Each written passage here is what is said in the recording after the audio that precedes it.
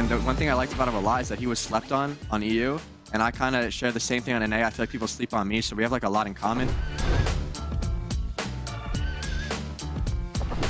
What's up, Fortnite fans? Kelly Link here, joined by the one and only Cooper. Thank you so much for joining me. How you doing? I'm good. How are you? I'm good. I'm excited now to ask you some questions to learn a little bit more about your history and also your future. You know, you got the first FNCS Trios competition in since 3 years now. How are you feeling about it?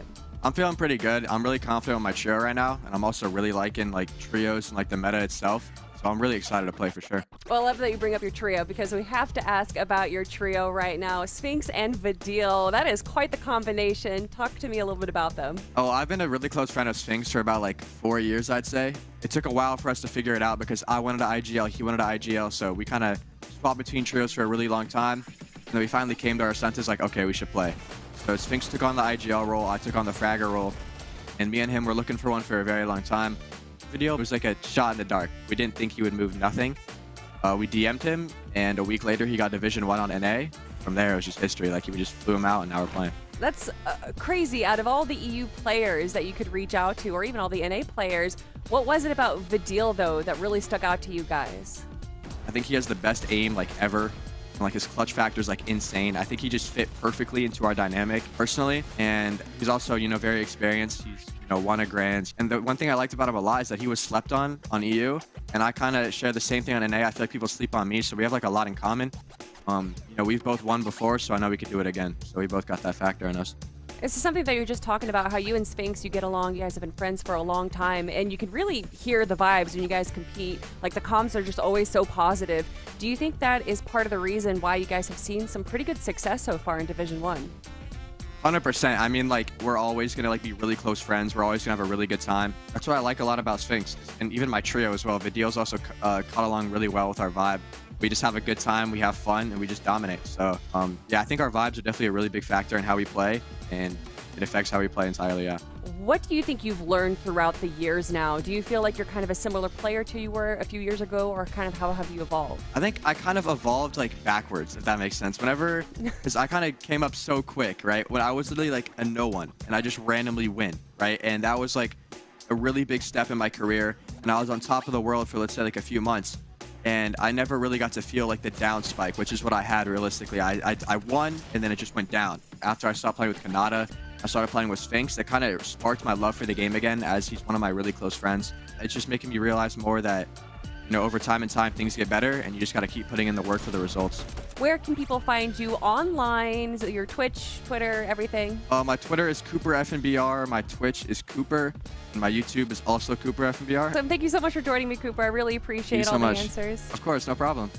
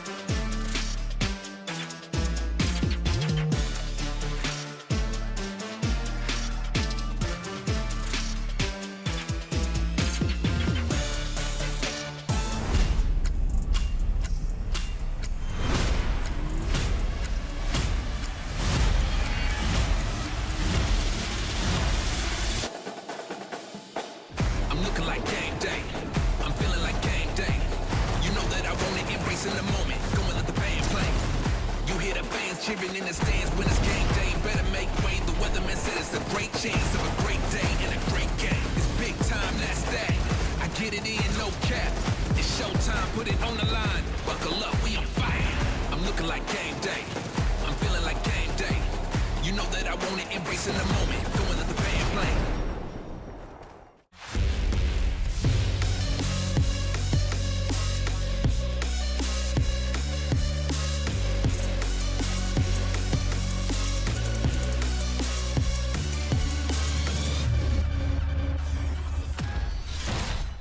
Woo! What's up, Fortnite fam? It is great to see all of you. Welcome to the FNCS Major 1 Finals. I went ahead and got the Zeke out of the way for Fortnite Bingo. I'm looking at you, Ozzy. There's a free board for you.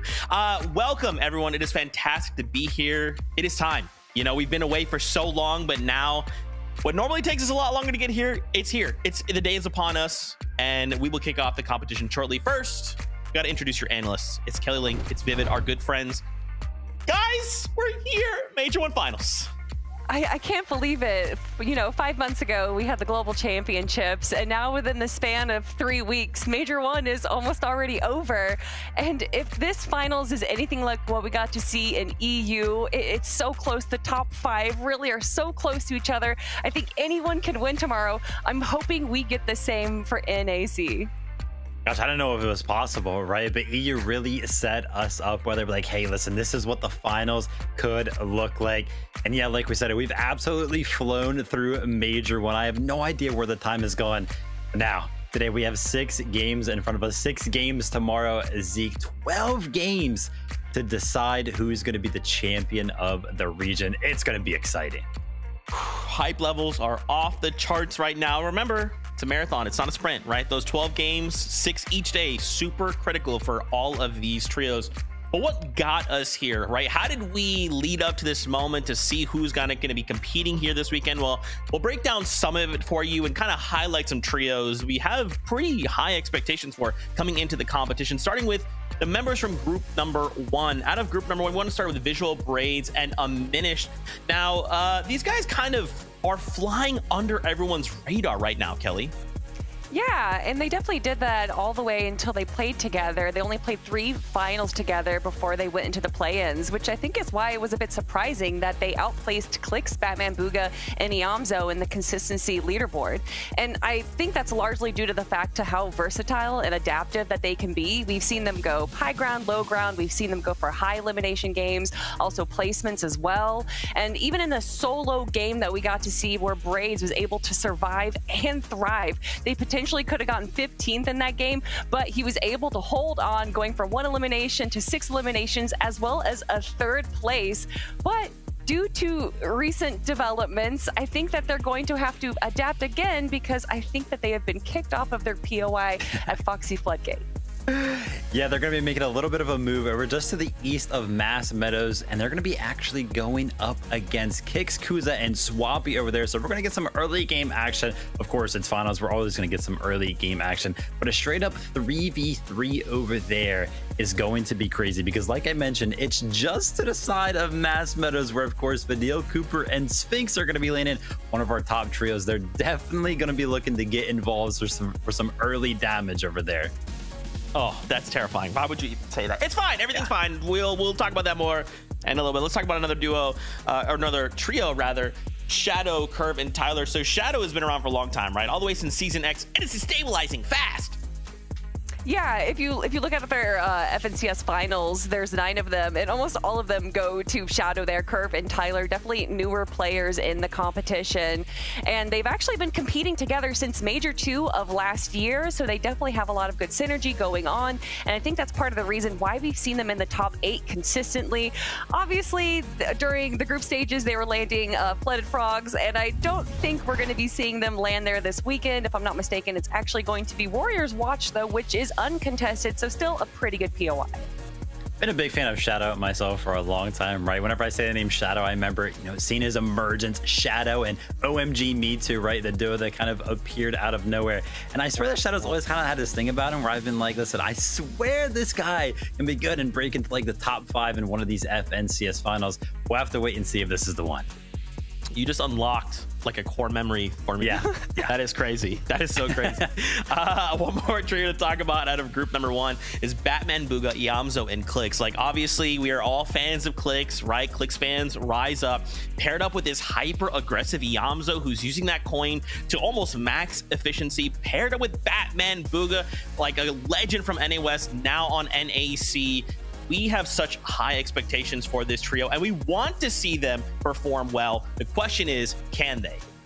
I mean, I definitely think so. And after seeing their performance in the recent Eval Cups, it's not a surprise why they're in a lot of people's top 4 for this weekend. Clicks has time and time again proven himself to be an incredible fragger, getting some good solo clutches. Batman Booga was really a rising star last year, and being with this trio I think is great. But if we're talking about stars, Vivid, we have to talk about Iamzo in the group stages. He put the team on his back, and even as an IGL, he was still somehow able to frag out. Yeah, I mean, taking on the role of definitely their Tarper as well, right? Like, I was looking at the stats as we were going through some of those games. He had like the most builds placed for the trio. So very obviously taking on that role of making sure that they were in good positions in the end kit. But yeah, the amount of elims he was also able to get while simultaneously doing that, incredible stuff. I think they look like they're in good form. A recently formed trio amongst all of the drama, and they seem to have kind of gotten away from all of the negatives of forming a trio so late into the game. I think we need to keep their eye on this trio throughout the weekend. Okay, noted. Writing that down for later. Let's jump on over to group number 2. Let's talk about Mr. Worldwide's, plural, Muzz, Yapko, and Rise. Yeah, we've talked about this trio being the international trio, having Oceania represented, Europe and Canada, of course. And honestly, all 3 of these players individually have proven themselves time and time again, whether that is online or at LAN. And since the start of this season, Muzz and Rise have just vibed so well. And I honestly think Yapko was a great pickup for them. He has incredible aim, partnered up with Muzz's fragging ability. There is a reason that Muzz is constantly used in YouTuber videos for like the gameplay background footage. He is just that phenomenal. And you take all of that and add in their coach Raz to the mix. He's just one of the best coaches in the game. They have so much potential, but the one caveat I have for them is that we need to see what Booga, Aviv, and Threats do over at Seaport City. It'll be interesting to see what kind of happens over there. I feel like Muzz, Yapko, and Rise are one of those trios that they're going to have an impact on the lobby no matter what. Like that in-game personality, all these clashes kind of coming together in finals, right? Because this is going to be a team that I kind of expect to at least put a little bit of pressure on the higher ground when they can. And I feel like sometimes a lot of these teams are like, listen, we're not going to mess with the higher ground. But I feel like this is one of those teams that can kind of maybe go ahead and add a little bit of pressure to those higher ground teams, because of course their win kind of came from that in those group stages, right? Pressuring the higher ground team off the height, taking it in 10th zone, and then of course winning that 3v3 against Cooper, Fadil, and Sphinx.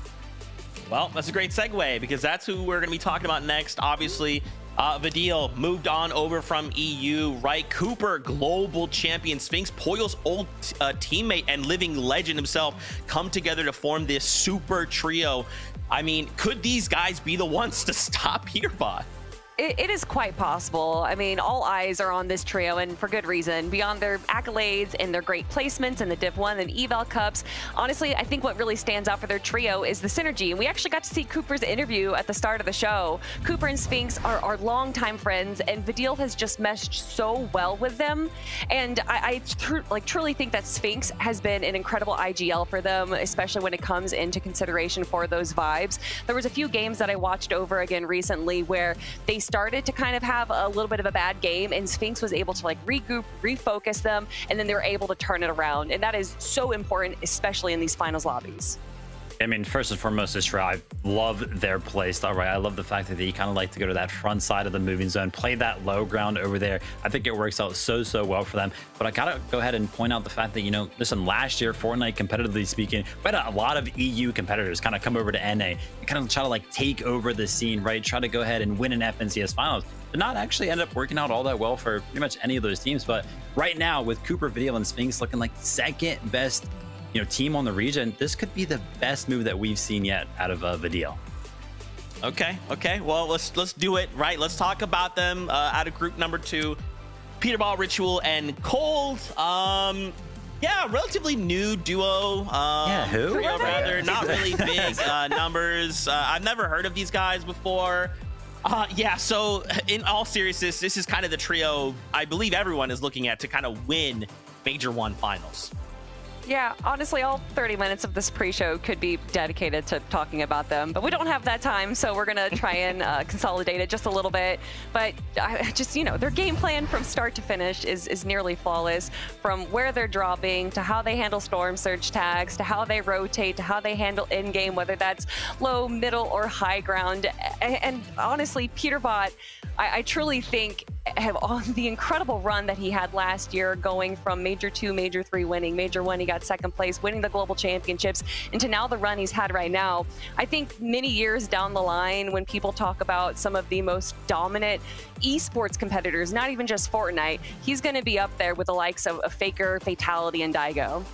Yeah, I mean, incredible stuff coming out of Peterbot, right? Seemingly unstoppable right now. Last year, of course, that second place that Kelly is talking about did lose out to Acorn and Cold, and now paired up with Cold, right? Being on the same team. Even the conversation last year, that incredible year that Peterbot kind of had, a lot of people were still keeping Cold in that conversation of like the best player in the world. That's just how good Cold is. And now that they're, on the same trio, we got trios rolling around, they're looking good. I don't know. I think we're in for a dominant performance from this trio this weekend. Yeah. We'll see. Still 6 games today, 6 tomorrow. But yeah, likely. Let's talk about group number 3. And we wanted to highlight here Noxy, Virgo, and Curly. So these guys are pretty underrated. And it's crazy to think how well they've done when they formed, right before play-ins, Kelly. Yeah, I think just like what you said, they've only formed a week beforehand, and that's what makes their run all the more impressive. In the Group 3 stage, we saw them take the Game 3 win, but in Games 1 and 2, they actually got 4th place in both of those games. And today, not only are they going to be uncontested at Kappa, but they also have a few contested teams near them over on that southeastern side, which can only be beneficial to them. My one concern for this trio, though, is that depending on where the zone pulls, they do have some pretty big names landing near them, and that might cause some issues. It could definitely cause some trouble over there. The thing that I liked about this trio when watching their group stage games is that they were one of the very few teams, and I kind of talk about this a lot when it comes down to taking the high ground. They were one of the very few teams that were able to take high ground during 9 zone and actually hold it for the rest of the game, picking up just a couple of refreshes as well. A lot of teams struggle with that, and this is one of those teams that can actually pull that off. If they're able to get up on the high ground during one of those early moving zones, they could win a game. Okay, that's fine. Hey, that's good. That's good news to hear. Let's have more people to fight Peterbot. Yes, we like that. We want more of that. Let's keep this ball rolling. 3 big names in third grade. It's like a 1-2-3 punch. Okay, you ready for this? Agers, Acorn, Poyo. That's right. Big names that I'm just kind of used to and have been saying for so many years. But what's crazy about these guys is just the accolades alone, Kelly. Yeah, they are tied for the most FNCS titles out of any trio in NA. They have the most amount of they have the most FNCS appearances, but they're also the most titles out of anyone in NA. I mean, you have Poyo reigning global champ title, of course, Acorn, who has back-to-back wins in Major 1 with Cold. So everything is kind of lined up for them. On paper, they should have a very successful game, but during the group stages after their win, they almost seemed, I don't know, indifferent about their win. And it would be really interesting to see how their vibes are going to be affecting them this weekend. Yeah, vibes do play a big part, right? When you have 3 people together, you need to kind of be on the same page. And, talking about those group stage games, I even talked about it last weekend when we were kind of watching them. I swear their early game and their mid game in both of their games, they got second and then first in their games last weekend. It was their early game, they didn't really look like they were in a good spot. And the mid game, they didn't really look like they were in a good spot. And then they got second and first. So I'm like, okay, well, they can do well when it seems like they're not really in a good position. So I'm kind of excited to see if they can kind of switch that up this weekend, actually get into a seemingly good position. And let's see what they can do with that. Okay, all right. One last trio to talk about is Kanata. It's Rapid and Bolts.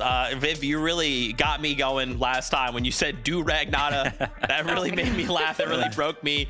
Once again, we're back on the shoulders of Kanata, right? Who refuses to miss an FNCS major finals. That's right. The question is, could this be the one, Kelly? Could this be the one? You know, it's interesting going from Pollo's trio to Kanata's trio, because I feel like they're kind of two sides of the same coin. Kanata, Rap, and Bolts looked borderline catatonic when they first teamed up during the Div Cups and the Eval Cups. But since taking that first win from Group 3, they have just had a completely tonal shift. This is the Kanata, the very passionate individual that we know of him. And I don't know if it's like a Sailor Moon transformation. Once he puts the do-rag on, he gets all these powers. But they honestly look like they could easily be one of the top 3, if not second or first place team.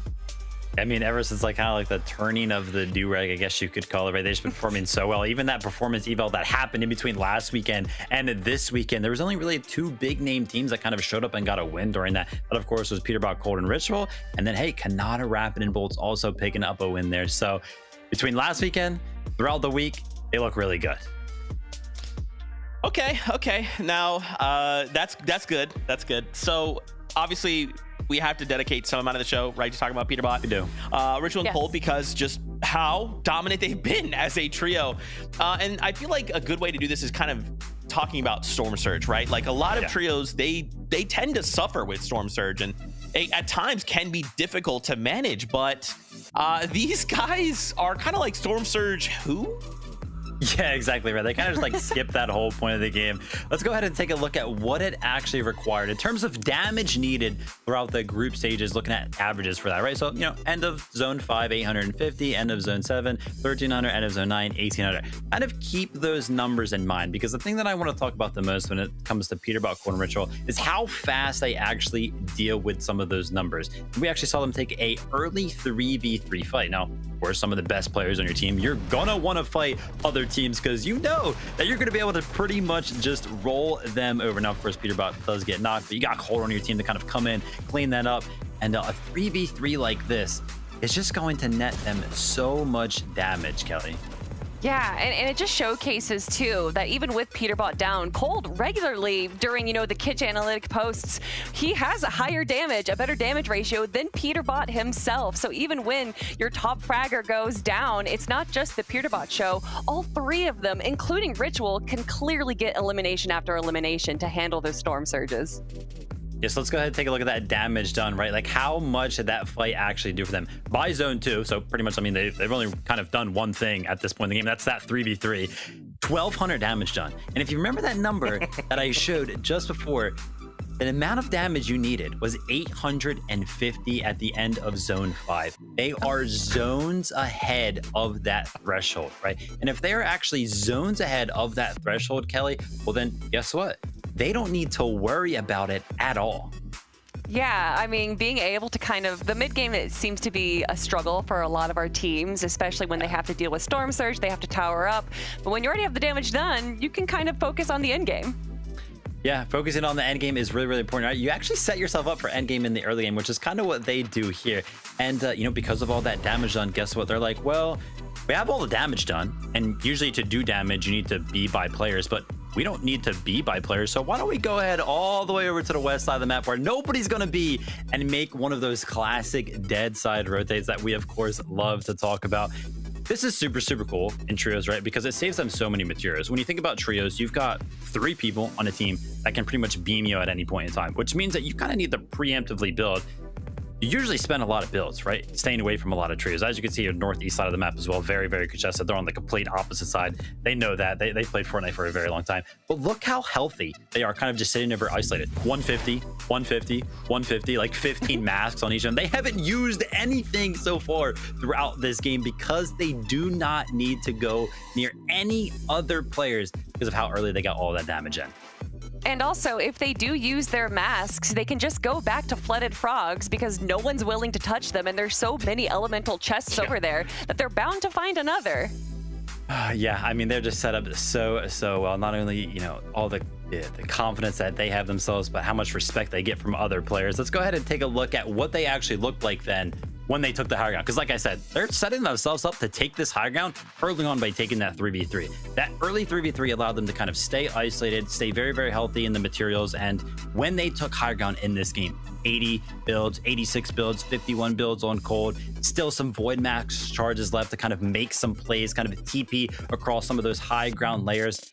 this just set them up so well because like I've mentioned multiple times, right? High ground taking it early on like they just did, it's hard to sustain that with the amount of materials you usually have. But when you're going into endgame with 150 on each one of your players, you're gonna have enough to hold it for the rest of the game, just like Peterbot, Cold, and Ritual did in that one.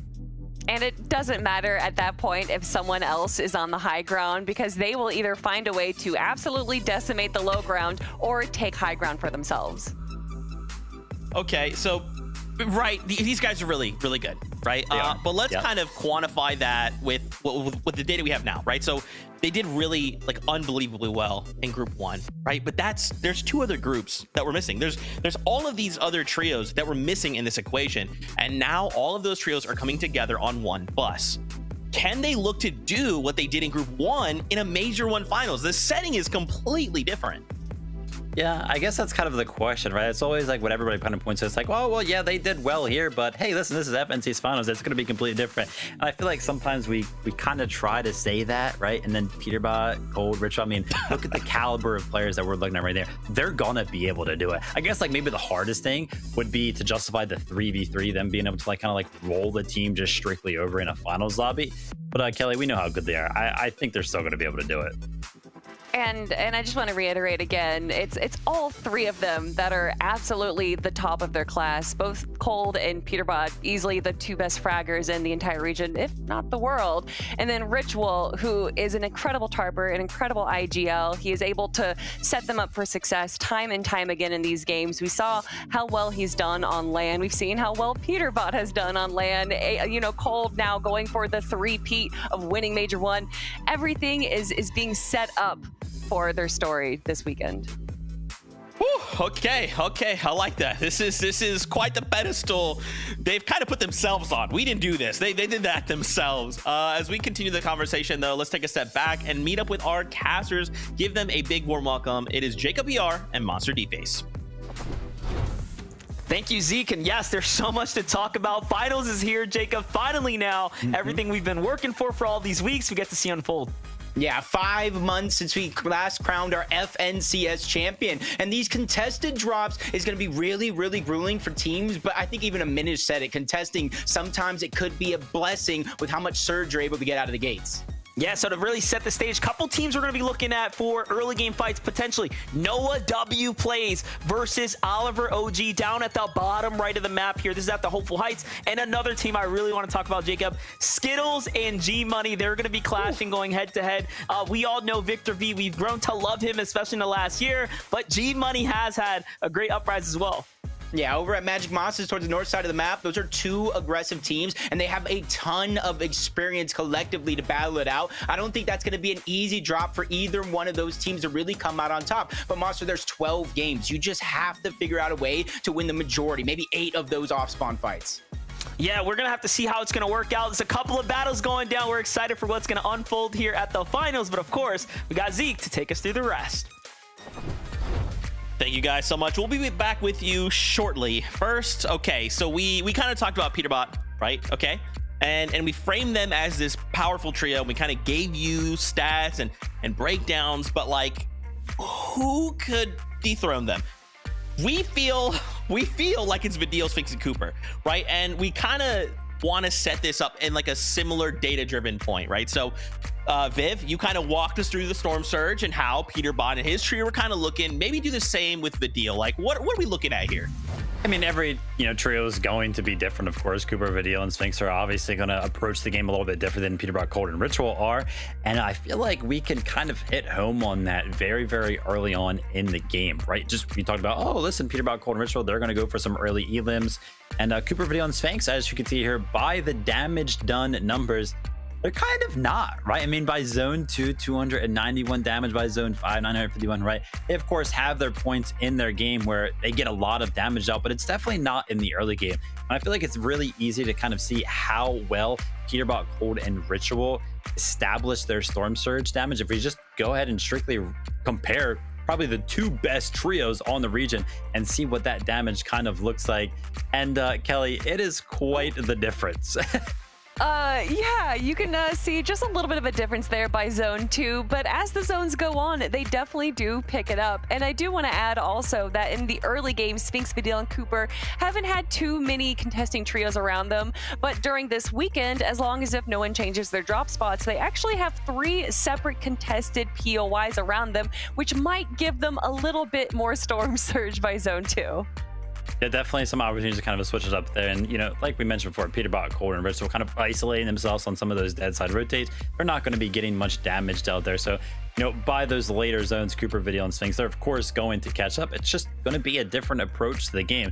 Of course, if Cooper, Vidal, and Sphinx aren't getting a lot of early damage like Peterbot, Cold, and Rich are, they're going to need to keep themselves kind of involved with the rest of the lobby. They're going to need to see players on their screen if they're going to be able to actually deal that damage. So they're going to play completely differently. And I think that's awesome when we take a look at the personalities amongst these trios. So let's go take a look at where Cooper, Vidal, and Sphinx typically kind of place themselves amongst the rest of the lobby. As you can see here, they're kind of on that east side of the zone. And if you remember from the same game earlier, that northeast side, extremely congested. Cooper, Vidal, and Sphinx, they know that that's going to happen. So they're going to place themselves very nearby. And yeah, Kelly, I mean, they're still in a good spot, but all of these builds, they're going to need to use a lot of these, right? Because they're amongst the lobby.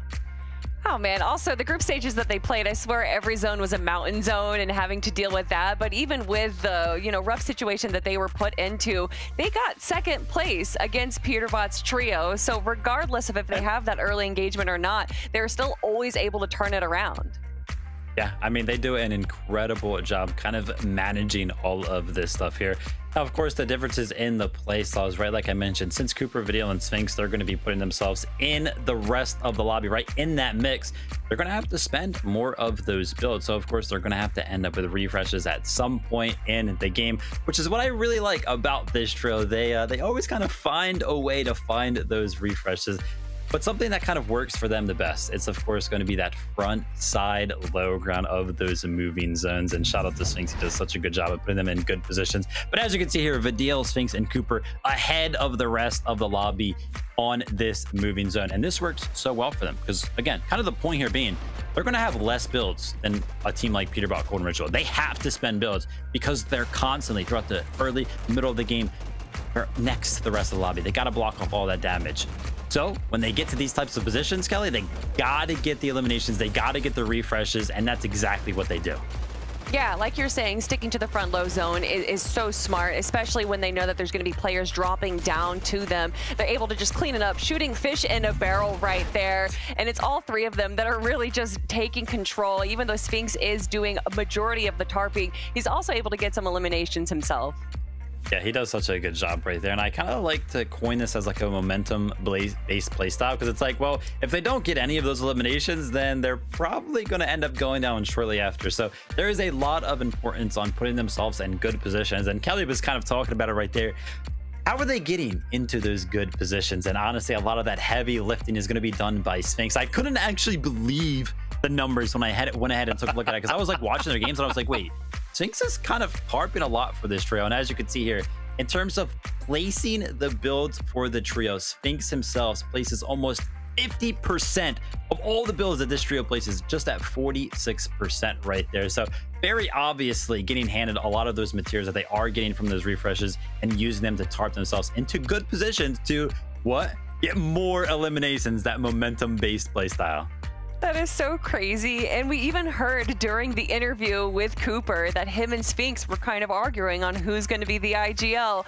I'm for certain that Cooper is feeling good about the choice of Sphinx taking that role now. I love it. Okay, it's them, right? They'll be the ones to stop. Okay, we don't actually know. We're moments away from game number 1. Wow. So let's just talk about expectations. It's here. We'll have 6 games today.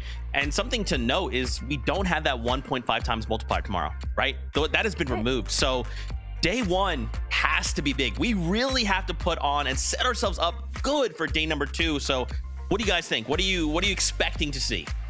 I hope to see it be a close game, especially after today, but we know how dominant Peterbot, Cold Ritual have been in these finals lobbies, and with eliminations going from 3 to 4 points, it's kind of just setting themselves up even more. But it's Fortnite, it's the FNCS, truly anything can happen. I feel like the sentiment from a lot of people that are going to be watching the games this week, and they're like, yeah, listen, we want a close game. We hope that Peterbot, Cold Ritual don't run away with it. And I don't know about you guys, but last year when I was watching Fortnite competitive and Peterbot and Poy were running through the competition, I was entertained. I'm down to be entertained again by a dominant performance out of Peterbot, Cold Ritual. Let's see the best of what they got.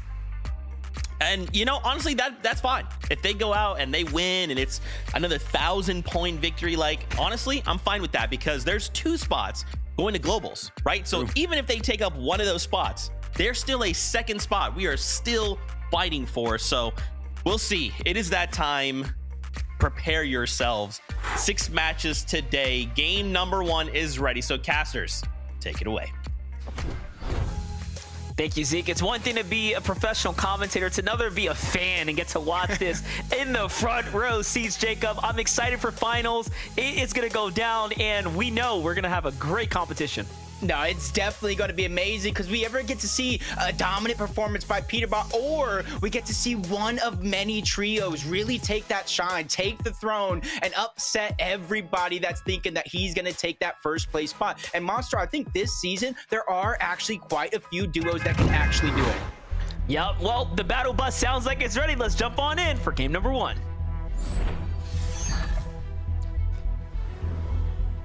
All right, Jacob, the major finals is here. I'm ready for some action. Our trios will be taking to the world here shortly. We talked about teams that will be getting into early game battles. Apparently, there's word of some surprise contestations happening early on as well. So I'm looking forward to seeing it. Let's see if everyone's all talk or if they're going to back it up. Yeah, the drop mad was almost just like a placeholder. Things can change in the blink of an eye when players don't feel as comfortable. But we look at our team international, Yapko, Muzz, and Rise. Not too many changes going on around them. They get their drop spot uncontested, and they have a lot of space to loot up early on in this game, grab their materials, their loot, and if they don't like what they have in terms of heals, they can always fish for it as well. Yeah, that is true. This is a wonderful drop spot. Huge location that they have all to themselves. It does beg the question, like, why would someone give away that much territory? But here's the fight that I'm most interested in today, how things are going to perform here. You really have to give super credit to Noah W Plays, DC, and Chaos Gaming. They played a phenomenal qualifier, just kind of leading into it, really shining in the form of consistency points and making end games. And then you have Oliver OG. He's only gotten better over the years, slowly, really working hard, and have earned himself a spot amongst the best. This will be a very interesting clash because, as you know, most teams that get contested don't perform well overall. Yeah, and it looks like they're just taking a slower approach. And I like how you mentioned their top spots and consistency. In Group 3, this was 1st and 2nd place on that consistency leaderboard, earning their spot here. And they're taking a much slower, more strategic approach to the overall off-spawn fight. In fact, it looks like Oliver OG, Skater, and Dash are able to keep hopeful heights for themselves and kind of push Noah, DC, and Chaos off towards the outskirts, which isn't too bad for Noah and his trio because there is a lot of loot that you can still gather for out there. So it's not a done deal just yet. Yeah, I was going to say, there are benefits of having the outskirts, especially if a team was contemplating smashing on South and trying to get a little third party going. But over at the Canyon Crossing, it does seem like this fight might be looking to break out. A little different here for 20, Void, and Broken, who, of course, kind of inched their way on in. It seems like Power Polish and Listen, they'll have a bit of a better, I would say, standing so far, given that they have a lot more shields working. But again, this is the finals lobby. Notice how slow things are going right now, right? Everyone kind of pacing themselves here, just really looking to get situated before they make a move. Yeah, I could just kind of feel the energy right now, Monster. I know we're kind of at home, but if we were in a stadium, I could feel the crowd erupt just for watching and being able to see this team right here. This is a chance for Peterbot to really recreate history, and for Cold as well. He has 2 years worth of Major 1 victories along with his former duo Acorn, and this is his chance to go 3 straight years, Monster, while winning Major 1, and that's something I feel like very few players, individual, can say they can achieve. And to put it into perspective, when you think of Peterbot's dominant reign, the fact that Cold was able to have the entire community still keep him in discussion and not just look at Peterbot as the one-man army, right, running things on NA, really puts things into perspective of how good Cold really is. Here's another team that is actually looking to do big things here today, Rapid Bolts and Kanata. We really didn't highlight too much, I should say, coming into things, how Kanata was kind of thrown into this team, right? Yep. Originally, this was not his first choice, but he has ended up here, and so far he has managed to make things work. Yeah, and there was a big question mark over the dedication of Bolts and Rapid for quite some time. Are they going to focus on getting this win? They have a lot of other things going on in their life. And I think when Kanata came over, yeah, there might have been a little bit of a speed bump, but since then, they've been their metal to the metal and just taking off. And you've seen Midges, Visuals, and Braids rotating over towards Foxy Floodgate. This isn't the contested fight we thought we were going to see, but a couple of weeks ago, Monster, this was a contested fight on the drop map. Bucky, Ocus, and Craze versus Visuals, Braid, and Aminish. I don't know what caused them to switch up their drop spot over to the Rainbow Fields, but you can see it's already working out for them, and they're returning back to the spot because this mountain towards Foxy Floodgates is one of the best mountains you can get because it's close to the center of the zone, and no matter where the zone pulls, you got perfect rotation for it. Yeah, and already they're kind of winning the drop here, but look at this. A huge clash going down right now. Zeus already in the scramble here. Team's extremely hurt. However, they have the advantage given that they got a couple of eliminations so far. Can they get the full finish here to have Siphon kick in is the real question, as the other teams are now looking to collapse in. It does seem like they get just that. Yeah, this was that crowded Magic Moss's fight. It's the teams towards the outskirts moving their way in, but you see in the outside, Chimp, Skittles, Victor V, they're closing in. This one's getting a little bit messy, and Possess, Ralphie, Diego plays a team that qualified through the groups out of consistency while being surprise contested as well. So this is a situation I feel like they're all too familiar with. Very interesting that all of these northern teams have decided to collapse just here by the pump power. If you look at the drop map, these teams have their own mini battles happening, and it seems like their strategy was to rotate into one another, but instead it caused a huge combination of a fight going down right now. You can see Victor V's trio just lurking on the outskirts right now, trying to see where they can kind of get in on this battle as everyone's sort of slowing down, looking to really recover here, if you want to call it that. But still, very limited information, I would say, for Victor V and the rest of his trio as far as how many teams truly are here. I don't think they really realize. Yeah, there's about 3 teams directly in that position, maybe even a 4th scattered around, and then they would be the 5th. And I like how slow they're actually taking this approach because now they're giving themselves so many options. They're not directly in the fight. They don't have to worry about a team just turning it on and kind of trying to burn them down in a couple of split seconds. So they can kind of position themselves, farm up, wait for the action to break out, and then finally make their move. They're not kind of forcing their hand here. And you got to imagine that's got to be the experience that we've seen at a particularly Chimp and Skittles with the amount of finals appearance they have, and then Victor V continuously learning and growing from all his teammates. Well, one thing's for certain, the more early game clashes that go down like this without eliminations, the surge damage threshold will begin to rise very quickly. This can cause cascading problems for the rest of the lobby. We'll see what happens. Meanwhile, Cooper, Vidino, and Sphinx right now looking to base up amongst one another. They've rotated somewhat into Oliver OG's team, who came straight out of the Hopeful Heights. And so far, nothing big has come out of this. However, they have wasted a fair amount of material, couple of Void Oni masks. So you can see that Cooper, Vidino, and Sphinx might have been caught off guard here. Yeah, and you can kind of see what Vivid was talking about, a slower approach to their game plan in terms of collecting the surge. They want to make sure that every rotation that they make, they're not getting caught off guard by a lot of these teams, even if that means letting one of these teams overtake them on that rotation. But with the zone slowly but surely starting to begin to close in, they're going to have to make their way forward. And since they realize every single team that's currently positioned around them, they're feeling comfortable just taking their time, going step by step. You see, they're not just trying to beeline it to the zone itself. Nice shots there by Ronin Dash as they start to back out. Another team rotating from the outskirts. Curly from the pump power as well, playing nice and steadily. Meanwhile, we get a little update here from Booga of Even Threats now. Seems like they're collapsing in on a third party onto a team that was fighting here. Oh, shots giving them the details. So they know something's going on down low. Little do they know the fight's already finished. Breed's Visuals and Minish come out on top. Yeah, basically kind of taking down 2 members of Bucky, Ocus, and Craze.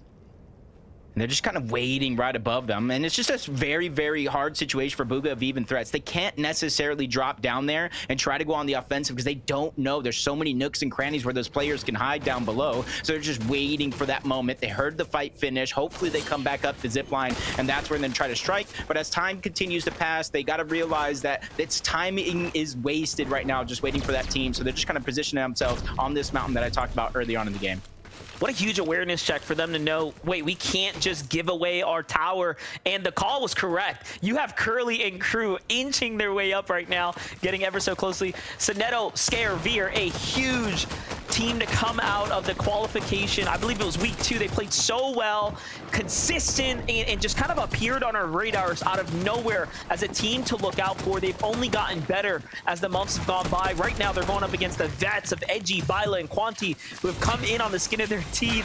How do we think this is going to shake up? Now, I think it's going to be a big shakeup here for a lot of these teams because this is one of those rotations that you kind of saw and Vivid talk about Peterbot going south. Both of these teams are kind of meeting in the middle. One went south, one went north. They're trying to take the slow approach, and they really get caught off guard by this exchange. You see an empty slot on Sonetto, materials being missed. This isn't one situation they want to be in, but whoever wins this trio will have a huge refresh and really give themselves surge and positioning to the zone. Well, they've been thinking very similarly for their rotates as they've kind of found themselves collapsed here on the outskirts inside the storm. Plenty to work with Scare, Sonetto, and Veer's loadout here as far as sustainability is concerned. And I like how they're playing these side angles. Scare's got the perfect angle right now to really put the pressure up onto Quanti and Edgy right here from the low ground. They have to be careful. There it is. They're going to go in and get with one another, make sure they cap off their HP, keep their shields nice and up for the battle. And there goes the three-way split once again, all looking for separate angles right now. It's exactly how you want to kind of keep control of a three-way fight. Yeah, just continue, just kind of suffocate them, sandwich them little by little, take away their options, their space. And you see Sonetto trying to back up the heel, but the pressure is on, the break into the box, and they take him down. He's going to be the first one dropped out of this fight, but Bila quick to follow, bringing it down to a 2v2. Quanti and Edgy trying to survive, and it looks like Quanti has no choice but to try to disengage. Edgy goes down as well. A mistake that will haunt them for the rest of game 1. Scare, Veer, clutch it up. And although they lost Sonetto, they do find themselves 2 eliminations and plenty of damage here. Talk about a team that you have to put respect on. And I gotta say, I'm very impressed for them to have won that battle there. But the fight's not over. This is just game number 1 right here. Teams are gonna be learning how the games are gonna sort of unfold, where players have decided that they're gonna make their strategies, their rotates, base for surge. So we're gonna see much more of that as the day continues. Meanwhile, Sphinx, Cooper, and Vidil, what a bad situation they found themselves in. Continue to be slammed, almost sandwiched between many, many trios here. And the material count is looking very light. I like that they're trying to fish their way back into this game here. However, it is not looking good for this trio. Yeah, it's almost one of those situations, Monster, where you know as the game continues, if they don't find any resources that are left behind because you know it's going to be all looted, they almost might be forced into a refresh situation, having to find elimination sooner or later. Possessed, Ralphie Diego plays as a team that we saw in an early skirmish. What was it, a 4 or 5 team scuffle at the top side of the map? They immediately made their way out towards the south side of the map. But I still think they're worrying just a little bit about Surge. There's 89 players still left up in this game. Surge is going to be one of the more disastrous things that happen to some teams that might not be prepared for it. Yep, this is what we expect, though. This is how finals lobbies typically tend to shake up. A lot of players, especially come game 1 and 2, tend to stay alive. Surge does trigger relatively early and will cause a lot of chaos on the map here. Possessed, Ralphie Diego recognizing just that as well, so they're looking to force their hand here, get into a fight. I like that they're taking action now before the warnings start to get issued to the lobby here. This is definitely a sign of a team that is experienced in these types of settings. And it's Clixie who's on the run right now. Meanwhile, looks like the islands just come up. Who's going to be the first to go for it? 2 teams are on the way up. Ritual, Peterbot, and Cold being one of them. DJ's trio there as well. and it seems like they're looking to take this fight immediately. Yeah, and Havoc's already just getting beamed, trying to fly up in the sky.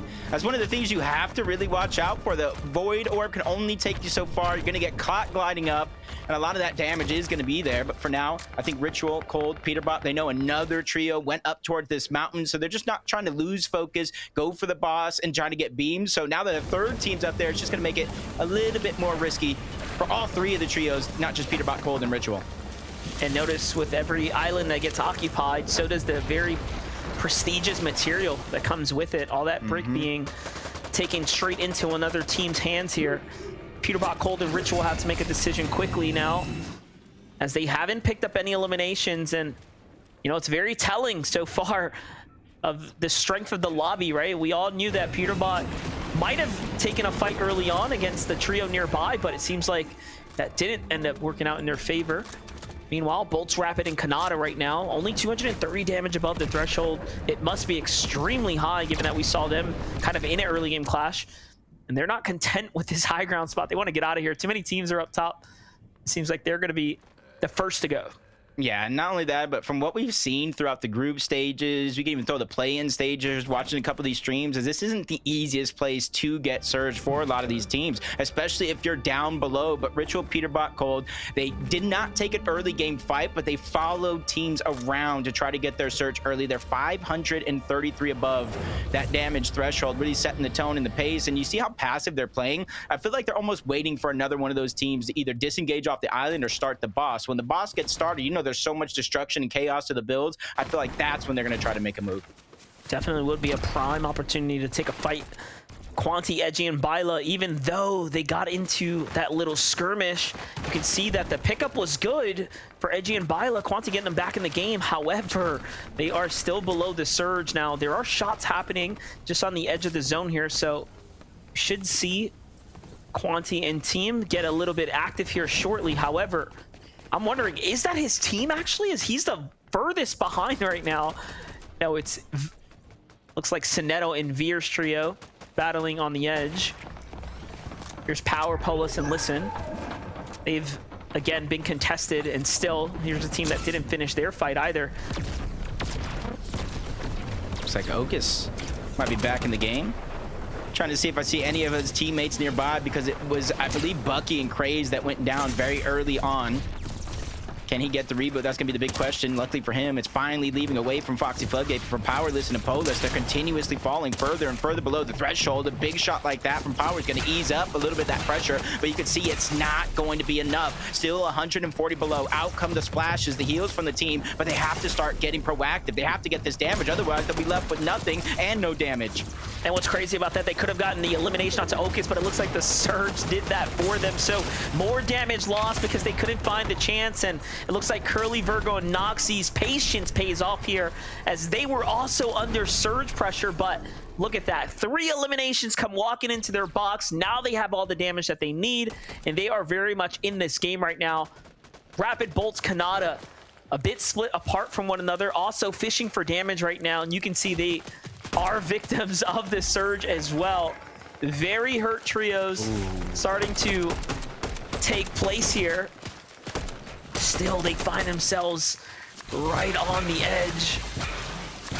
It's almost like a blessing and a curse being one of the premier teams in the lobby, because we always talk about how much space they've been able to claim from the top of Demon Dojo on the mountains all the way down to Pumpin' Pipes, almost into the Shatter Span, Dropper Muzz, Rise, and Yapko. That means they're not going to be able to get as much Surge. They're going to have to go on the hunt for it, and if things don't go their way, exactly this will happen. Below the threshold, on the hunt, trying to find some heals. The rest of the team still trying to find the shots that they need. Kanata finding an opportunity to backside the zone. That's Mason, that's Chance, that's Donnie, but they're still below. Even with opportunities like that, they still have to find more. These shots Kanata are putting down are what we would call clutch shots right now. They're giving him the damage he needs, but the clock is ticking. Now, here's the problem. You have Bolts fishing up for heals right now, and then they're just trickling behind. Meanwhile, Clicks, Iamzo, Batman, Booga getting active right now. Also below the Surge. They're going to find elimination. They need more damage. 20 walks into the box. They find him as well. And this is going to be the saving grace for this trio. They need the Siphon to start ticking here. There it is. It's going to keep them alive and healthy now. Water Sprites are down. And what a close one for Clicks, Iamzo, and Batman Booga there. as they were nearly sent back to the lobby, and what a refresher as well. So much material being picked up here. Oh no, and we finally tuned back in. Bolts is now by himself. Kanata, Rapid both out. Finally finds his way up that damage threshold, but instantly back down below. 9, he gets ticked by 1, but it finally turns off, but immediately back on. That just goes to show how grueling and stacked this lobby is. I think from here to the rest of the game, it might not even shut off, so Bolts knows proactivity is going to be key. He has to continue to look the backside of these zones and take advantage of these teams that are fighting each other. Wow, what a call. Boat says, you know what? I got to get closer. I need to get in the action right now. Otherwise, I am going to get sent right back to the lobby.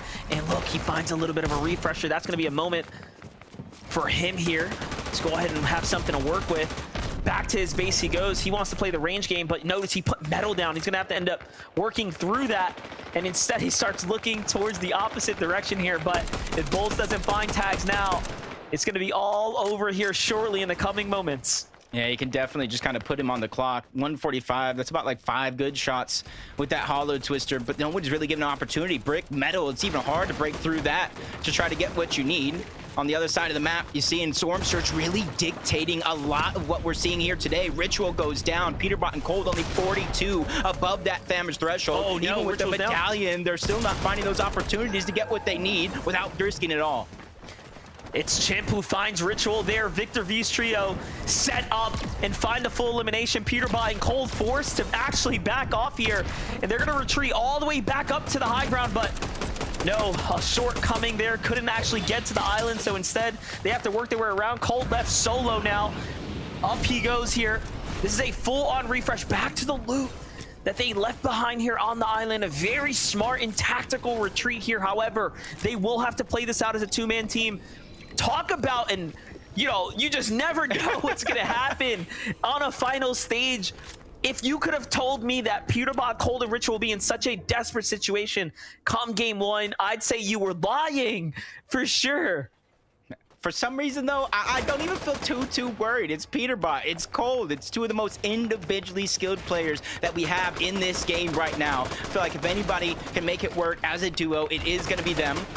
But a team that qualified after getting a reboot in the group stages from 2nd place to 1st, Agers, Acorn, and Poyo, some of the most experienced team in the lobby in terms of FNCS championships. One of the things that we saw in that group stages was they were struggling a little bit when it came to Surge. That kind of dictated and forced their hand in certain situations, but it's great to see they learned from their mistakes. In Zone 7, they're 271 above that threshold. And a team that's not too very far off. Sphinx, Cooper, and Vidil looking like they need to get absolutely active here. A full-on fight breaking out right now. Japco, Muzz, and Rise getting into the bots of another trio there. Talk about chaos unfolding right now. And the feed starting to light up here to really reflect the danger in the lobby. I'm seeing Mason go down, Curve, 2 different teams losing players, even Donnie. Sphinx, though, the IGL of the team, with 167 below the damage threshold, there's a lot of pressure for him to try to figure out what is the game plan, especially with one of the farthest pulls in the lobby. And now you add on the fact that it's active Surge. Cooper just got taken down because of it. Now it's up to him and Vidil, and by the looks of it, they do not have a lot of resources to heal this. 7 seconds left, 25 HP. He's looking to try to hold this spot, hold the line. 1 HP in a dream. Vidil has it as well. They're getting pressured from all around. Sphinx goes down. Vidil can only take 2 ticks, but now he's above the damage threshold. He just needs to figure out a way to survive, but out of materials, out of time, they go down. I was going to say, very valiant effort. Sphinx to go for the trade, the tags there, to go ahead and give Vidil just a moment away from the Surge. However, it was just a matter of time before the rest of the lobby caught up.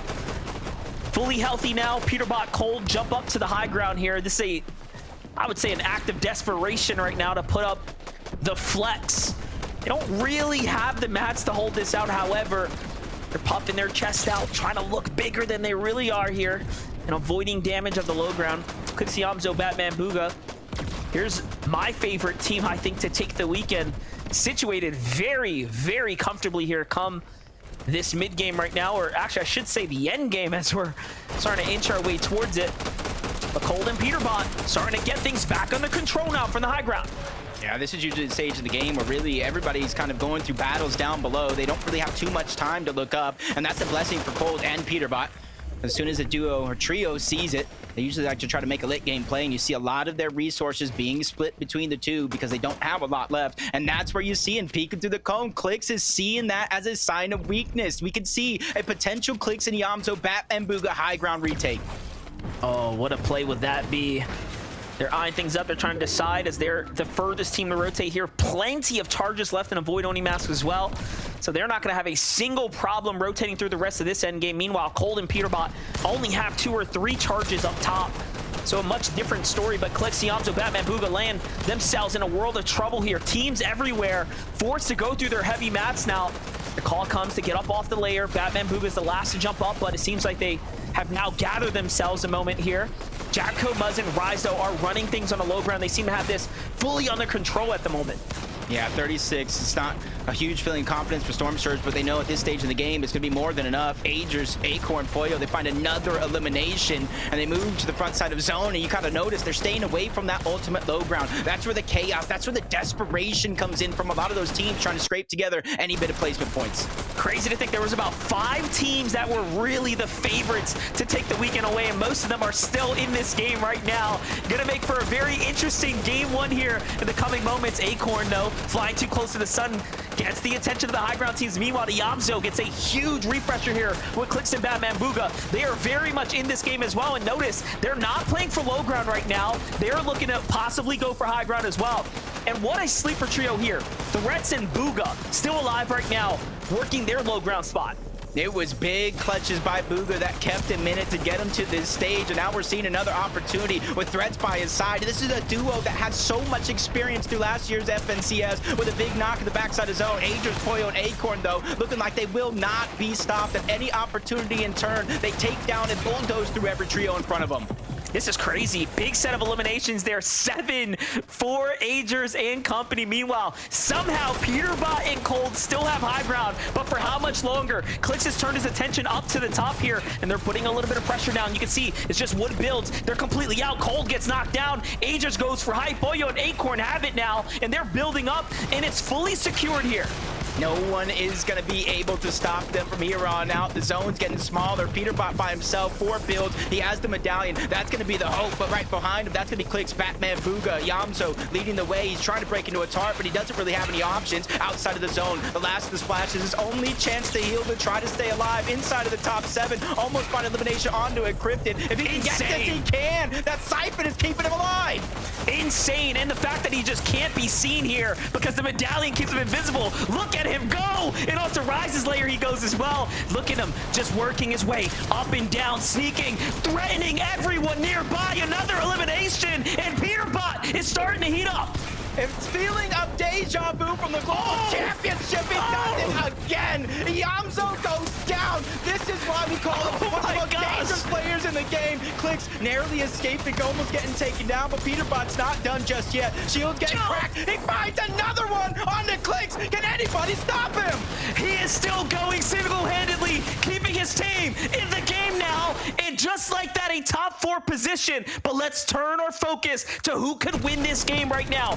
Pollo, Agers, Acorn in control of the high ground, looking to work their way towards 10 eliminations. There's still 2 teams left. They're fully healthy. Jabco's gonna get one, and Agers is the first to fall, but a trade happens, and it's all going down now, Jacob. It's up to Muzz here. Can he clutch it up?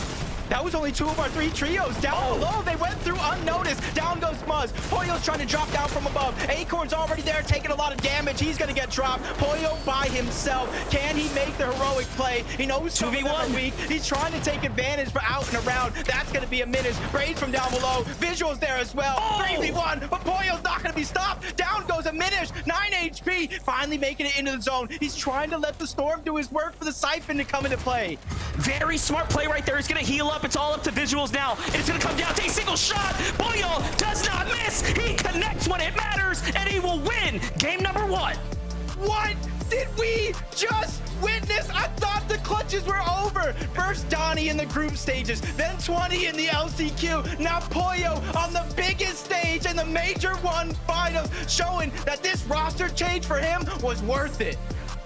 What a game. And then for everyone to put all the focus on the other teams, you start to forget who Pollo really is, what he did all of last year. There's a reason his name has been amongst the conversation of the greats, the best on NA. Take a look at Ages and Pollo's highlight reel here come the end game. What a clash, what a game number one, as this stage was truly set for us here. That was a good old classic situation of Peterbot popping off, and his former duo just said, anything you can do, I can do better. In the tightest of situations, 8 eliminations for him, 14 for the team. We know who's in first place, but see, Kelly, Vivid, what did you think of that madness? Oh my God. That was game number. No. Oh No, my no, a gosh. game that I thought, I really believed for like a moment, like one moment, that like Peterbot was gonna solo clutch that game. Like I really did for like one moment believe. And to have Pollo come out and win game number one is like crazy poetic. I mean, guys, 14 elimination victory royale in a setting where the best trios are on one bus. And I just watched that. That is serendipity if I have ever seen it. To have Peterbot's incredible solo run be outplayed by his old duo mate Pollo, going one after another, having Agers go down on height. Pollo then a solo having to drop down for the 1v2. That's just game number one, Vivid. We could probably, you know, Zeke was like, you know, we could probably talk about Peterbot, you know, for the whole entire pre-show if we really wanted to. I feel like we could talk about this game for the rest of the show. There was so much to kind of break down, but it just came down to the clutches. I mean, that, of course, is going to steal the highlight. Pollo, what an incredible job. Jacob caught it. He knew he had to wait for the siphon, letting the Storm do the work there, finally letting that siphon come in. Had the confidence to take the fight over. Wow. NA. Wow. I am shocked. Okay, I am just, I don't even know. Okay, look, we're gonna go to a break. Yeah, we need one. When we come back, we'll have collected ourselves. I will not have, and we'll talk about what happened in that last game. Stick with us. We'll be back right after this.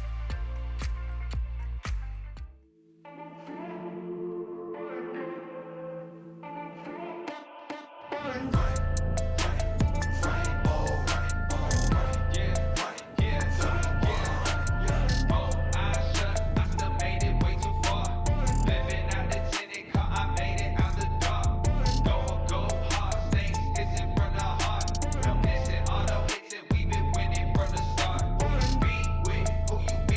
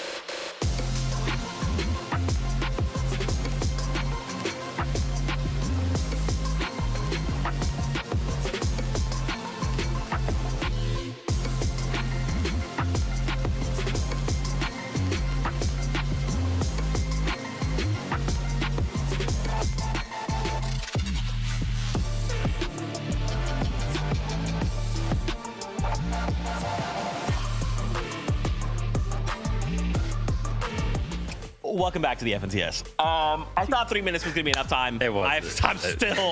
I just cannot believe what a statement game we just watched from Pollo, Agers, and Acorn.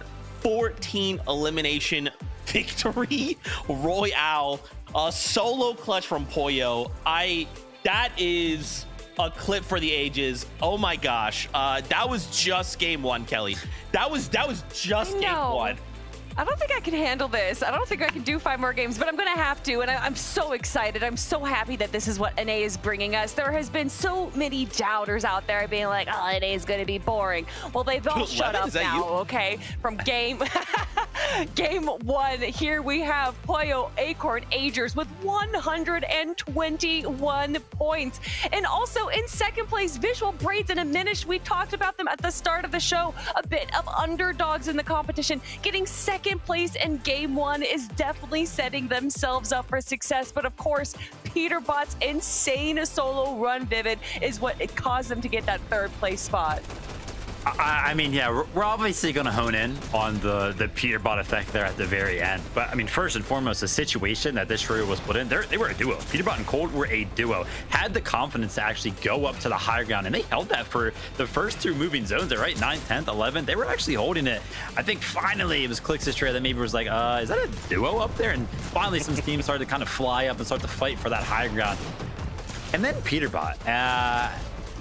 I honestly, my jaw actually hurts right now because I haven't stopped smiling from watching this. And I don't know if that's ever happened since I've been an analyst on the show. Honestly, this was just insane. When you put something like this medallion in the game where you can do these solo plays, Peterbot is going to take full advantage of that.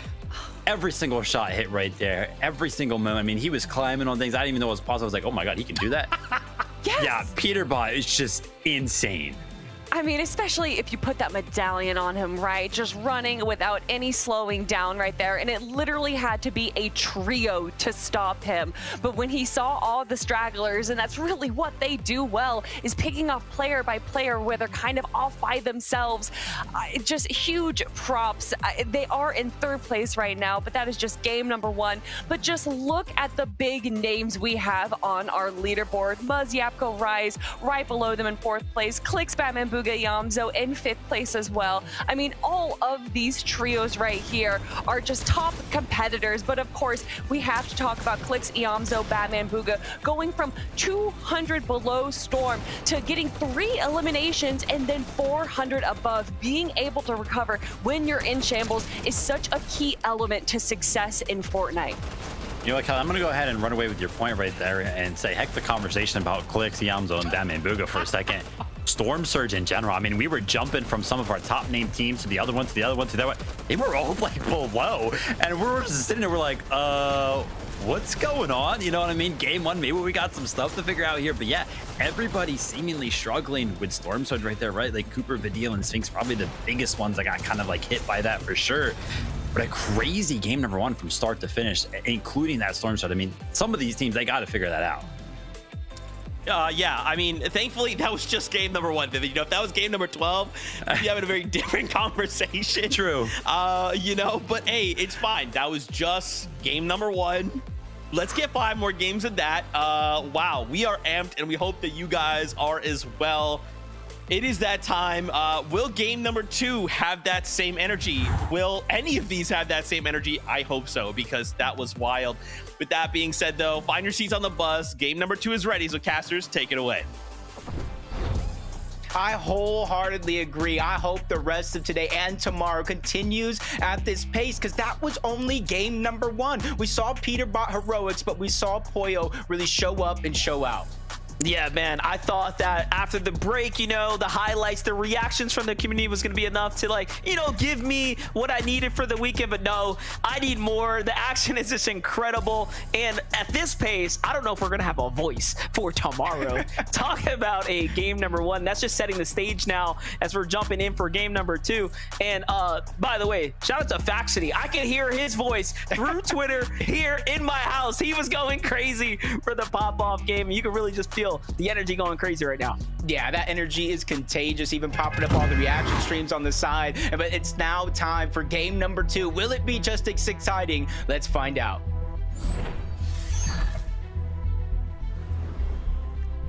Monster, let's go ahead and talk about another team, though. It's easy to get excited about the Peterbots, the Poise, but Visuals, Braids, and Aminish. We talked about them being contested at that little rainbow field just above Hopeful Heights. Well, guess what? They not only destroyed that off-spawn fight rather quickly, they immediately rotated north with the zone. That is a recipe for success for them. If they can continue to replicate that, I'll have no worries for them for the rest of the day. Yeah, and you know what? Just to kind of bring the conversation to Storm Surge, all of our teams that we thought would be coasting through this game number 1 into the mid game, into the end game, seem to have had some difficult problems maintaining the damage. But this is one of those things you cannot practice for. You can't prepare for. Real finals lobbies is just so different, right? Everyone slows down. Things really start to become harder, right, than any other type of time, even in the weeks leading up to it. So now more than ever, you have to hit your shots. You have to commit to these fights. I think game 1 showed this. You can't just walk away from these battles. You need to finish them. Yeah, and this is like 2 examples where they kind of disengaged on out, but it's changing up here early in game number 2. Chimp's already down, Skittles follows, and Victor V is no more. G-Money, Seek, and OSID already claim Magic Moses as their own. Huge set of eliminations right here. Magic Mosses had to get wrapped up quickly. Sid, G-Monster, and Seek now winning this fight is a huge start for them. They need the points here to go ahead and kind of catch back up, make up for lost time. For Skittles, Chimp, and Victor V, though, it's going to be a major setback for anyone else. But listen, Power in Polis right now here at the Canyon Crossing seem to continue to have problems right now against 20, Void, and Broken. And like I said, notice the difference between this game and the last. 10 players now, fully eliminated teams have recognized, okay, we're contested. We need to get these eliminations, get this damage, and move on with the game.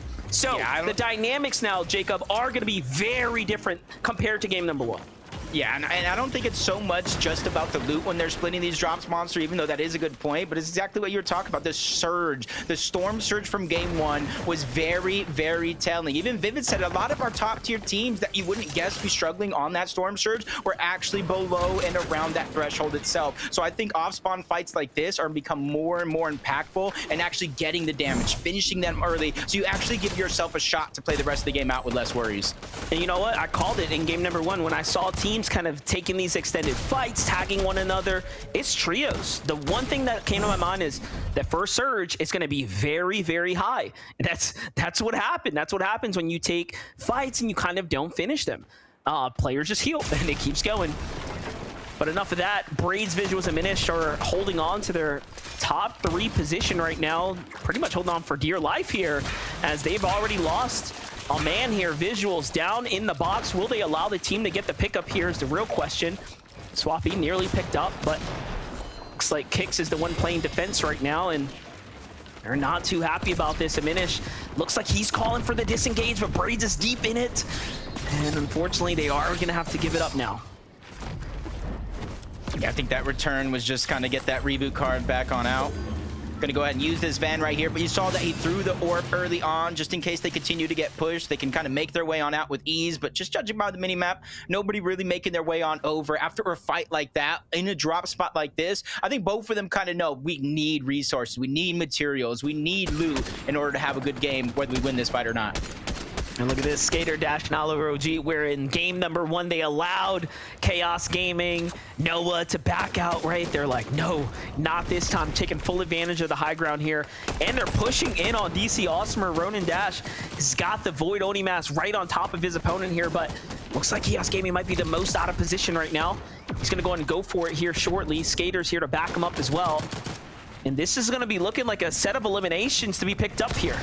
Yeah, it's going to be tough for Chaos. 2v1. His teammates already abandoned him. It's almost a necessary evil to try to stay alive and keep the game intact, but now they're immediately trying to beeline, follow DC, not really let him out. And the thing is, DC's going to have to return back to this side of the map regardless, and whoever he wants those reboot cards. And I think this is going to be a really interesting decision for Oliver, Skater, and Dash if they want to continue to follow this solo across the map, because you know as well as I do, the longer contested off-spot and fights go, the riskier that third party is going to be, and already you see one team moving on over. Team starting to slide in down to the hopeful heights here, and they're moving pretty quickly now. Dash trying to get out of there. They're gonna have to fully dip now. Skater, one of the ones left behind, and that's just how quickly things can change here on the big stage. Not even the best loadout either, right? They're leaving behind so much of their drop spot here. This is gonna be a very tough game for them to go ahead and try to find themselves situated, but the damage has been done. Meanwhile, amidst in visuals, from one bad situation to another, they find themselves at the Seaport City, and looks like Bugha and crew are welcoming this team here. They had a bit of a problem last game finding their activity in the early game, so this could be a boon for them. Could be a blessing, could be a curse, but for now, I think for Oliver, Skater, chasing them so far out the map, getting separated. You see Oliver OG had no choice but to get separated from the rest of his team. You see in the minimap, the two solos just kind of scrambled around, and there goes that team that Visual and Braids originally contested, also moving on over in this direction. And you saw just kind of being dictated from game one. All these players realizing like, hey, we need to get our surge early. We need to make sure that we're at least above a certain threshold, so that way we can focus on our rotations when that time comes. Like what I'm watching right now with this little standoff here, Press, Clixie, and Drewbot really looking to commit right now. They're still safe for the time being on the Storm. Seem like they have this thing somewhat under control, but they're giving Tony, Creo, and Zeus a little too much time, it seems like, to go and get situated. Meanwhile, another team starting to look in as well. Danger lurking ever so closely. Who could it be? Meanwhile, Peterbot, Cold, and Ritual in a completely different fight here at the Magic Mosses. They've rotated straight out of their drop and into another squad. This is typically how they like to fight for their surge early on, get above that threshold. And it's kind of these prolonged fights where they land damage, the other team heals, and they just keep going at it. Got to be careful, though. The longer this one takes, that team towards the east side could potentially move in, but you take notice. Peterbot is kind of just forcing them into one angle. Cold is taking the tops of those builds, and as soon as they pressure him in a situation just like this, it's like taking candy from a baby. Two more players are going to drop. They're leaving Taram as a solo, who's also taking damage while he's trying to disengage. You could run, but you can't hide. Peterbot, Cold, and Ritual on the hunt right now. And here's the thing about Peterbot. He plays like he is a 2 or 3 man army on his own, right? You can really leave him to his own devices and he'll go ahead and make sure things get done. And so can Cold. And look at this. All of a sudden now, this team levels up. 3 eliminations, already off to a much better start comparatively than to game number 1. And they found the surge, the damage that they need. If their group stage is telling of what might come next, they should be setting themselves up for a big end game right now. Meanwhile, Clix, Batman, Bugha, and Yamzo can't say the same for them, right? They've had a relatively quiet start to their game. They're relatively maxed on material here, and now they need to start finding themselves into some types of situations to find damage. You know, for their lobbies this season, I know you're kind of a fan of this team. I think everybody, rightfully so, they've got about a 23% win rate when it comes to set lobbies this season in finals. There's only one team higher than them. That's Peterbot, Cold, and Ritual at 28% as well. So as long as they can continue to stay above that Storm Surge threshold early on in the game, I think that's where they're going to continue to find that most success. It's when they don't have that surge, when they're running around the map separated and kind of forced into box fight situations, is where they're going to have their struggles. Yeah, and a lot of teams find themselves in those spots, right? How do you figure out what is your weak point in your strategy? And really, there's very limited time to practice. You don't get to feel this type of simulation anywhere else other than finals. It really does become a reality check, I think, for most competitors. And unless you've been to many, many grand finals or final settings, then you just have no idea how much it really takes to find yourself in a good spot in a lobby like this. But for Japco, Rise, and Muzz, they have everything it takes to be a championship caliber trio. They're flexing it just right now. So far, they have the zone. They're right in between 2 spots. Their team's nicely spread across the kind of canvas here and seems to be working pretty well for them so far. Yeah, and you got to take note. They land at the Shattered Span, so they immediately noticed the zone, rotated south, trying to hope that that congested south side of the map where a lot of teams are contesting are being where they can find the surge. And a team very, very similar, but without having to rotate is Vidil, Sphinx, and Cooper. kind of a disaster happened in that last game. Just weren't able to control their storm surge. They were kind of stuck in a situation, using a lot of their heals and forced to fight with the zone moving over this side of the map very, very early on. They know a lot of teams from the west, any teams that are remaining on the south, are going to have to rotate through their direction, and they're hoping that's how they're going to accumulate their surge. Oh, look at this, though. Creo putting pressure right now. He's going to find the shield breaks onto Cold there. Peterbot and Ritual forced into playing offense on their own for a second now. Creo, though, has to be careful here. Looks like he's already done woken the bear now. Off they go, rotating out as they see the push come back. And again, this is still inside the Magic Mosses. One of the very interesting things that we talked about, Peterbot, Cold, and Ritual, is that they can afford to do whatever they want in their early game because teams are going to move really quickly away from them, right, for the most part. So they have complete, I would say, control of this terrain right now. Yeah, and this is exactly what kind of Vivid was breaking down in the pregame. They got that early game fight, so you got to imagine where they're at in terms of the Storm Surge numbers, staying in the zone, rotating all the way towards the dead side to try to find an easy and smooth way in. And when they see these teams along the way, they're going to go ahead and pop some shots and seek to get the first one down in a split second. And I don't think his team's going to have enough time to react. That's G-Money and Ozid that's going to be left alive without Seek. And you notice how quickly they threw those Void Oni masks. There wasn't a single ounce of hesitation in that trio. They got the knock and immediately shoot, shoot, shoot. They're all there. And you're down and the loot is theirs to keep now. And that's just going to give them more confidence to play dead side rotate, more confidence to go ahead and get in the center of the map here come the mid game.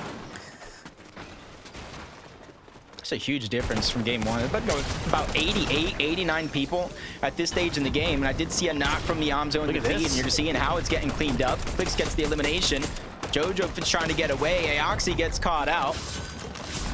That's basically a solo here. And you know as well as I do, only because they're in zone, they might not go for the chase. But if this was anywhere else, they would make sure to hunt down that solo. Just watching these trios come together makes this FNCS feel so special right now. There's something in the air here. I am just enjoying every single minute of these clashes, these engagements right now. The top teams really putting it down right now, showing us why they are here, why they deserve to be in the finals, and honestly why they're amongst the best and the favorites, right, of the region here to perform well. Every single big name trio we've expected to perform well are doing just that, especially come game number 2 right now, where the experience really starts to take the lead.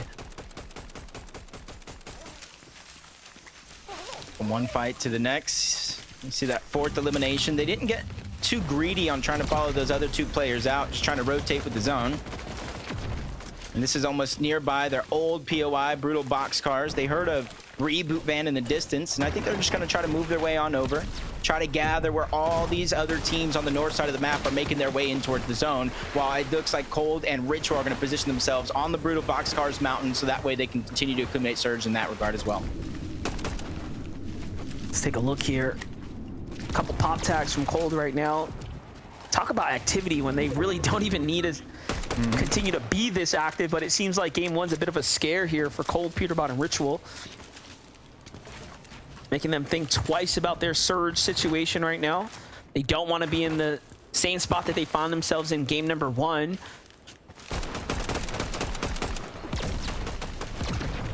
For them, I think it's just wait a minute, see where zone goes, make a move from there. On the other side, though, I do believe they already got a knock onto one player. They see them rotating away in towards the north, taking the launch pad. You know they're going to use their mask, whatever they can do to close the distance as much as possible. It does look like Rise and Muzz are going to be the first ones on over towards the island, and this is where they have a chance to spot him in the water. And it's going to be Yapko that actually does spot out that solo first. Still deciding if they're going to make a move for it. Void Oni mass charges being used up. Not sure how I feel about this overcommitment right now, but they're feeling pretty confident. The tag comes in. Rise almost caught out of position right there. Now has to wait for his team. Big Box comes out. Early splashes as well. Ooh, comes to Muzz's rescue there as he's got the couple splashes. The zone almost put them in a bad spot, but seems like things are going to settle now. Menace Visuals and Braids are saying, hey, you know what? Bring this action. We want it. Typhoon Blazer out. No connections just yet. Defense looking sound here for Muzz's trio, but Muzz A bit of a scramble right now, force a low ground, and a knock happens. Braids is down and out. It's up to Visuals here to try to clutch it up. Diminished already in a full-on fledged battle. Japko back against the wall as well as he continues to get forced into the storm. Yeah, great repositioning by Yapko, knowing that they were kind of knocking on the door. He was weak. A lot of damage was dealt, but he's trying to reunite. And there goes Muzz winning a huge fight yet again. And now they have the Kappa factory where they can instantly try to get that reboot back, get all that loot that they lost before trying to rotate to zone. But they got to be quick because it does look like it's pulling away. Well, you know what they say, no pain, no gain. That was a fight that was definitely risky, and now it pays off. And think about what they just did. They took down the second place team here, slowing down the momentum for Visuals and Braids. Diminished, sending them right back to the lobby and giving them space here. A little bit of runway, right, to start taking a lead. Just where the zone just kind of pulling all the way towards the east, a little bit of the south. You think back, that might help Muzz Rise, Yapko when they finally get that reboot off. But for Clicks, Yamzo, Batman, Booga, they're almost 600 above the damage threshold. They're just trying to smoothly move their way in towards zone, find themselves a good spot. They're learning after each and every moment in these games, so that way they don't make that same mistake twice. This chance, Donnie and Mason, 169 below the damage threshold. Even though they're right next to the zone, they know they need that Storm Surge now in this 5th zone before the game gets progressively harder for them with each and every following zone. One of the best parts about game number 1 being so slow and then intense on the Storm Surge is we've had a nice trickle of consistent action for us here in game number 2 as our better teams have recognize their weak points in game 1 and fast adjustments being made here. But for Donnie, Chance, and Mason, they have that pressure of the surge here. It seems like enough wasn't done here, and it's going to be an all-out fight now. Mason looking to crash through the builds there. They find death on the side, but Donnie can't quite break in, and they lose a player for their troubles, and still no damage. So all of that set for nothing, and already Chance sent out.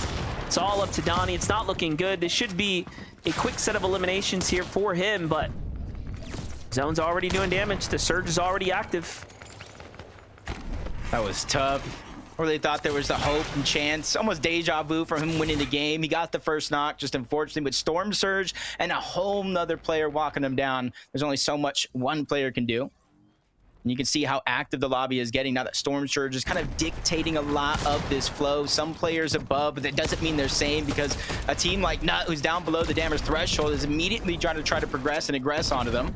Unfortunately enough, Possessed, Ralphie, Diego Plays going to be able to hold their ground and get that singular elimination before they rotate.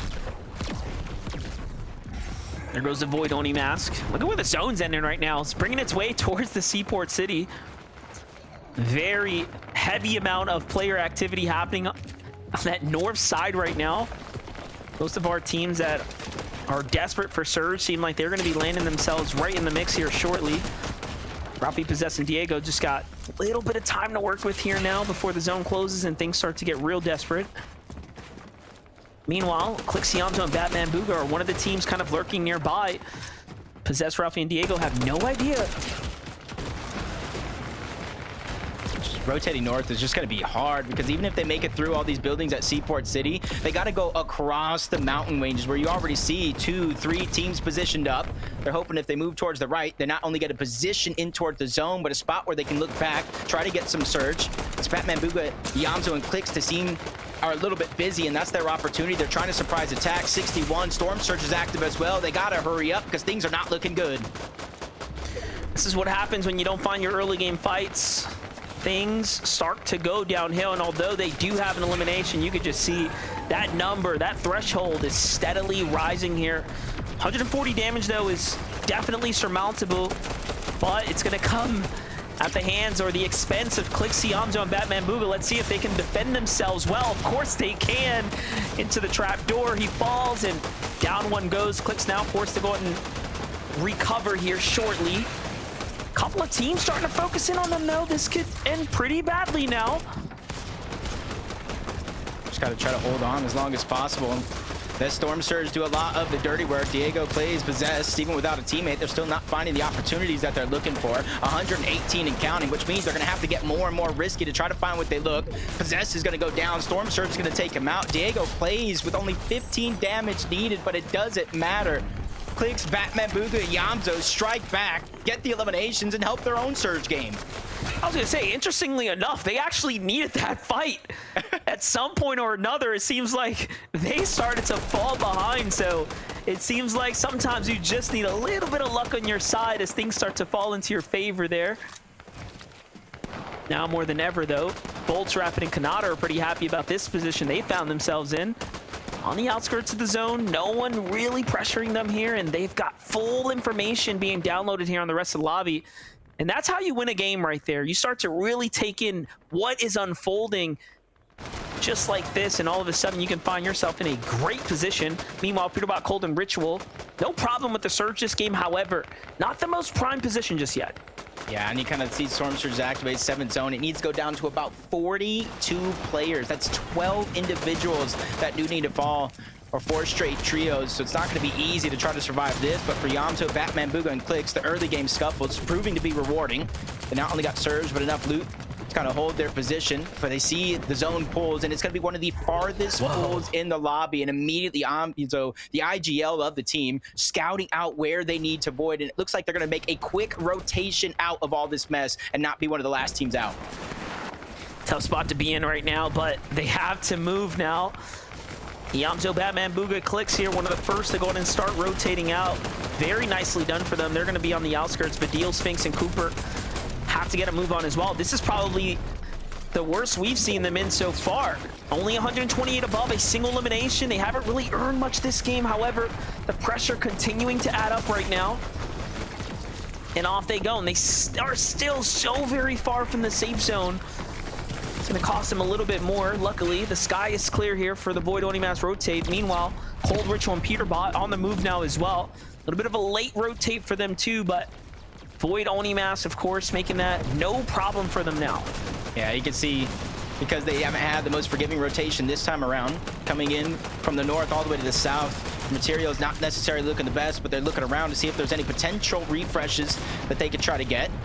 Muzz, Rise, Yapko, no, they're not in just yet. They quickly try to go ahead and one orb towards the top. This is where they're going to try to position themselves above some of these other teams, but not above Kanata, Rapid, and Bolts. They were quick to move from zone to zone, and now they're the kings on top of the castle for now.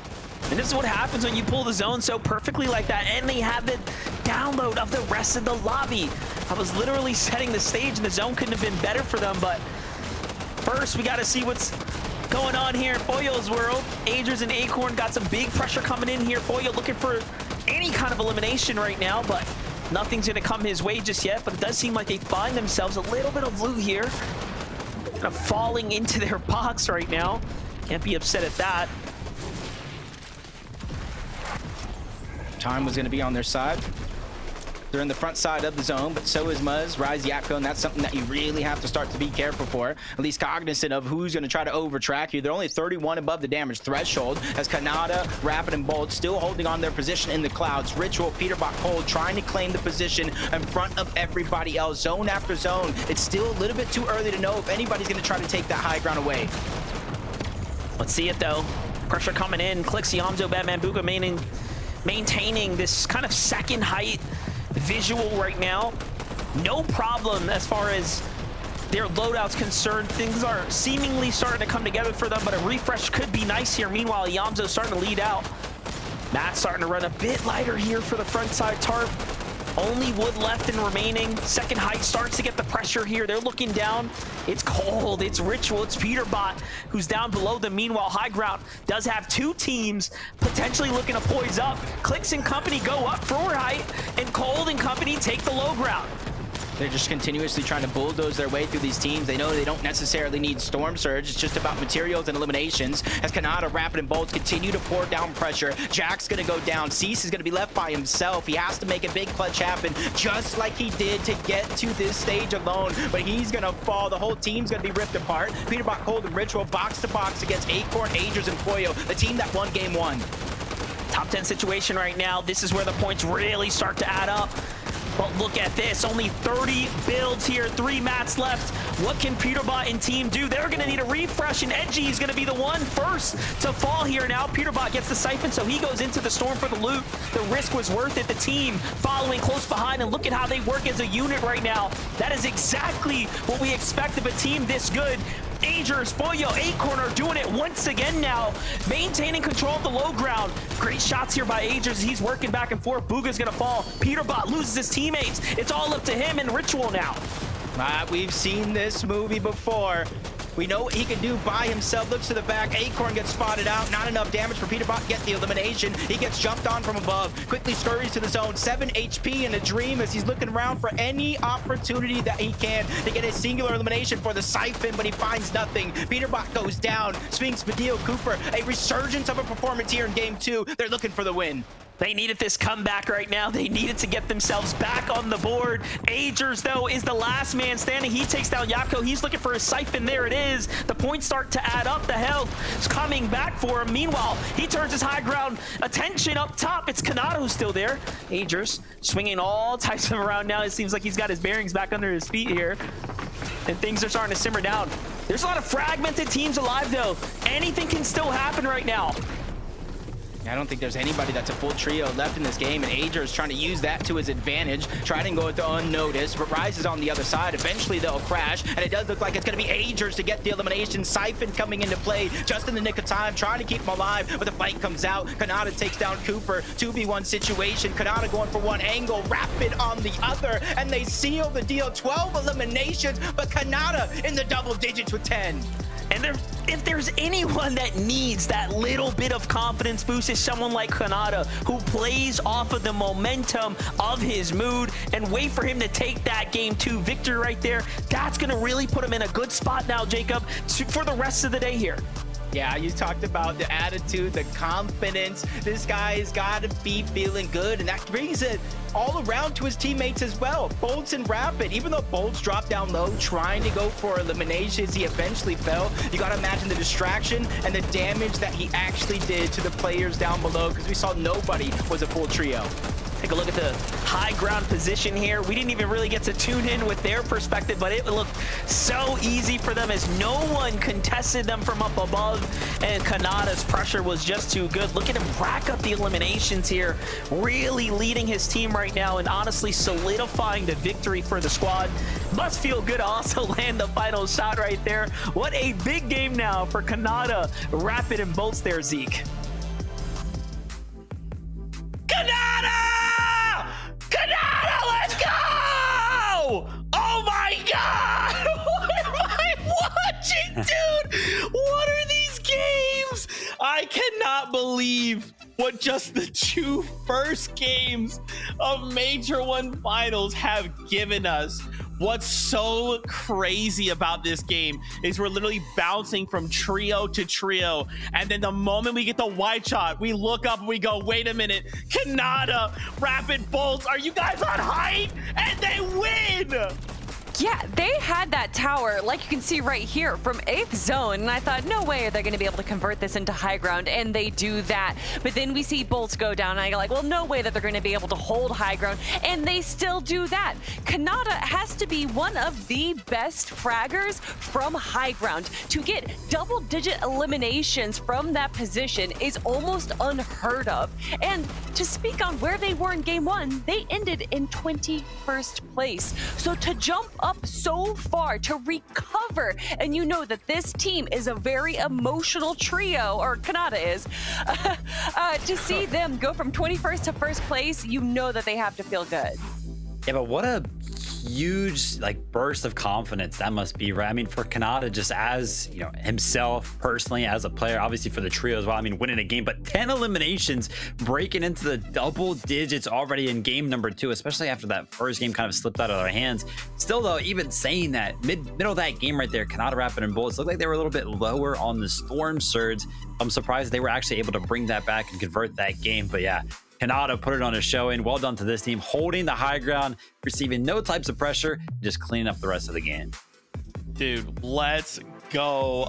We have to go to a break. When we return, though, don't worry. We'll break that win down and so much more. We'll be right back. Let's go!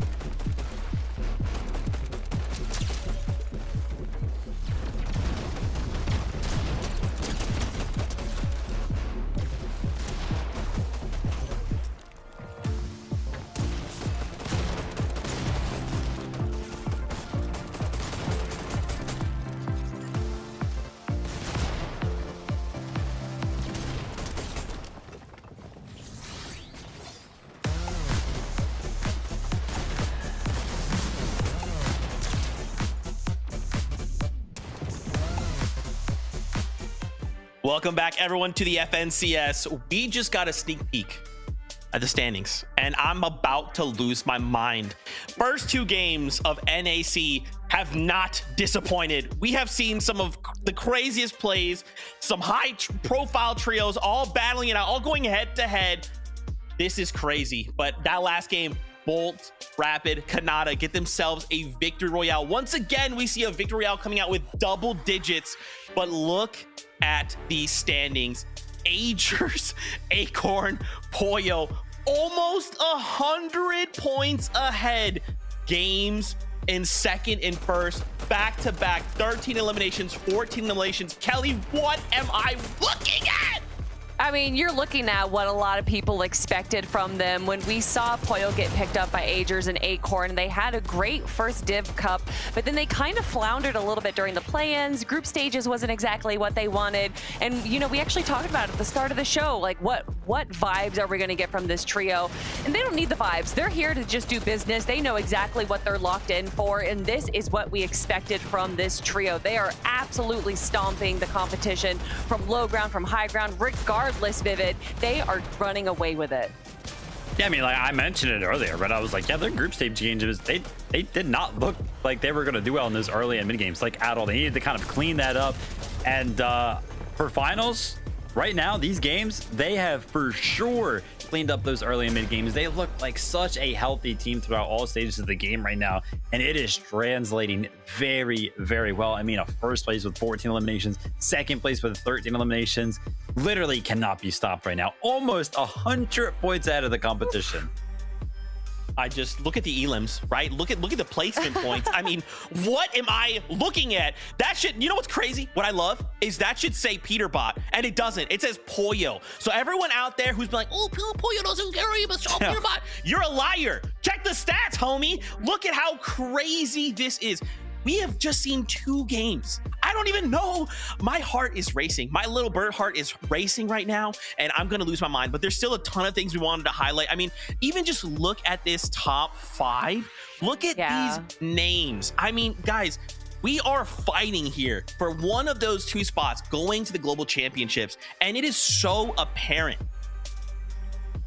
I mean, honestly, I was really impressed with Muzz, Yapko, and Rise right there. We saw this crazy early rotation all the way to the southeast edge there, just to make sure that they grabbed some tags, just to make sure that they grabbed some eliminations. They were able to take down Braids' trio right there, who was previously in second place, and then they just were able to use that and convert it into such a great low ground.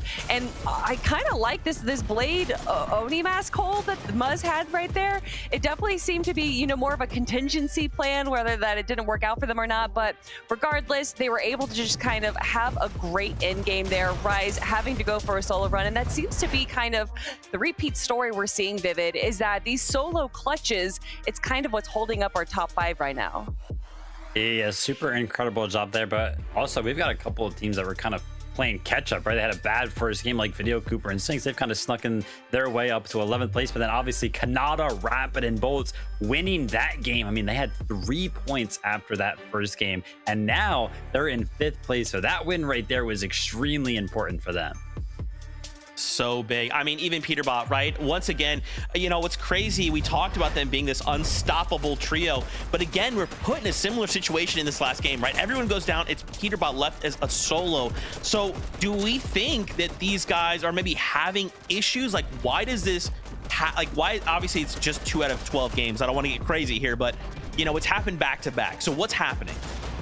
I don't want to speak for Cold and Ritual too much, but Peterbot actually historically has been a day 2 player. I think that they definitely lock in once they get their first day 1 done. And that's definitely worked out for him back when 1.5x points for day 2 was a thing. Obviously, this isn't affecting him too much. You know, the fact that they have been put into a solo situation in both games now, and they're sitting in 3rd place is definitely not the worst position to be in. I mean, I don't think that we've actually seen a good game from them yet so far, right? They haven't, you know, been a trio, a solid trio with, you know, healthy materials and everything ready to go. So hopefully in game number 3, they can kind of switch that around and we can see a healthy end game from them. Let's find out. I'm getting word it is that time once again. Right back into the action we go. So casters, take it away. Yeah, I think you hit it right there. The money on the head right there, because what we've just seen is that's just their worst games, right? This is not even what they're truly capable of just yet. And don't forget, we're just getting started. There's still 4 big games in front of us, Jacob. In day 1, your performance matters now more than ever, right? There is no multiplier for day 2. Yeah, it's going to be so hard for these teams to catch up. There's not going to be a lot of time to make the adjustments. But Peterbot's playing phenomenally well. 3,600 damage, most damage in the game. But Pollo is playing just a little bit better. He is the elimination leader right now after 2 games. Will that change? Because the battle bus is ready for game 3, Monster. Let's get into it. Major 1 Finals Game 3 starts right now. Very interesting kickoff to the weekend so far, as Finals Day 1, Game 1 and Game 2 have definitely kept us on our toes. The story just really starting to take shape now. 70+ points ahead of the competition. Agers, Acorn, and Pollo find themselves right now. Can they maintain the lead is the question everyone is wondering. However, we are just getting started, right? I really don't think you can count out any of the teams inside the top 5. There's a reason all 5 of those trios were the trios at the top of everyone's list. So I do think we are in for a great competition to come. Fight that we saw kind of in game 1 a little bit slow. In game 2 you saw ended rather quick, probably depending on those drop spots. This time around over towards Magic Mosses, you see it just a little bit split out. They don't want to kind of put it all to the test because it's exactly what you were talking about. 12 games throughout the weekend, Monster. It's truly a marathon and not a race. And you got to make sure you don't just gas yourselves out and kind of lose sight of what's important. But from one fight to the next, it does look like Cease, Jack, and Blake contested again from groups to this. They figure out a way to win off spawn. Yeah, I just think this leaderboard is going to look very, very different by the time the day is over. I'm willing to hedge the bets on it, but let's take a look at what's going on here. We saw a little glimpse of Cease, Jack, and Blake making their way into that end game just before. They're still looking to get their footing. First set of eliminations going to fall right into their point threshold there. Very nice. Meanwhile, Sinetto, Scare, and Veer. Strong game 1 performance, kind of fizzled out come the end game, and then game 2, bit of a struggle after getting contested. But the Whiffy Wharf, not big enough for 2. You can see their loadout looking pretty desperate here right now. I wonder, when are they going to push? Yeah, there's really not a ton of loot directly in Whiffy. Usually if you get this uncontested, you go towards the north. There's a lighthouse there with more loot. Sometimes a little bit towards the south. But for 2 teams to land at this one drop spot, both of them are going to be, wouldn't necessarily say in shambles because it depends on what you actually get, but they're going to be hurting the longer that fight actually does take on that side of the map.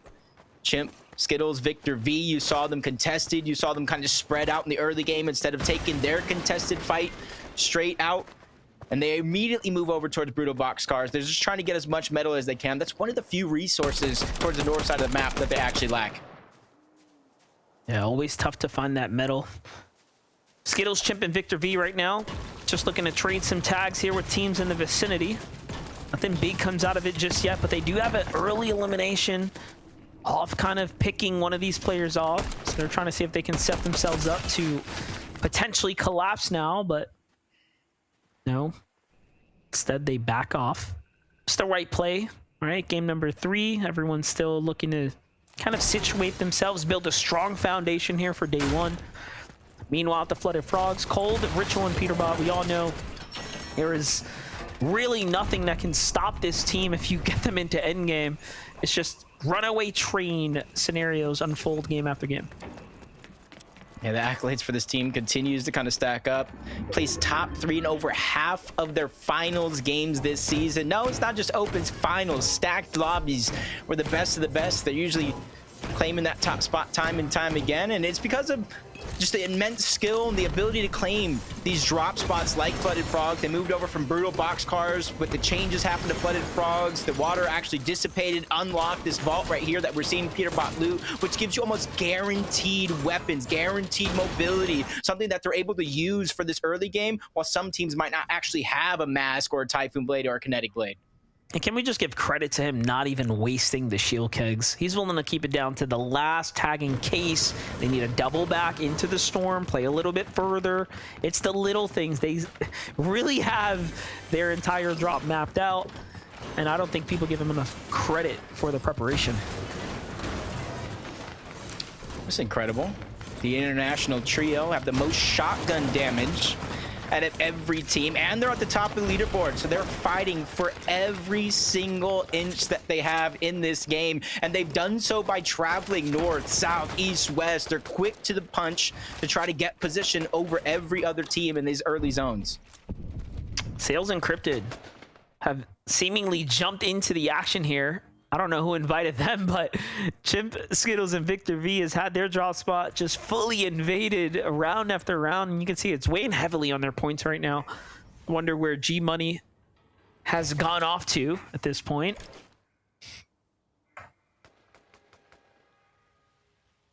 Moving past this position, if anybody kind of positions on top of that actual mountain, it's not going to come without its own risk of possibly just kind of getting tagged up by Surge, but you see the importance of metal, teams willing to converge on that location. Others are having no stress, others are having all of it. Peterbot, Ritual, and Cold looking to fight another one of these early game scuffles to try to get their Surge to really set themselves up for some of those performances that they've been having so far. And you see that they're kind of pushing each other into one another. Peterbot taking all the walls on that side, trusting his team to stay alive and put the same pressure on the other side. What I like about this is no two games are the same, right? They've gone a completely different way this time around. Peterbot, though, is going to be the first to fall here to the hands of Fredbot and Nut there on the other side of the wall. Meanwhile, Ritual and Cold seemingly deciding, hey, wait a second, we haven't done enough damage. Let's get out of here. And they actually back off. Smart decision for them, but for Nut, Fredbot, and Liam, this is going to be one that you kind of know who it is. You took down Peterbot. Do you chase the other two? And we're going to see how Peterbot actually went down, just getting a little bit too aggressive. Nut was not only able to hit the shots that matter, spray him down, and get the siphon because he just had a sliver of HP himself. Did notice they started to move towards Cold and Ritual's way, but hold that thought. Creo, Zeus, and Tony have moved out of the Brutal. Seems like they've gotten chased by Encrypted Sales here. And this team wants a little bit of action. Both sides putting the damage on. It's going to be a fight for height. More tags coming in, though. Other teams starting to look in now. This is not a free 3-on-3 at all.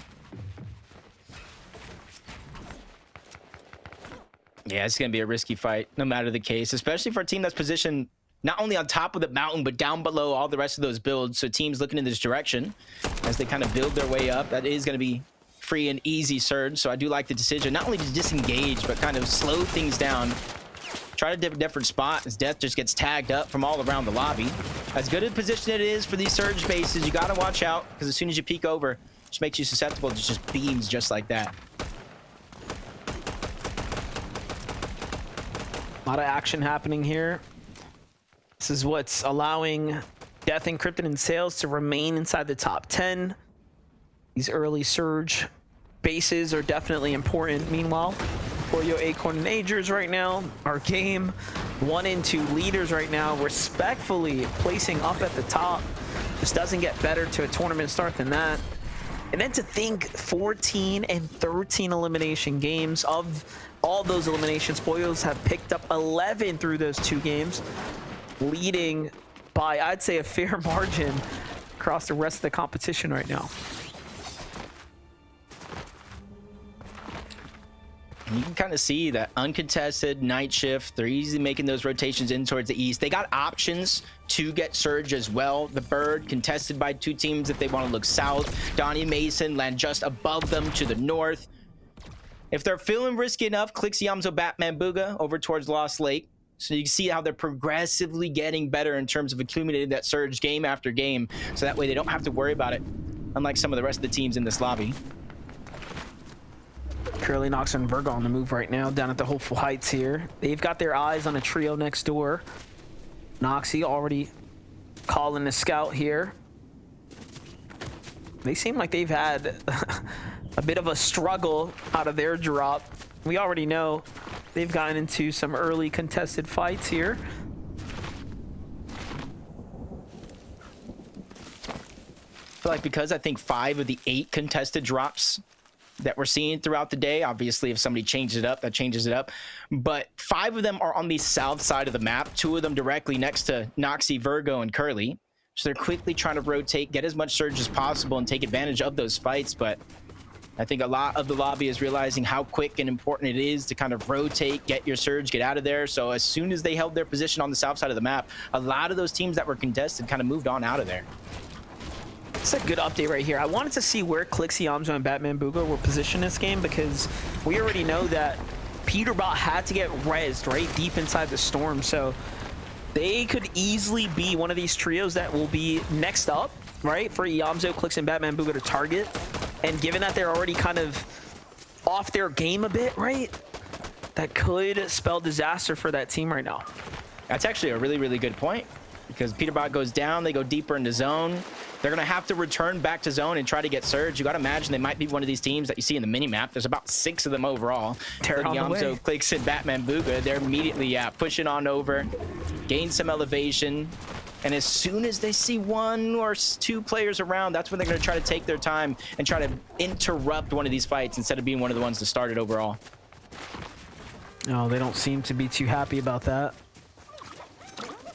The zone's already starting to push in. They're looking to cut these teams off, be the first to get to the save zone, and then fish for tags on teams rotating. A little bit of a safer strategy, but not one that's guaranteed to yield damage. Intake Aoxy and Jojo now in a standoff against the young Jack. Cease and Blake right now. Jack making his way towards Pikes here. Has to be careful.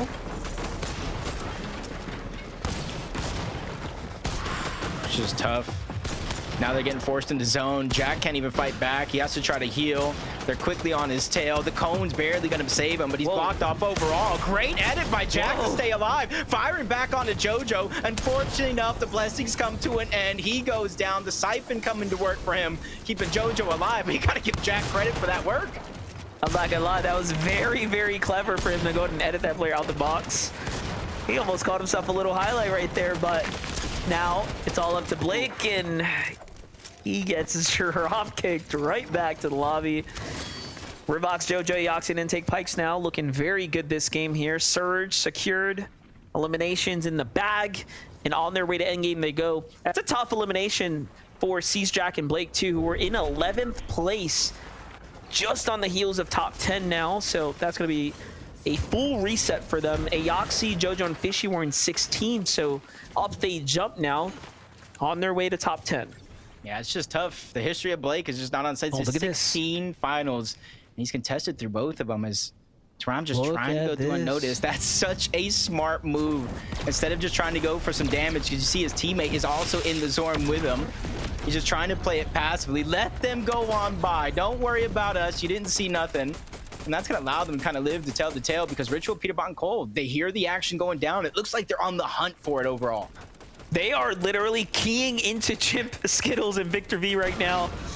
Anything can happen there. Pay attention to the feet. Well, as I say it, Victor V goes down immediately. We'll catch up in a second. Bolts, Kanata, Rapid though. Top 3 on the conversation right now. In the lead here. One of these teams that are going to be surely set up for success now, given that they're going to be securing a medallion here shortly. This is going to be a big, big opportunity for them.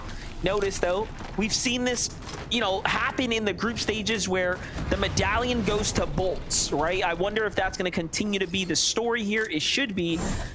However, talk about a big situation. Let's look at that highlight. Oh, it was a beautiful tag there, and the timing couldn't have been better because his squad had Void Oni masked out into another fight. GG's. Yeah, really catch them on the tail end. And that's them just adapting very, very quickly. Because remember, to start the game, Peterbot and them, they were taking a fight, and Peterbot went down, which means they were slower than normal to try to get their surge. So they're really trying to make up for that lost time. Death Encrypted Sales trying to do the same thing. 95 points. They got into the Major 1 finals through their consistency. So they're looking to make that hold true here yet again. They don't have a far rotation to go. But it does look like they might try to take advantage of this shrine. If they do have one of those water sprites, 2-1 charge, they can use this to try to recharge it, kind of gain some heals that they can take him with them into the end game. Meanwhile, Minished, Braids, and Visuals, though, trying to make up for lost time here. They're keying another team. It's Mason. Mason caught off guard, collapsed on, caught while fishing. There's so much loot here for them to pick up as well. And this is going to be a major, major come up for any team that walks away from this. Meanwhile, Ritual, Peterbot, Cole, just thinking that this is also an opportunity for them as well. They can't mess around with the Storm. They don't have the luxury to do so. They've been in there way too long now. And it makes you wonder, have they done enough damage, right? They've obviously been in these skirmishes, but with Peterbot being down, they're probably feeling like the pressure's on. I know it's not a big deal, but did you just see what Peterbot just did? So what was that? Ritual threw down the water sprite to get heals, and typically there's like a 20-second recharge on it. Peterbot just picked it back up, dropped it again. That's 60 straight HP for them, and now they're up into tip-top shape. 200 shield and HP instantly to try to fight and take control of this situation. Cold The little right things. there before the Void Oni mask goes out. Diminish visuals and braids, though, not letting them really get comfortable here. Wonderful defense. You know, very good to see visuals, braids, and Diminish hold it down right now.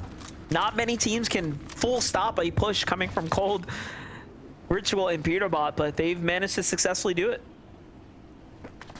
And I like how they're playing together, because Visual and Braids back last year when it was duos, they were always a threat, always a team that you look at with potential to get into the top 5. They were playing in the championship last year. Minish has always been one of those threats, those dark horses looming around, just waiting for an opportunity. And now they kind of converged onto one trio. And you could see from north side of the map to south side of the map, they're trying to take control of their own game, getting aggressive when they need surge, backing off when they don't. So that way they can try to play consistent, because they know it's 12 games throughout 2 days and they can't get gassed out early.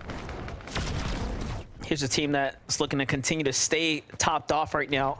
Sphinx for deal. I like the spot that they found themselves in right here, kind of playing this outer edge, the little bit of landmass and pressuring teams on the other side of the water. Can also get sufficient here to really put themselves in a good mid-game position. Meanwhile, Noxy, Curly, and Virgil taking full advantage of this outside rotate here.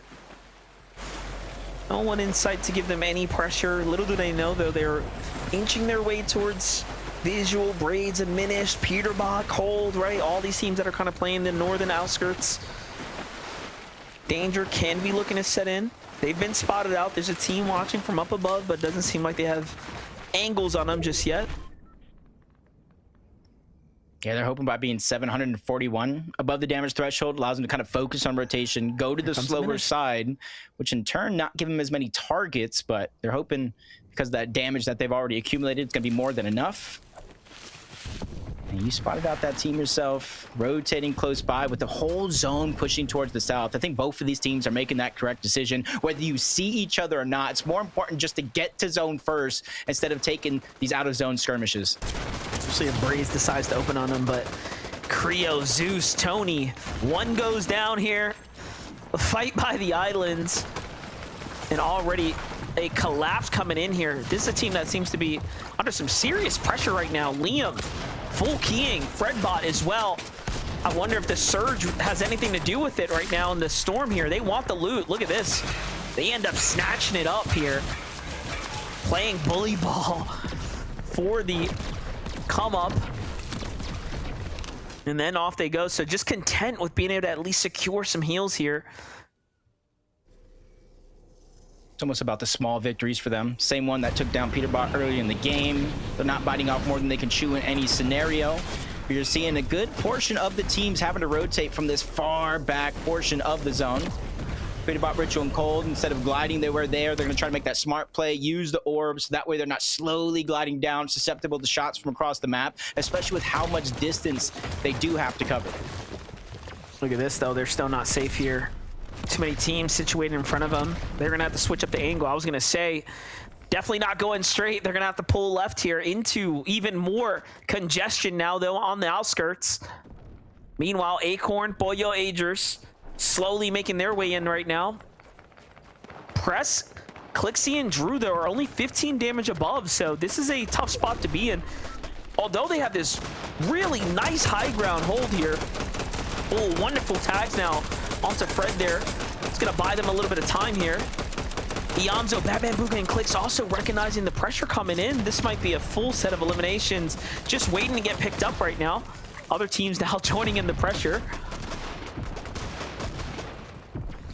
Yeah, this zone pull is going to be their best friend. They have the high ground. They know every team down below is going to have to rotate on out while they're taking shots now. You see some teams down below being affected by the storm surge, and they're butting heads with Clix, Batman, Booga, and Yamsa, who have the expertise to stay out of that decision. But fight after fight from across the map, Cold, Ritual, and Peterbot, 900 above the damage threshold. As soon as they take some shots, you see them slowly but surely trying to turtle back, play that safe game, survive, live to tell the tale, so that way you can finally pop off and get the wins that we know they can.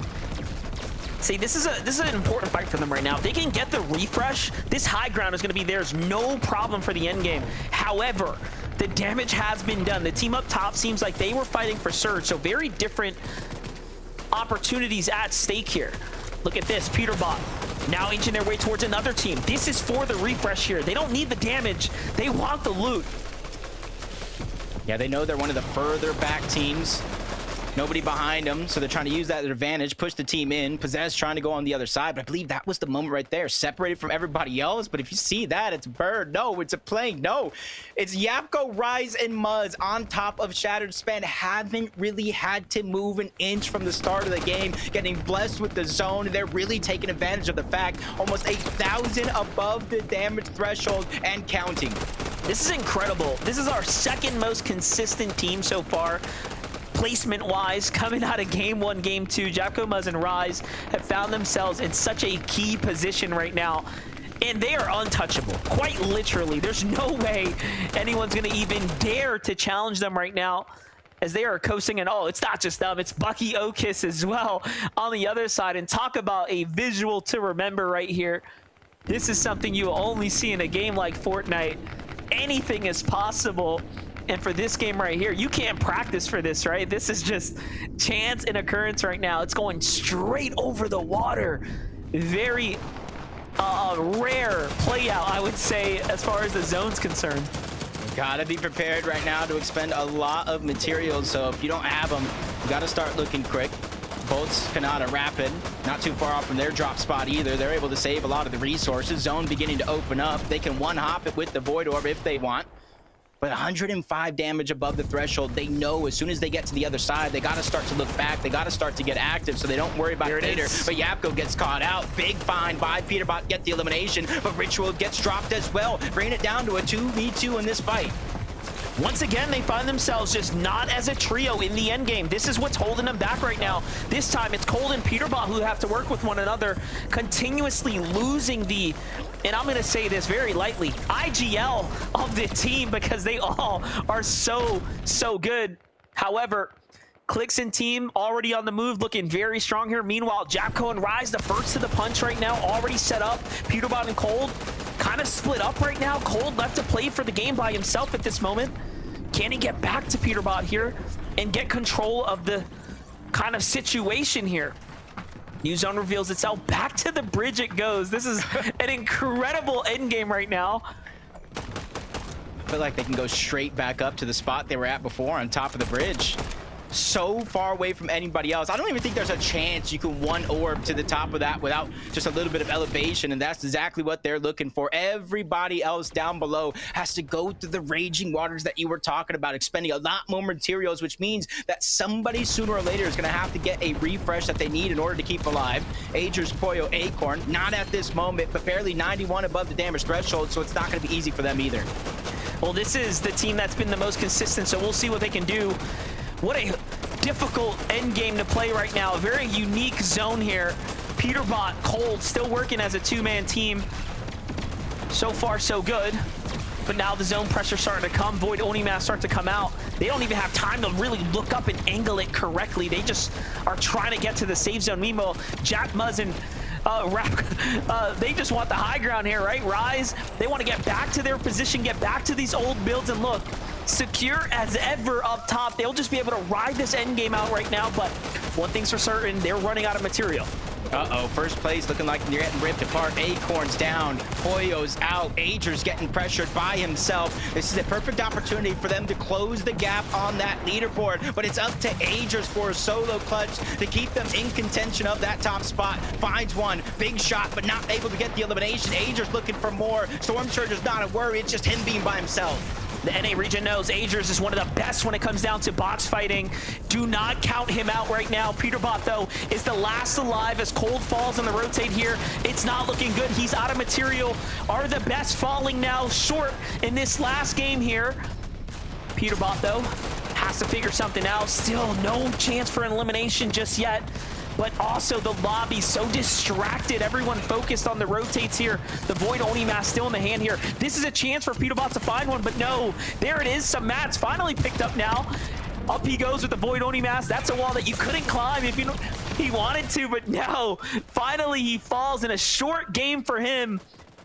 And the best of the best struggling now, but Japco, Muzz, and Rise are here to take advantage. I don't think anybody would have guessed the games to go the way that they're going right now. Booga threats of Eve, still trying to make some plays from down below. Find a big elimination, keeping them alive. That's her second one of the game so far. But Threats need some help. They gotta have his back. The pressure could come at any second, but at least he's getting the time that he needs to heal. Make it through these zones. Top 9 teams left in the game, and not all of them are feeling this smooth. Keep in mind, there's no multiplier. How you perform today is going to determine everything for your weekend right now. Will you be able to send yourself to the Global Championship? Is really up for grabs right now, but the finals is up for stakes as well. Meanwhile, Kanata, Rapid looking pretty decent. They have controlled the medallion. We already saw what Peterbot could do with it. You have unlimited sprint. You can't be seen. It's just so powerful in the right hands. And Kanata, one of the fastest here to use it. Obviously, you can see him going ahead and getting to work now. He's going to find Okis. The Siphon starts to come in. More material for him now. He gets to work with that. Gonna strap yourselves in because it looks like we're going for a wild ride. One elimination, but Spill's sprinting around. He finally gets found out of builds, cannot protect himself. He's gonna get dropped. Muzz, Yapko, they drop down from above. They're trying to take the fight while they have the advantage. 3v2 situation. It's visuals. It's Braids underneath the duo that's trying to hold strong. Zone after zone, they're rotating towards the north. They don't have the upper hand, but this is their chance to really shock the crowd. Visual Braids and Diminish have continued to put out great performances, but Muzz, Japco, and Rise have just looked better, and Muzz secures another victory on the big stage here, and he does it in great fashion, and just like that, it looks like the leaderboards will be potentially changing now as Rise, Japco, and Muzz, one of the most decorated teams on the NA region right now, put up a great performance. And this is just another one of those teams, Monster. Everybody's questioning roster changes. Why did you go with him? Why did you go with who? This is the moment for them to prove that this roster change is worth it. And the international team, the global sensations, not only second in consistency, they win the third game of the day and really cause some commotion to that leaderboard. And as soon as they were able to get the high ground, there was no looking back. From that bridge at Shattered Span to the mountains over across, they are now first place. So I'm going to say what everyone's thinking. You know, Muzz, you're not OC anymore. You're just NA. We're just going to go ahead and adopt you right into the fold here. You've been competing on NA for way too long. He is representing so well as he continues to pop up. And look at Japco work there, too. Really setting up the critical eliminations there so Muzz can go ahead and win the game. What a victory royale. Game 3 is wrapped. So now we get to send on over to Zeke. Gods can bleed. I cannot believe it. Mr. Worldwide's plural. They come out with a victory royale. And man, this lead, when y'all see these standings later on, are going to shock you. I did not think that we would develop leads like this, but because of that victory royale, this is why they're so important, Kelly, right? Pairing this up with eliminations, consistency. Now, Muzz is ahead of the pack. I don't even know. We're going back and forth, boys. We're going back and forth. I mean, speaking of going back and forth, that zone was just disastrous for so much of the lobby, but it was exactly what Muzz, Yapko, and Rise wanted, having that Shattered Span zone, then going into the water, then going back to the bridge, just gave them such control over high ground. Pretty much everyone else was just using their mobility to be able to reverse the end game here. But of course, Yapko, Muzz, Rise took advantage of that, were able to grab a ton of eliminations. And I love, of course, the play dropping down low, trying to grab more refreshes, trying to grab some mats and everything so that they can continue controlling. Yeah, I mean, that's what this entire game was all about. Just control, like Kelly mentioned right there. A lot of our top teams as well couldn't control the rest of the lobby. They went down. So this is a huge opportunity for Muzz, Rise, and Yapko to kind of boost themselves up the leaderboard. Incredibly well played from this trio. I mean, a zone landing right over by where they land early on in the game. That's how you take full advantage of it. Love to see that from this trio. Man, that was my zone, by the way. I designed that myself. You guys are welcome. Oh. You're Yeah. welcome. I did that. Thanks, That's me. Zeke. Good writing. That is crazy. With that being said, that is game number 3. We still have so much more to break down, but first, a short break. When we return, more action here from the FNCS.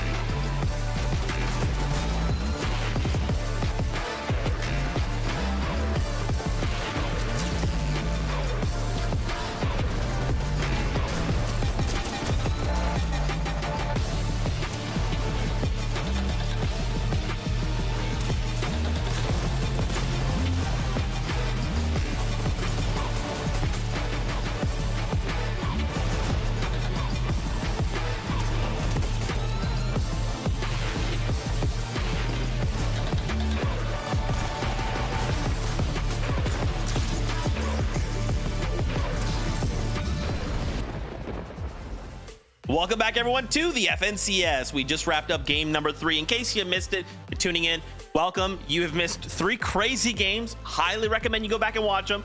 But Muzz, Yapko, Rise got themselves the victory route in that last game. We just wanted a highlight just really quickly how they got that victory out. Guys, back in 7th zone, they were just perched on this beautiful spot overlooking just this amazing shattered span here.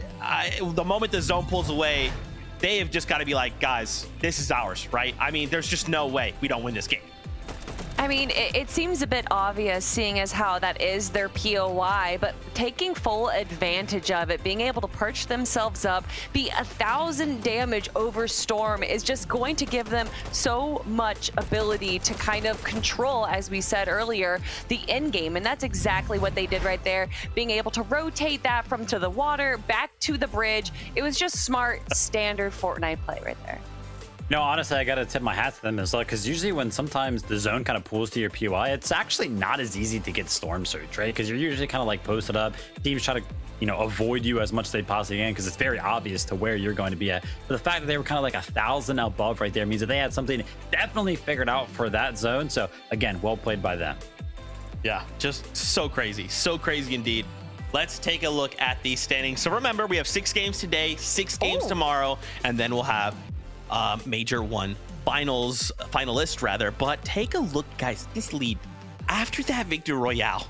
Look how far ahead Muzz, Yapko, and Rise are ahead of everyone else. It's just Agers, Acorn, Pollo right behind them. But when we think about like what we came in on, right? Like what a lead we have developed. And what's crazy from the other side, right? Agers, Pollo, and Acorn, in that last game, they placed 13th with 1 elim. So for a single moment, they let the foot off the gas. And that was enough for Muzz, Yapko, and Rise to just walk away with that victory royale. Definitely, but Pollo, Agers, and Acorn are not going to be giving it up that easily. And although they did go down in 13th place right there, Agers still had to pull out a solo clutch after Pollo went down right here.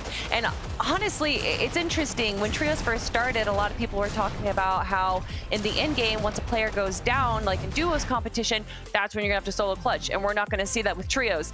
That does not seem to be the case for NA Finals right now, where it's more likely that instead of it just being 2 players running the end game, it does come down to a solo clutch. And so many of these players in North America have that ability in spades to be able to just kind of run in the back of the lobby and keep their placement points climbing up. Yeah, definitely working wonders right now for a lot of our teams. The top 5 is also seemingly kind of ironing itself out, point away from the rest of the lobby. Peterbot, Cold, and Ritual, though. I mean, we said it after last game. We're like, yeah, well, they haven't had a good game yet. Game 3, also not a good game, but I can't lie. For 3 quote-unquote bad games, they're in 3rd place, and I feel like they're still in the conversation, and they're still close enough to 1st and 2nd, where if they just have that good game, that Peterbot, Cold, and Ritual game, then they'll be up there as well.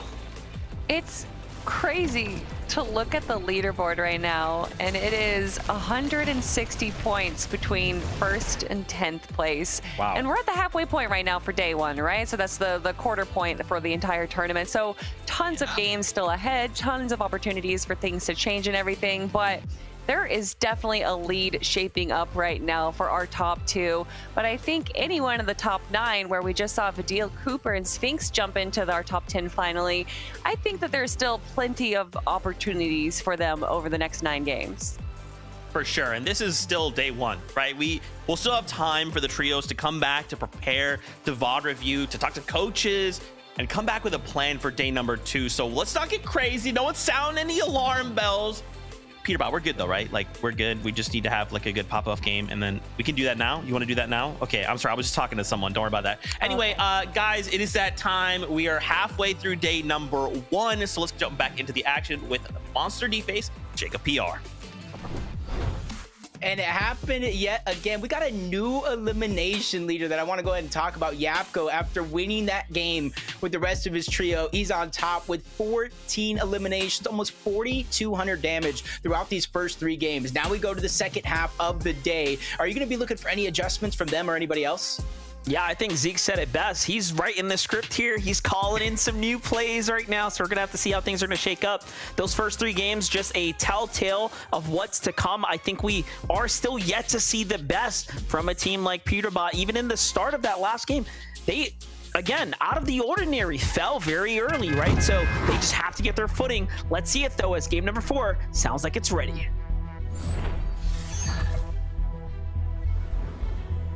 Throughout the first 3 games of the day today, we've already seen teams making some quick adjustments to their strategy. If you think back in game number 1, you saw how stacked it was in terms of players alive left in the lobby. I think throughout those games, they're getting more and more riskier to take these fights because they realize once you get to 7th, 8th, 9th zone, it's not as easy to get Storm Surge. Yeah, it really does look like the lobby's starting to settle in, get comfortable, and play to their strengths overall. We do have to, of course, look at game 3 as an outlier. That end game, very unique, very critical, right, piece of land that Muzz, Japco, and Rise were able to claim first, almost secured the victory royale at that point. So with that in mind, anything can still happen right now, right? I think it just is going to come down to a matter of can you bounce back and keep your mental sharp now as we're in the back half of the tournament here as game number 4 is just starting up. Contested fight that we've seen all too long. I say semi-contested because throughout the past couple of games, talking about adjustments from game 1, they were kind of fighting all out for it. Last couple of games, slowly but surely taking their time, splitting Magic Mosses, making sure that they at least have a shot to play some of these games out. And already does look like Osid, a full loadout from heals to weapons to his movement. Has what he needs, just kind of going with the rest of his team. But these are a lot of those contested fights that we're seeing today, including Brutal Boxcars. Brutal Boxcars continues to fight it out here. Nerface, Aaron, and Joji gonna have a bit of a standoff right now, but things are slow and settled here in the lobby. Very actually paced start here to game 4 so far. Degen's going to be the first to catch some tags right now. Havoc and Sandman have the side angle.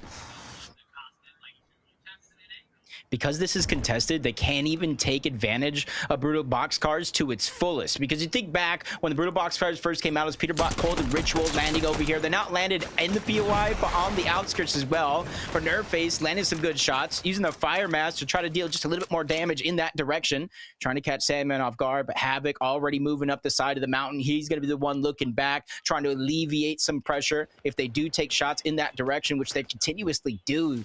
Sandman just almost getting eat alive, about 50 HP remaining. Havoc forced to go down the mountain just to save the day. Nerface still looking for some big openers here. Just a back and forth exchange right now. Nothing major happening here. Meanwhile, Peterbot on the other side. Are they on a fast move right now? It does seem like they're doing something a little bit different. What's going on here? They've got more coverage of the land, but looking to go ahead and group up again. Yeah, I mean, because of how much space they're commanded, that spot above, there's like a slurp truck over there, 5 or 6 extra chests. They have flooded frogs all to themselves. And you're kind of seeing how spread out they actually are in the early game, just so that way they can loot up, grabbing primarily just the chests. So that way they can try to move as quickly as possible to try to get surge. And already you're seeing a little bit of a different zone, a lot of it appearing on the north side of the map. So we might see a change up of strategy, and you just tune in to Acorn and A, just no Poyo in sight. He's already down, and that's a huge hit to the team early on. I was curious as to how he was one of the first to fall here, but I mean, the zone kind of played its way on this western side, so sort of makes sense if they touched down first. They were targeted for some reason. We'll keep an update there, but here's Diminished on the hunt right now. What a game for them so far. Sleeper trio, if you want to call it that, right? I don't think anyone had them comfortably inside the top 5, let alone top 3 position, but they're at 188 points. Virgo, Noxy, and Curly have also played spectacular so far. 159 for them here. Teams that are looking to set themselves up for not only a nice paycheck, but keeping themselves in a conversation for a finals win. Do you imagine that? Yeah, and when you talk about like VOD reviewing from day 1 to day 2, this is a team. If you land on the south side of the map, I would be very, very important to VOD review them, because already we've seen them push multiple different locations after their drop in order to get the storm surge that they need. That's allowing them to play consistent as they are. So if you're going to VOD review anybody, that's going to be one. So you tune on Muzz, Yapco, and Rise. Slow game plan for them right out of the gate. Storm Surge isn't necessarily the first priority for them when they drop. It's all about just looting up, because they're on the center of the map for the most part, maybe a little bit towards the east, but that allows them, wherever the zone pulls, north or south, to kind of rotate there quickly. The only side that they're worried about is if it goes all the way towards the west, which typically doesn't happen until 4th or 5th zone. The Cash Cup King, Muzz, shining on the FNCS stage once again. You love to see it. One of the favorites of the community, I dare say. Japco and Rise complimenting him very well right now. And yeah, we didn't even highlight, this was their draw spot, Shattered Span. It literally ended right here, and they did exactly what you're supposed to do, win the game. Zone pulling towards the south. This is just outside Pump Power. Demons Jojo. That's to the south of there. Ralphie Possess Diego plays. They land all the way towards the north. Some of the farthest north pool in the map if it does continue to go south. So they're going to be one of the teams that are hurting when the zone goes south. Struggling to get Surge. Having to kind of prioritize what's most important for them on their path there. And it's not going to be easy because you have to go against teams like Kanata, Bolts, Rapid on your way to the zone.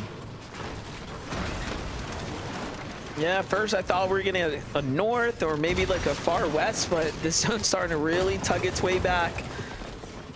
Diego possessing Ralphie. Overall, have to put up some big numbers right now. And look at this, they're very far behind overall on material counts. They're scrapping this entire place down pretty quickly. It's got the attention of a tree outside. Meanwhile, Cold, Ritual, and Peterbot once again. Ritual just seems to not be able to really catch his footing here. And it's all up to Cold and Peterbot now. This is back-to-back performances now where one of, someone on the trio falls in the early game. And the Surge is active, very reminiscent of game number 1. I'm about to say 91 Surge. When was the last time we see 91 Surge in the FNCS finals lobby? And it just goes to show this is how important it actually is. But the third party coming in, Peterbot once again forced to disengage outward, but just a little bit too slow. Cold gets caught on the mix. He gets knocked down. And now Peterbot's left by himself this early in the game. That's a disaster again that I don't think anybody would expect. This is not good. I would say it's great for the overall story, right? To give Peterbot, Ritual, and Cold something to fight for, given that everyone's concern was like, was the FNCS going to be a steamroll for what is arguably the strongest trio coming into this, the favorites, if you will. But so far, when the finals lobby ended up shaking up and the way things are looking right now, the competition is set out for them, and it seems like NA is not afraid to take on the best. Sonetto, Scare, and Veer back in the game right now. They're going to be using that reboot van. That's going to be one less van now for Peterbot to leverage as well. These little things start to compound, right? Yeah, just making it that much more difficult.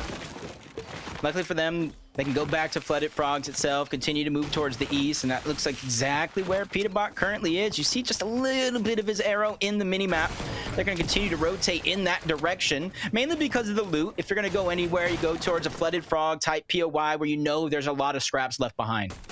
Here's the thing, though. Peterbot, Cold, and Ritual typically leave all the barrels there as well. So with Scare, Sonetto, kind of rotating through there, they're probably naturally just going to check anyways, and they're going to take all that leftover reserve that Peterbot's team typically leaves behind. So this is really bad for Peterbot. If he's going to be banking on picking up his squad and going back to the Flooded Frogs, it's probably going to be scrapped dry, honestly.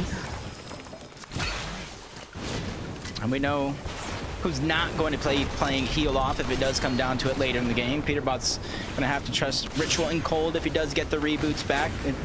It's in another one of our juggernaut teams in this one. Kanata, Bolts, Rapid, rotating all the way south from that Demon's Dojo. Got to imagine how much surge they do actually have on them because of how much space they're able to get early on. A lot of the teams around their actual position probably rotating early to the zone. But since they're so far ahead of the curve right now, every other team, they're able to kind of look back and see if there's any opportunities that present themselves. Could have been, but the team's just outside the line of sights now, so off they go. Is this a full team with Typhoons right here as well? Looks pretty sick watching them rotate on foot like that. Ooh, there it is, that trio. It's going to be first attack Kanata here. Not going to break a sweat, though.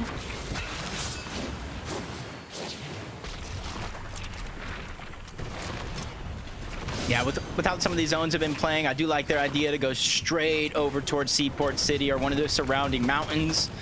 I think if last game has taught us anything, once you see a lot of water in the zone, you got to start preparing and be one of the players to kind of position yourself first. And just across, they do see Muzz on top of that mountain, something that is easy to spot out, but sometimes can be very difficult to fight against. Muzz, Reds, and Japko, though, playing this ultimate height position here. Worked once, why wouldn't it work again? Already, though. Seems like not too much traction in action here on the outside right now. Victor V, Chimps and Skittle up against Visual, Braids, and Diminish now at the Pump Power. It's a fight that looks like it's going to distance here. Not too much of a fan of this, though. We are getting laid into this kind of mid-game here. Visuals playing a bit of a side angle. Wonder what's the play right now. Oh, The they're other gone. side, though. Yeah, I think they kind of heard the footsteps and stuff as well for Victor V, Chimp, and Skittles. Just kind of play very, very slow, going back to some hidden loot that they had before when they were fishing. And I do like the decision for both of those teams. Don't take a skirmish this deep into zone, especially when it is pulling toward the south. A lot of them will get stacked up on that side as we tune back into Peterbot, where he's successfully able to get the reboot cards for his teammates, return back to Flooded Frogs, and this is exactly what you were talking about here in this game. Look at this, the reserve still left behind there. There are a couple splashes, but can they get the heals to maintain here, sustain, if you will, inside the storm? We know we saw a couple med kits there. Void Oni Mask is out, but just looking very worse for wears right now. There goes the heals, and off they go. So, all right, they've managed to kind of bounce back into this one. I mean, it wasn't pretty, but they are alive. That's all that matters, and again, it's crazy to think these are what their bad games look like. Somehow they rebound, somehow they still secure points, and they surely have done a good amount of damage, right? At least before things kind of collapse against them. So the first thing on their mind is Surge when they get in the zone. Sphinx, Cooper, Vidil, as the day has gotten on. You decide to see them progressively getting better and handling their own Storm Surge situation. Right now, they're spread out. Two of them are just right outside Mass Meadows. The other one is towards the north, but Donnie fighting on another side of the map. Cannons crossing just outside their view. They know they have a knock on to Aoxy, and they're just continuously trying to put down pressures. They don't let it go for free. Big shot by Donnie yet again, backing him down, not letting the revive come to fruition. So Aoxy's instantly going to be cleaned up. Like what I'm watching right now. Oh, Mike's tag right there, and the Pike's follow-up was good, but not good enough to take down Chance Guru here. His team goes and wraps things up here. Nicely done for Donnie. Putting another number on the map right now. Very well played. Look at that, they get to feast here. They will have to play for the pickup, but the zone bouncing back across now. We're seeing a back-to-back shattered span potentially right now.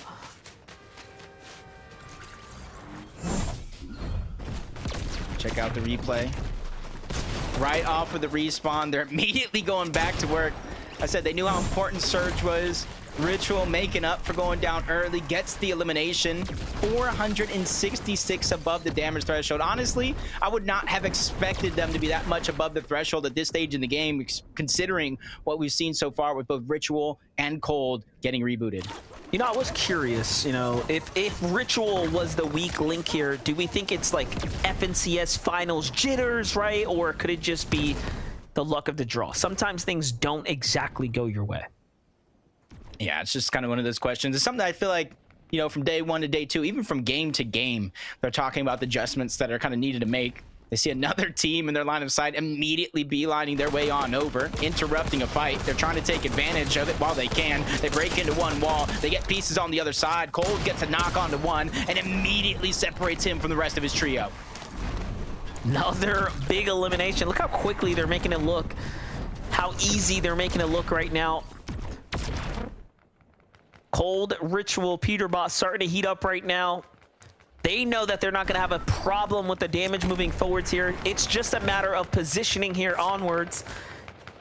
Seaport City once again in action here.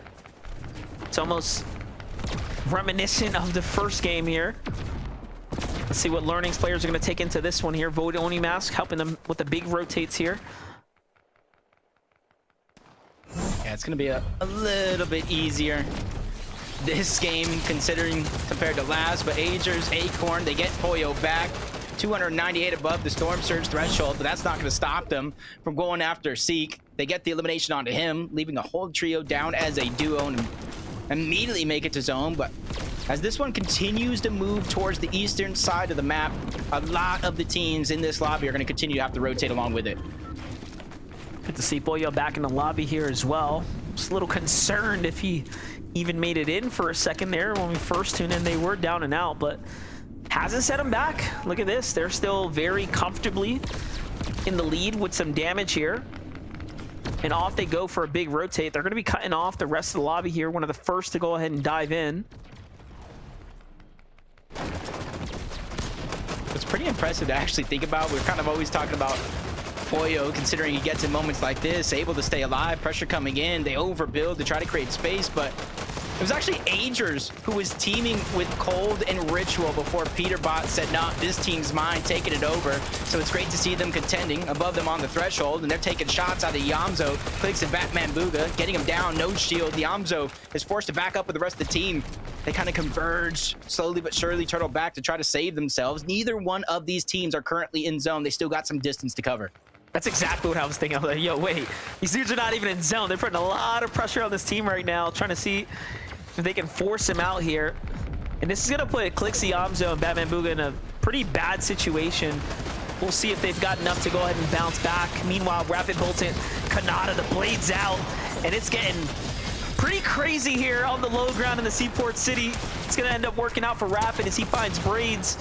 One of the combination from Visuals, of course, and a Minish here. Visuals seems to be the only one standing, but not for long, as Bolts cleans up this team here as well, and that's going to be a huge set of points for them right now. These eliminations really starting to add up. It's going to make a difference on the leaderboard as teams are starting to really approach that 200 points threshold here. Meanwhile, on the edge, Ritual, Cole, and Peterbot is the first team safe. Clixie, Yamzo, and Batman Booga, Jacob, have now got themselves situated. It has cost them a lot. Look at their mats.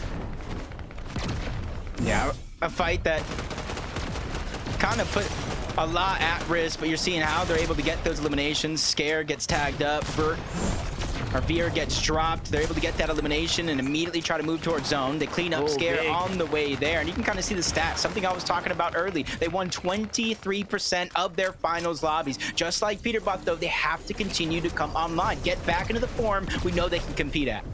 Yeah, they're still very much in this race right now. However, it's never been more difficult. Halfway through the material counts here for Clicks. Pretty tough spot to be in, already going through their chug splashes pretty early here. More Void Oni Mass rotates coming out now. No lines of sights this time, though. This is a clean rotate for them here. One more, and in they are, nice and safe. They're positioned up amongst the juggernauts here. This end game's looking pretty tough so far, but a much better, much more favorable game than the previous one. At least we have a lot of land in play still now. What is this, like 60% of the lobby, 80% of the lobby, almost 90 outside of the zone now. We continue to move south for the winter. A lot of the teams gonna have to fly through the sky to try to match it. But Poyo, Acorn, and Agers, because of their proactivity early on, they're able to kind of take it step by step by step. But Bolt's Rapid, and I would say Kanata, but he's already down, forced to kind of watch this one on the sidelines, turning into a little bit of a coach, trying to figure out what is this rotation, how they're going to make it. They're trying to look towards the zone. There's so many hills, mountains to overcome before they even make it up there and have a straight shot to the zone. We've seen many of the other teams in this situation. This is the first now. Bolts is going to be left to just duo it out with Rapid now. Cold, Ritual, and Peterbot finally situated as a full trio nearly in the end game. Can we see them actually cross that threshold? It's been so difficult for them to do. Meanwhile, it feels like Muzz, Jacko, and Rise have really figured it out. They're set up perfectly inside the new Storm right now. And look at the maps that they have in a base already situated, just fully aware and under control here. This could be another breakaway game for Jacko, Muzz, and Rise if they could just maintain positioning here now. One set of eliminations, and they're going to be taken off to the tracks here. A lot of hurt teams nearby. Still hunting. Just a lot of pressure they're putting down on the other side of the map. Rapid's now by himself. Bolts gets lost in the mix. At least he's able to look back and see G-Money. He knows 700 above the damage threshold, but that can change in the blink of an eye as he tries to scout out where he's going to position himself. You see the northeast part of that zone stacked as can be, and that's why he's going to board orb his way over the top to where he's trying to be as safe as possible for now. Worry about where it pulls later. Back on over to Clix, Yamzo, Batman, Booga right now. Not even a quarter material in the reserves here. Very tough spot. This is a team that needs a refresher here. They're seemingly very desperate. Vidil, Sphinx, and Cooper are going to be the first to get grabbed here. Almost caught in the cone right there. The pre-edit was ready. Clix, though, works his way back. Cooper stands up to the test of defense there. And now they're trying to change their focus. Can they look somewhere else? Little do they know. There's one below him. It's a whole team there. Beautiful tag right there. And all of a sudden, they full commit in. Very nicely done for them. And hey, they get some heals to go for the road here. It's not much, but still the placements and the points that they earn for the elimination is going to be welcomed here. Look at that. That's a little bit of a refresh there. Booga and Aviv, a duo, looking up at high ground. Nothing big comes out of it, but the fact that they're trying here shows that they want this dub here. And I would say through the qualification to get here, Booga's been playing phenomenal. I know there was a big question mark about his dedication. Oh, yeah. New year, new him. He's back at it. He gets tagged up, trying to make his way in towards zone. He's hold his position. Probably wait for Aviv to back him up because they're the only two left alive on that trio, especially without threats. It's a lot of firepower that they're missing. Trying to get up the side of the mountain. Clix, Batman, Booga, and Yamzo doing the same thing, and that's the team that Booga and Aviv have to watch out for. They're peeking through the cones. This is vital information before they wait the 8 seconds for the next zone to reveal itself. Cold Ritual and Peterbot. No surprise to see them looking very soundly here on the low ground. We thought they would have been a high ground team every single game, but we found them more times than not down in the low ground here. And it just feels like Muzz, Japco, and Rise have found a huge boost of confidence as they are the team positioned for height once again here now. So the story really starting to shake up here. Meanwhile, Boyo, Acorn, and Aegis find Booga. We were just accrediting how good he's been playing, but Boyo is a dog, and he is still hunting here now. And this is a great performance for them right now. 7 eliminations already, starting to break away from the pack here. Really keeping things interesting, keeping Muzz, Rise, and Japco on their toes, if you will, right now. And although they have height, they don't have any Elin, so it's about dead even, if you ask me. Yeah, and a little bit of feeling of deja vu from that last game where they were able to get high ground and really not be tested from zone to zone. 744 above the damage threshold. Right now, their only go is to pressure all the teams down below. Peterbot, Ritual, Cold. They box to box against Vidil, Cooper, and Sphinx, who have smartly changed layers. They get on out. They don't want to be caught in the madness that is down below. Peterbot, Ritual, Cold, but they're continuously being on the hunt. But in comes a surprise. That's Rapid, the solo. He gets taken down, sent back to the lobby. Clix, Batman, Booga, now at 7 eliminations. No material, though. This is very important. The fishing rod comes out just to pull in what they can here. An act of desperation, but hey, they are still alive here and earning ever so slightly some placement points, but they got to get to this next refresh ASAP. Oh, look at this. They find a team inside the zone. It's Violet, it's edgy, but they can't sit around and wait. They have to keep moving here. Just waiting for the zone to open up on that left side. Cooper, Vidil, Sphinx, they're not waiting. They're just going to the front side of zone, claiming all that space for themselves. Trying to be very, very proactive, and that opens up opportunities. Oliver OG is going to be positioned right above, but they got to watch out for the trio. They're going for the pre-edit. Cooper's trying to break his way in. Good shots on to 20. He's going to go down. They're immediately trying to bulldoze their win, grab that elimination, grab the resources without getting too greedy. Not too bad now. This is going to give them a little bit more gas in the tank here. Meanwhile, Clix finally goes down, but Batman Booga with a great change. Finally, though, they get edgy and a little bit more mats. Another inch taken. Can they turn it into a mile now? It's just up to Batman Booga and Yamzo. Yamzo, of course, the voice of this trio right now. Batman Booga, the firepower. It doesn't get much better than this. Top 10 now. They were very much in the game. High ground has no problems. Just keep eyes and tabs on Rise, Muzz, and Japco. Although they have a single elimination, they're just pressuring the rest of the lobby. The big points, though, are in the hands of Cold, Ritual, and Peterbot. They are flying up the standings right now, and it's still active down here. Meanwhile, Cold falls, though. It's all up to Peterbot. Once again, he's the last man standing.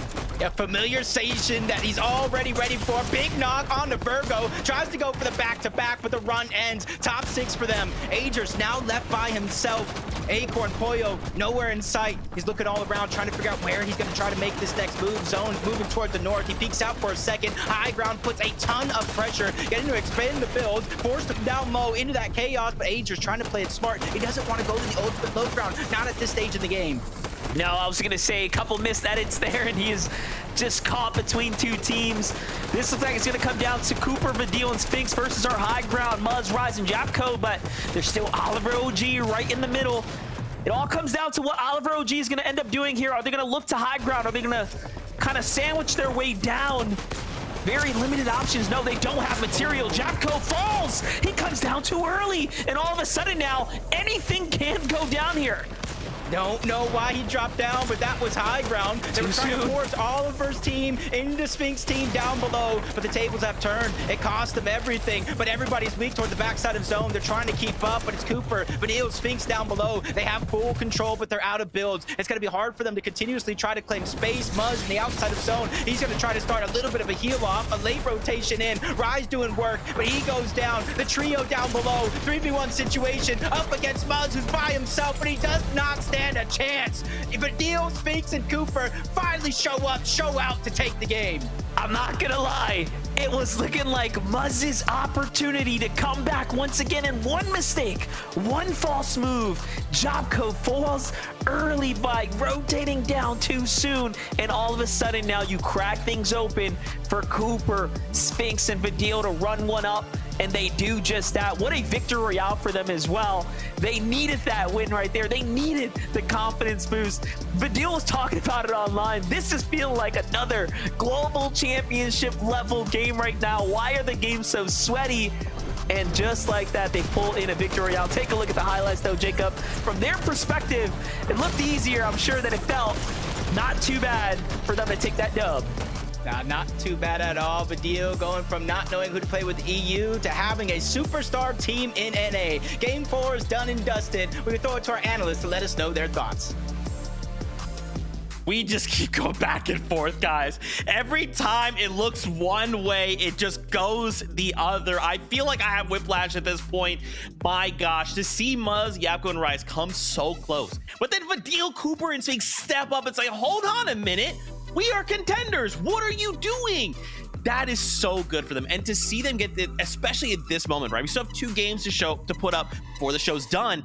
This is momentum, right? If they just carry this, they continue this ball rolling, we could see big numbers by the end of these next 2 games.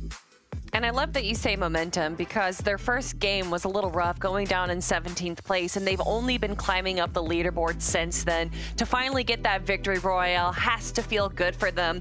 And to think that if Clix's trio, who was sitting beneath Vidil's trio, went for the edit, and then they were able to get that Conan real quick and survive, that could have spelled disaster and the end of their run for game 4. But of course, as Vivid talked about at the start of the show, when they are on the low ground, when they are controlling the front of zone, it all goes their way.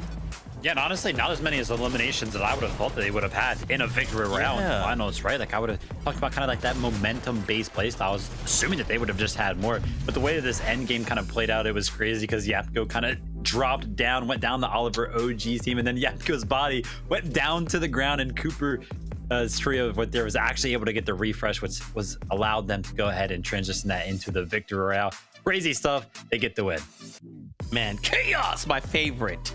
Now, with that being said, 2 games left to go before we call day 1 done. For now, we go to a break. When we return, we'll break down the standings and what we've been seeing after this short break. So stay tuned. See you in just a minute.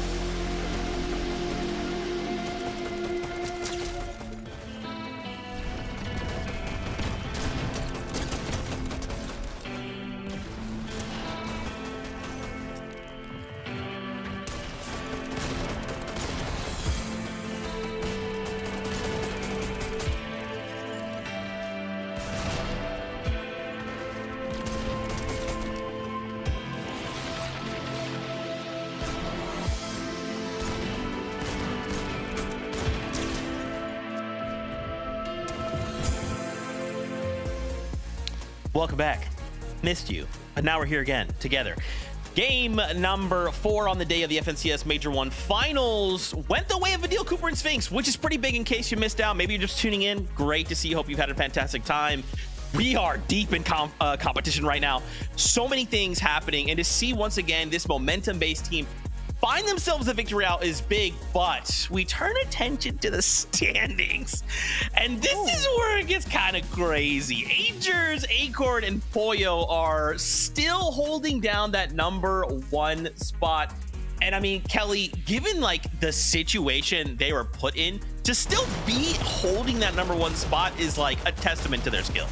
I just don't understand probability-wise how Agers keeps being the only one alive at every single end game here. We had another solo clutch from him. It was a duo clutch for a long time between Acorn and Agers, but eventually it did go back just to him. And to be able to hold on for so long and still get a few eliminations, I mean, everyone has said it. Agers is an incredible fragger, and to see him still being able to just run through these mid and low grounds is so impressive. I mean, this trio is just doing so well right now, especially in the eliminations category. That's their 3rd double-digit elimination game. They ended that one with 10 right there, which is pretty much the only way that they're kind of holding on to that lead right there. Because I was 100% pretty much convinced that Muzz, Yapko, and Rise were going to be in first place after they just got second right there. But yeah, Agers of them holding on to first place. That's so great. I mean, yeah, just disgusting stats, you know. And you kind of bring up Muzz, Yapko, and Rise. You know, they get that last game 2nd place, but it's only 4 elims. And you know what's crazy is you said this right before we went to break, Vivid. There's kind of times where you'd kind of expect there to just be more eliminations on the board, and there's not. And when you look up and you're like, wait, these guys had height. They didn't have the elims, so maybe what went wrong for them that I expected to look and be like, yeah, 12 elims, I don't even 13 elims, but to end on only 4? Yeah, I'm not sure, honestly. Actually, I don't even know how they're pulling it off, right? Because as we saw right there, I think it was like 10th or 11th zone. So, you know, a couple zones into the movings, it's 0 elims. Like, that's so unheard of in these games. That's very, very kind of hard to pull off. I mean, obviously the zones are kind of pulling to that southeast side of the map, right? Kind of favoring them a little bit, because we just saw this, you know, back-to-back games going over towards the span. They clearly have these type of games figured out, and it's working very, very well for them. It's a little too good, almost, you know what I mean? I mean, 0 eliminations, when these elims are worth so much and they're not really getting that many, that's kind of where they're hurting right now. As you can see, True. Again, they're a little bit behind in that category, but I mean, still 2nd place, doing very, very well. Well, we saw from Muzz around Zone 3 building that crazy tower again at Shattered Span, and he was able to get those tags, no eliminations, but they were really just worried about Storm Surge there. Zone did pull away from Shattered Span, so they weren't able to kind of take advantage of like what we saw from the previous game. And then from in-game there, I don't know if you noticed, but at some point Muzz just didn't have any more ammo. So that might have been the reason. Maybe they were conserving a little bit. Maybe they were prioritizing just controlling high ground rather than trying to get those eliminations onto the low and mid ground. And unfortunately, we did see Yapko go down, so although I don't necessarily think it was a shambles situation, I think with the loot that they had, they played that as best as they could. Now, speaking of shambles, we don't have a long time, but Peterbot, what the heck happened that last game, right?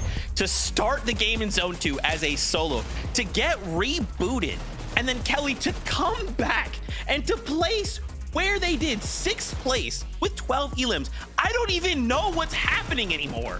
I don't either, and it wasn't even like it wasn't until the end game that we saw them recover. No, by Zone 5 they got 3 eliminations and were 900 damage above Storm. The ability that they are able to recover is so incredible. Taking the low ground once again, not too much of a surprise. They had just crazy loot, decent heals, but of course it did eventually get a little rough for them, and they did go down, I believe, in 6th place right here. Yeah, I mean, they just keep getting their early games messed up, right? Nothing's really going according to plan in that early game. They got to switch something up there. So it's kind of like when that happens, the rest of the game's like, heck it, we ball, right? And it's just worked out the best that game right there for them. So they're still hanging on 3rd place. I don't know how. They have not had that good game we were waiting to see, and they're still 3rd place. That is bad news for everybody. Now, with that being said, I want to talk more, but we have to get back into the action. The players are ready, so find your seat on the bus. Let's do this. Thank you, Zeke. That's right. I'm ready for the action here. Had to make sure I unmuted after that last game. Things got a little bit exciting. The leaderboards, though, Jacob, are getting closer and closer now. Well, I mean, for the top half, it is getting closer, but you can see that point gap start to spread as you move down that leaderboard. That puts a huge importance of these last 2 games of the day, because where you stand on this leaderboard, there's no more point multiplier. It means everything, and Game 5 is ready, and they're ready to be put to the test. And Jacob, it is very interesting, right? Some teams perform better in the types of lobbies, or the format, we should say, where the 1.5x comes into place. That day 2, that comeback competition opportunity is real. But with this type of style, with this type of format now, it really is going to come down to a big outlier games, right? Can you pop off more often than not? And there's a couple teams that can, and we're seeing that happen on the standings now, as a few teams have already broken into that 10+ elimination threshold in multiple games now.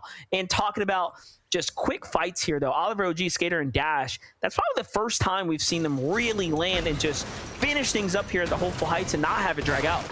Yeah, I think it's kind of like telling from what we've seen in game 1 to this. They're realizing we can't split it anymore. There's not enough loot to go around. You add in the fact for Storm Surge, they're starting to realize these last 2 games with everything on the line, you almost got to fight for everything. But Sandman's down. Degen gets tagged up. 19 HP, barely making it in the window where you can use the med kit. But on the other side, they're facing Joji. They're left by themselves as well with Aaron going down. Like what we're watching right here at the brutal box fights, though. It's been back and forth for Havoc, Degen, and Sandman. I mean, they've kind of taken the lead. You can see the points still keeping them relatively in top 10 reach for Joji, Aaron, and Nerface. A little bit tougher for them. And even now, shots training back as they skate away there. It's probably the worst we've seen for Degen and Havoc, but they still managed to see another day. Meanwhile, talk about tough off spawns, Scarecinetto and Veer have had their work cut out for them here. Yeah, just looking at this one, 3 eliminations for Scare, 2 of its teammates down, looking like he's going to be the hero of this early game. Valuable Storm Surge. We know that is basically currency to be able to get around the lobby for free. As we tune in, Flooded Frogs, Peterbot, Cold, and Ritual. Not the day anybody has expected to see so far with the performances, but Peterbot really keeping his entire trio in this game after game after game. It's honestly, I feel like, going to be a scary sight when they finally all come online as a full trio. Let's see if they can do it. There is yet to be a game where Peterbot, Cold, and Ritual smash the early game and really put themselves in a great position for the end game, right? Game 1 was high surge thresholds across the board, followed by game 2, and then we of course seen how game 3 and 4 have now played out. A couple early game eliminations, really setting them back round after round, but Acorn, Agers, and Boyo have not necessarily had that problem here. They seem to have a much different story unfolding for them. They're barely holding on to first place, though. 3-point spread here between themselves, Muzz, Japco, and Rise. So very close competition up at the top. You see nobody over towards the Bird. That's usually where Pikes, Jojo Fishy, Oxy, Taram, Rekko, and Dummy land. So nowhere for Poyo to get Storm Surge early on. Zone. Not really too far away for Rise, Yapko, and Muzz, so they're going to be able to take their time very, very early on towards Shattered Span before they start to make their rotation on over. Regardless of their mobility, there's multiple launch pads that they can use to try to close the distance very, very quickly. Grab one of those mountains just north of Seaport City if they want. They have all the choices, and only 3 points down from first place. I feel like they got to make sure they make the end of the day count. Yeah, this is it. Muzz could be working his way slowly but surely towards the 4X. Can he do it and take a Rise? And Japco along for the ride. Clicks, Batman, Boog, and Iamso are still very much in the conversation as well for the team that's on its way. What do we think about their performance overall? We haven't really seen anything super outstanding, right? Nothing extremely pop off. However, they've been slow and steady. Yeah, my only real question for them coming into this tournament is their ability to consistently get Storm Surge. But I think it's kind of the same around the entirety of the lobby. It's not as easy as anybody would have hoped. Kind of puts teams like JoJ, Oxy, and Pikes in this situation. Talked about them kind of contesting over towards the bird. They're moving further and further west. They don't want to be one of those teams that's just in somebody else's path, kind of getting farmed for damage. They're trying to create their own story here. Liam, Nut, and Fredbot, first time finalists as well, really trying to come back, have a great day performance to close it out. Repeat it there for day 2. Liam's moving up layer by layer, trying to go on the offensive. JoJo's down below. He gets separated. The full trio pounce onto him as a solo. Quick and easy work, taking him apart from his team. Hey, let's not forget, Liam, Nut, and Fredbot is the same trio that took down Peterbot, right? True. Cold there in the last game, really setting themselves up, or setting them up for a pretty tough spot. And this is where they shine best, this is where they perform best. Third party, though, puts a couple shots, and meanwhile, Kanata, Rapid, and Bolts here have their work cut out for them right now as well. This is a storm fight outside the Demon's Dojo, the first that we've seen them really lag behind this far back. This is up against Victor V, Chimp, and Skittles, so they've kind of changed up their rotation as well, veering out towards the mountains as opposed to going straight for the beeline to zone. Yeah, I just see some empty slots on them. I can see them kind of returning back towards the north. Converge on a location to try to get some extra loot. Kanata, Rapid, Bolts. It's not a situation they want to be in. So far in the zone with it pulling in, so they're quickly just going to try to get some damage, move on out. Should jump on board Sphinx. Kind of the IGL, leader of the trio of Cooper and Vidil. He's the one that kind of separates himself from the rest of the team, so that way they can cover more ground, so they can get Storm Surge. And it's something that I think has been working well for them. Not necessarily super impressive where they have the most numbers in the lobby, but they're doing just enough to stay ahead of every single zone in terms of the numbers.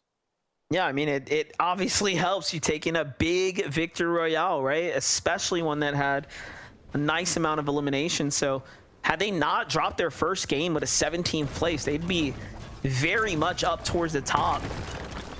Just shows you one game can really shake things up, even this late. On to day number 1 here.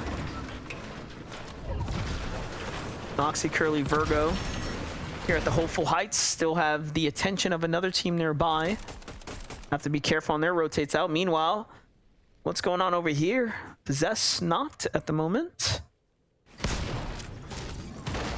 They get an elimination. Almost thought I saw maybe Chimp was somebody that he took down. Yeah, I think Chimp Skittles trio. Full trio, 3 eliminations, 67 points.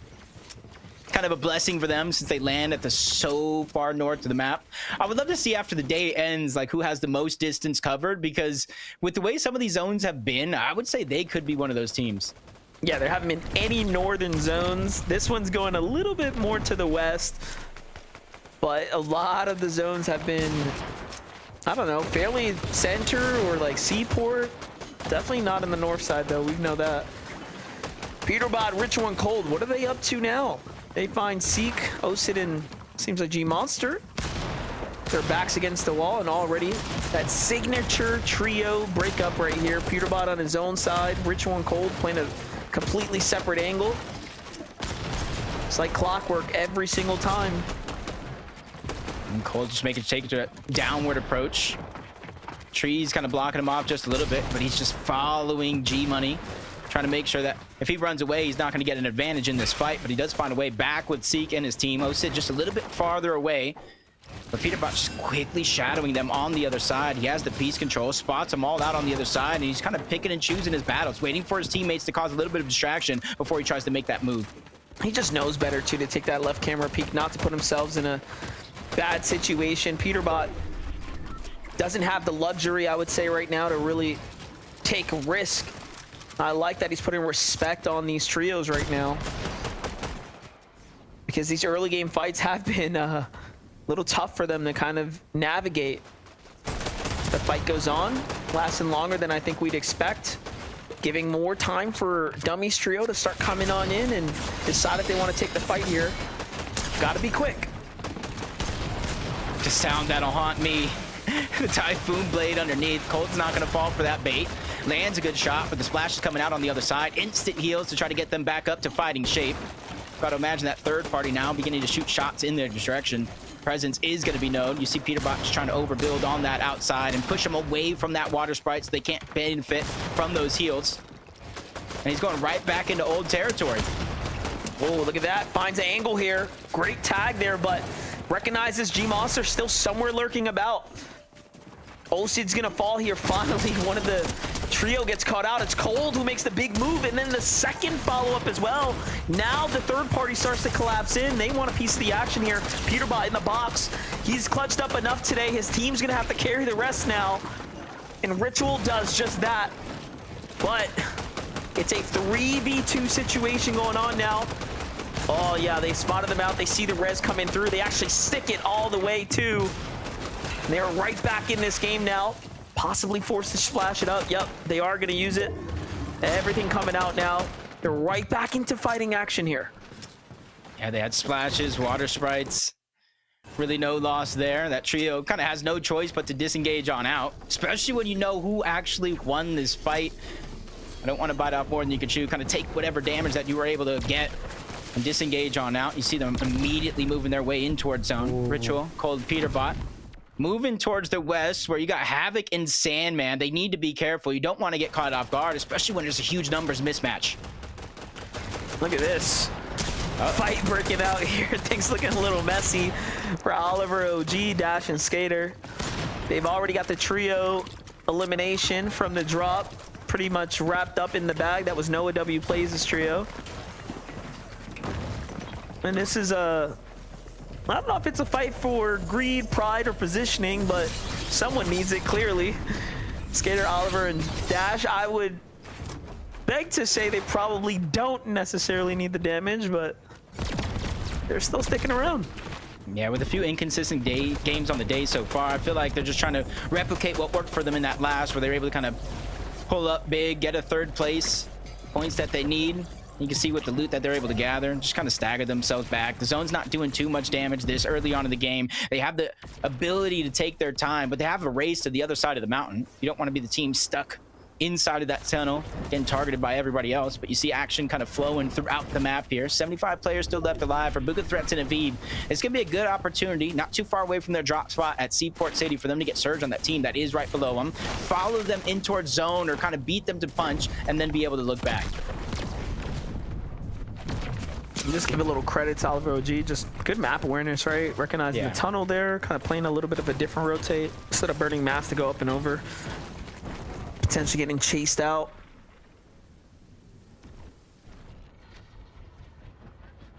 The island's starting to populate here, Jacob. We got Boyo, Aders, and Acorn, the first to the punch. But Clixie, Amzo, and Batman Booga might have their say here as well. Yep. Does look like they're already throwing their orbs up there. They might be one of the first teams, but they got to make sure that they throw their orbs right, because exactly this will happen. A little bit too short, you end up gliding, beamed on your way up, or just falling down altogether. Batman Booga not really able to follow up on that damage, but Ager's slow to rotate on over as well. But unfortunately enough, a full trio and a couple other teams in the lobby not able to get the knock that they need. So Foyo, Agers, and Acor will make it to the top of the mountain, but it's going to be short-lived. It looks like the boss, Shogun X, entered the frame to get a knock. Interesting turn of events there. But I'm curious, are they going to commit to this at this point? Oh my gosh, Shogun X is here to play. More damage coming in.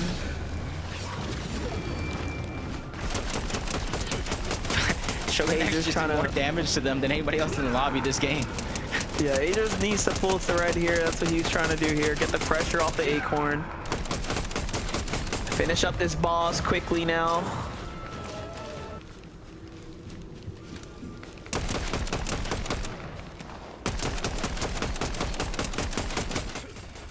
Interesting to see, like, Clicks, Batman, Booga, and Yamza really not move too far away, right below them on the mountain.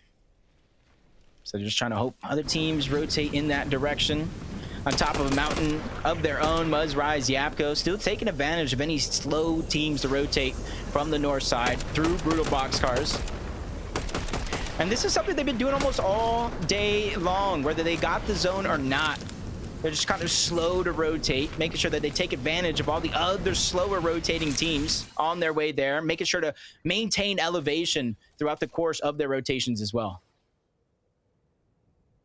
See if they can do that into the end game, though. We have yet to see a team really challenge for height, which is very interesting. You would think in finals we'd see one of those crazy all-out breakout battles for high ground. However, these first 4 games we've watched, one team's gone up there, never looked back, pretty much. That's how it's been so far.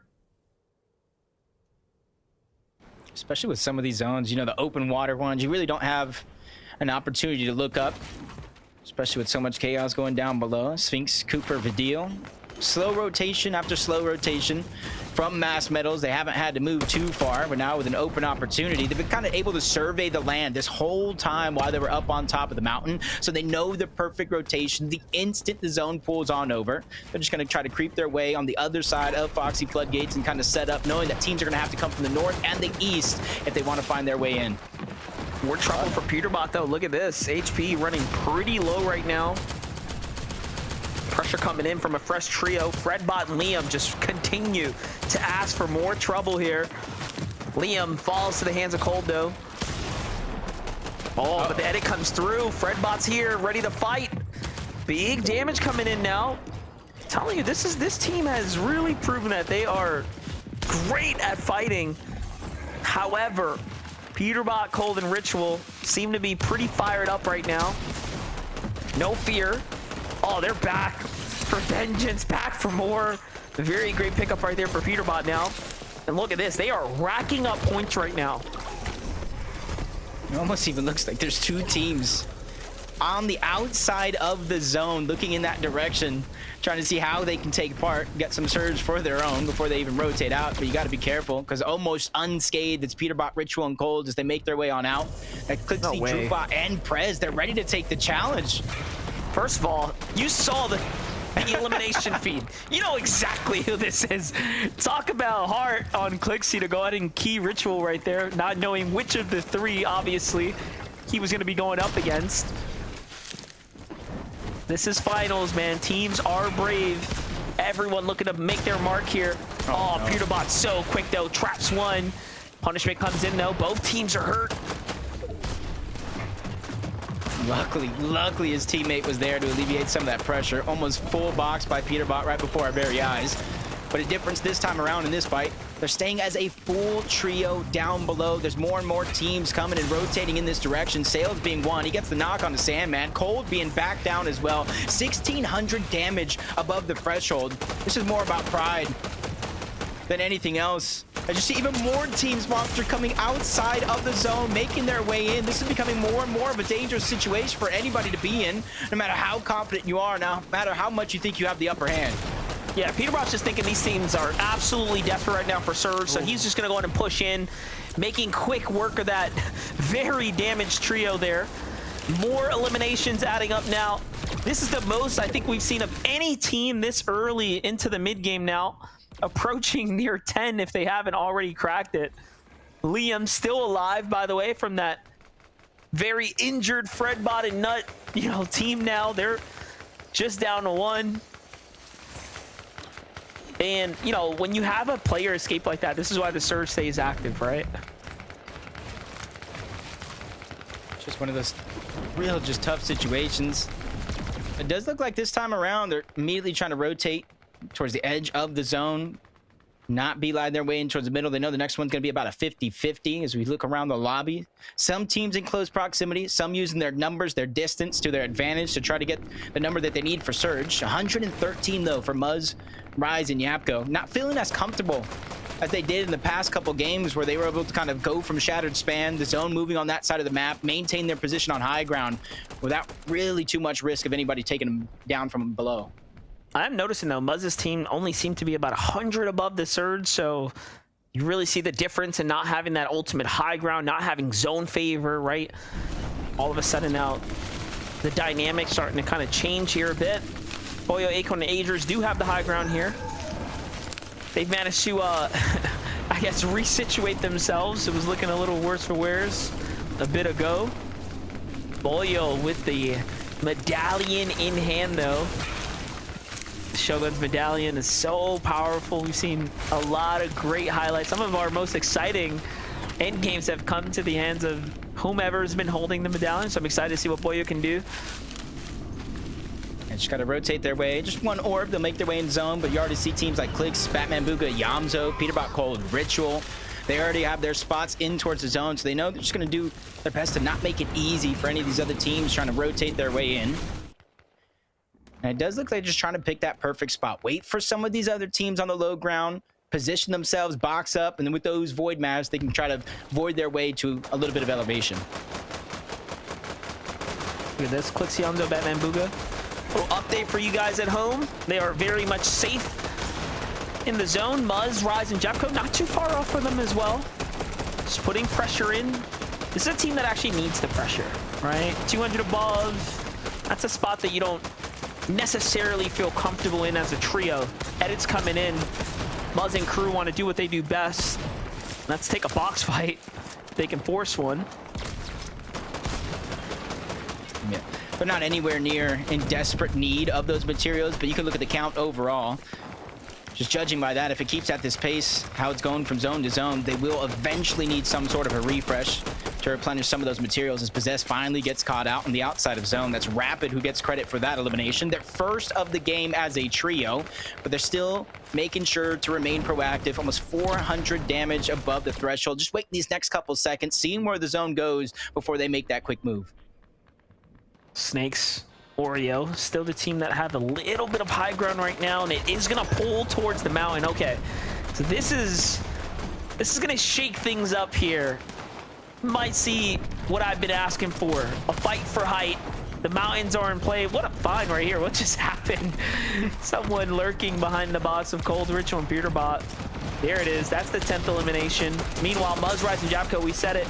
They weren't comfortable where they were standing before. In they go. Muzz is down. Can they save them? They should be able to, but that wall is open. They have to get in. Oh my gosh. Luckily, the teams that start to look in focus a little late, but no.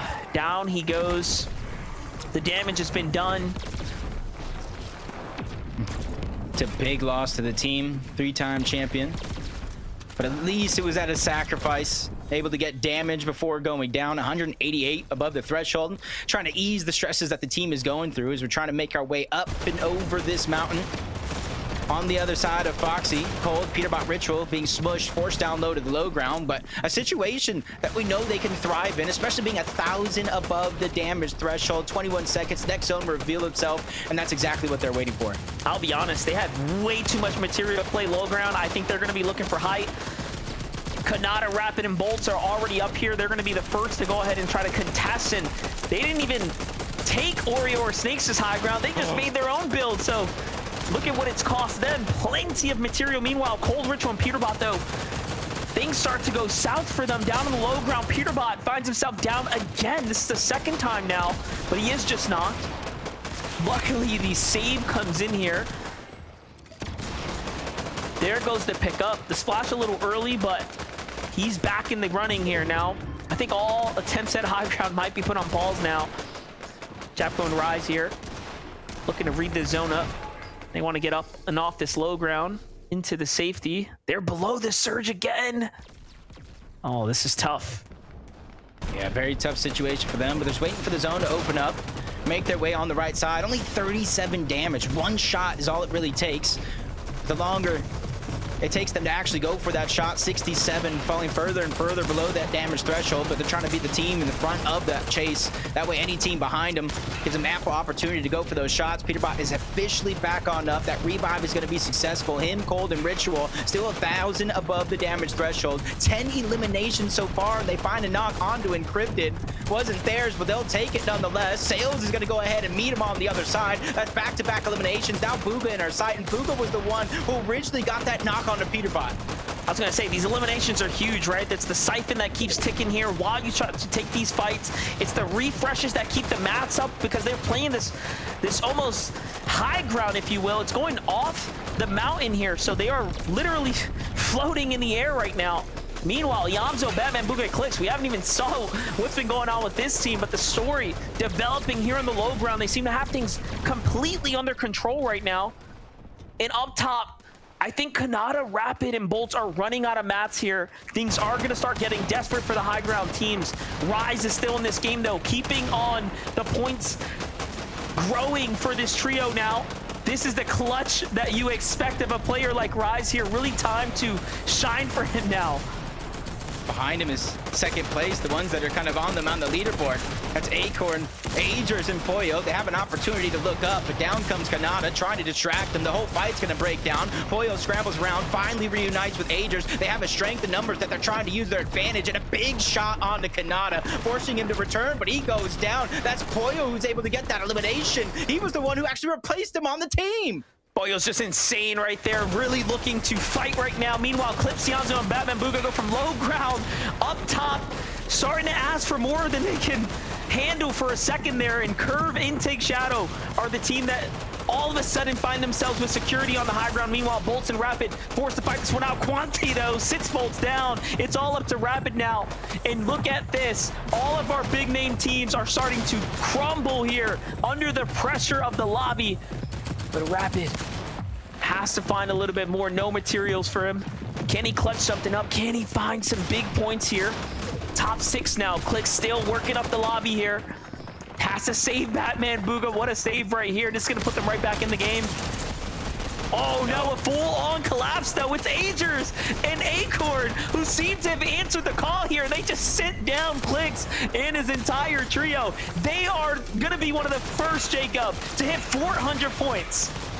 They just continuously steamrolling. Very few healthy teams. One of them's going to be round below, and it's Cold and them facing off. That's a whole nother trio trying to enter into the mix. Down goes Cold. Peterbot soon to follow. Ritual's by himself, and he meets that same fate. Vidil, Cooper, and Sphinx, a team we looked at to take them on, just did that.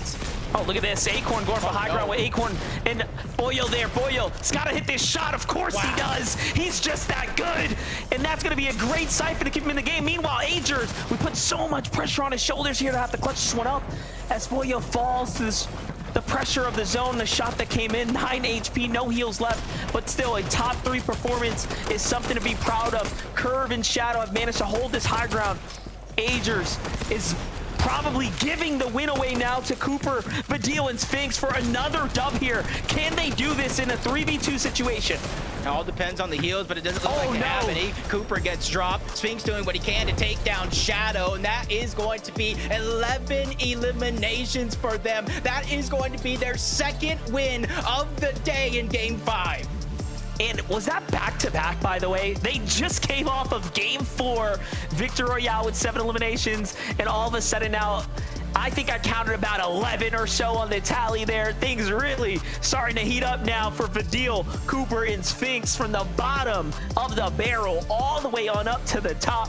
They are continuing to improve game after game. That was just game number 5, though, and talk about a fun mix-up for them there. And, you know, it really didn't look like it was going to go their way. Like, this fight right here was so scrappy, right? Anything could have happened. Yeah, and there was Sphinx. He was going to be the first one going up, distracted, dealt a lot of damage, forcing Shadow into that spot where they were able to easily pick up that victory royale. The first team on the day to win 2 games. And what do you guys think of that, Zeke, Kelly, and Vivid? I got a case of the vapors. This is correct. The back-to-back, Vidil, look right here. Vidil. The back-to-back. What in the world? What is NA doing today? Kelly, I thought EU was crazy, and Vidil, Cooper, and Sphinx said, hold on. We're the best region, Zeke. Let's get a little back-to-back action. What in the world? 11 elims as well. These guys are climbing the standings. This is gonna come down. We still have 6 more games tomorrow, Kelly. I don't know. I'm gonna faint. I'm about to pass out. Okay, well, while you pass out, we'll talk about this incredible run that we got to see from Vidil, Cooper, and Sphinx. What a I mean, they had a slow start, right? But when you have back-to-back victory royales, it doesn't matter how you start the day. It matters how you end it. And they did such an incredible job on the low ground. And really, it was so much chaos, Vivid, happening between the low and mid ground. We saw so many teams jumping for height, trying to steal it away, getting punished for it. And instead, Cooper, Vidil, Sphinx, they stay low. They're able to clean up everyone else. And that's why they were able to claim that VR. Yeah, it's actually pretty similar to the last game they just won as well, game number 4, right? It's just like kind of like a 3v3v3, one team in the middle, one team on the high ground right there. Of course, it was a little different this game because we lost some of the trios up top, but just seems like they have so much control over both the teams that are above them, applying the pressure at the right time, kind of making them fight above them before they actually get involved. Just super, super well played. They have that timing down so well because they've been playing that low ground all season. Just disgusting. We are watching peak Fortnite right now, and we do want to continue the conversation because there's only a single game left to go. But first, I know, a break. When we return, we'll put this on, we'll wrap this in a big bow because we have one game left to go before we close out day number 1. So don't you go anywhere. We'll be right back.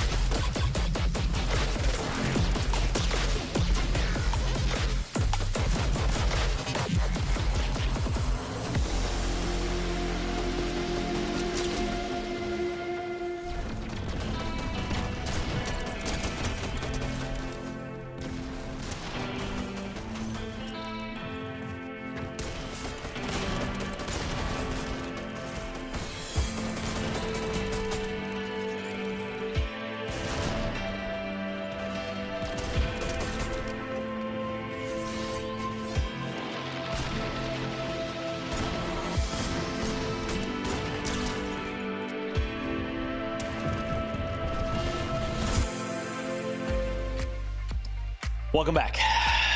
One game left to go. We call day 1 done.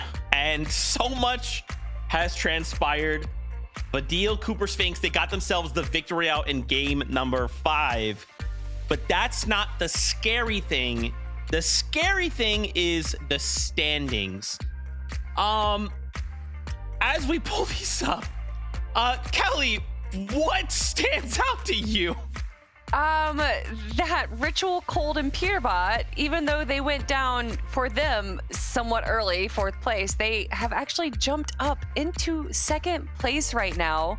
They have yet to get a top 3, and yet they have 46 eliminations. They are just a stone's throw away from Agers, Acorn, and Poyo. I mean, yeah, it's pretty much been the chase for this trio, right? I mean, they were behind after game number 3, they were behind 70 points. And then after game number 4, they're behind 60 points. And now after game number 5, 40 points. They continue to close the gap time and time again. And honestly, this game was wild. I went ahead and looked at the stats, and this is actually a trio with the most storm damage taken. Like, they were just chilling in the storm. They feel very, very comfortable fighting out there, and for some reason they would just kept fighting teams throughout the entirety of the early and the middle game. Even, you know, some reses happened to come in between. Just crazy stuff. To have that game start with Peterbot getting knocked by G Money, and then they're able to get the revive, they somehow convert that into being 1,700 damage above Storm.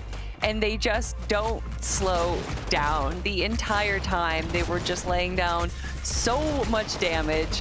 Putting the Mythic AR in Peterbot's hands should be criminal. But Cold Ritual and Peterbot, you know that they want that win. They are elimination heavy. We know that eliminations are worth more in the Major 1 finals. So that's why we see that although they don't even have a top 3 performance, they're still able to be at the top of our leaderboard. But they want the VR.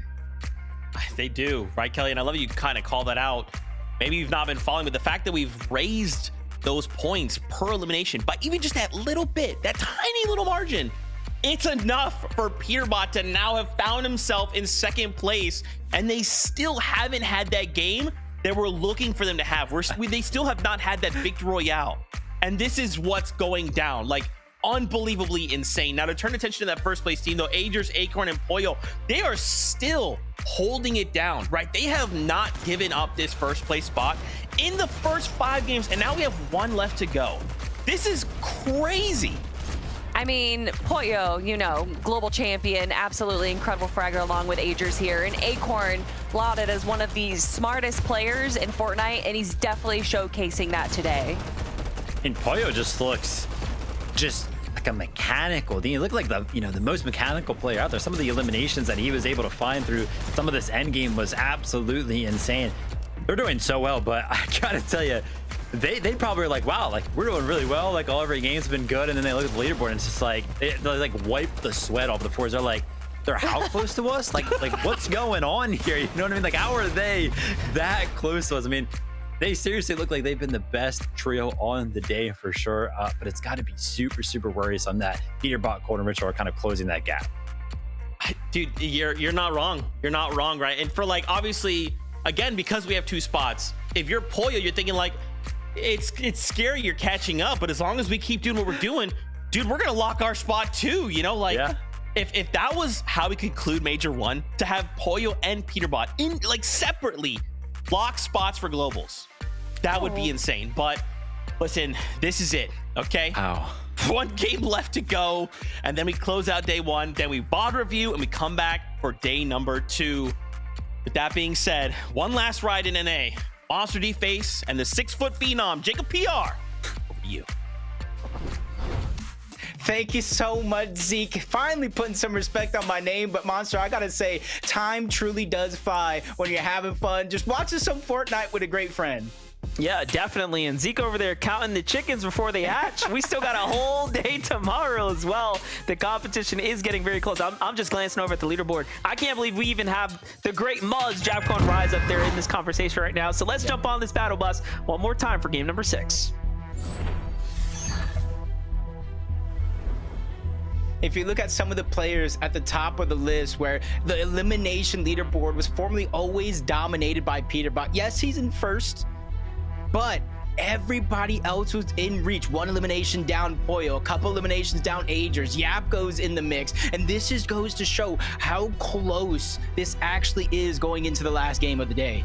Yeah, definitely is. And we have been harping on the fact that Peterbot had all those air quote bad games. We're starting to see the good games come out. The 13 eliminations, the 12 eliminations, the high placing points. And it could just be that they figured out the secret sauce. Beat those teams in the early game around them, farm up those big eliminations and those points, and then take your time through the end game.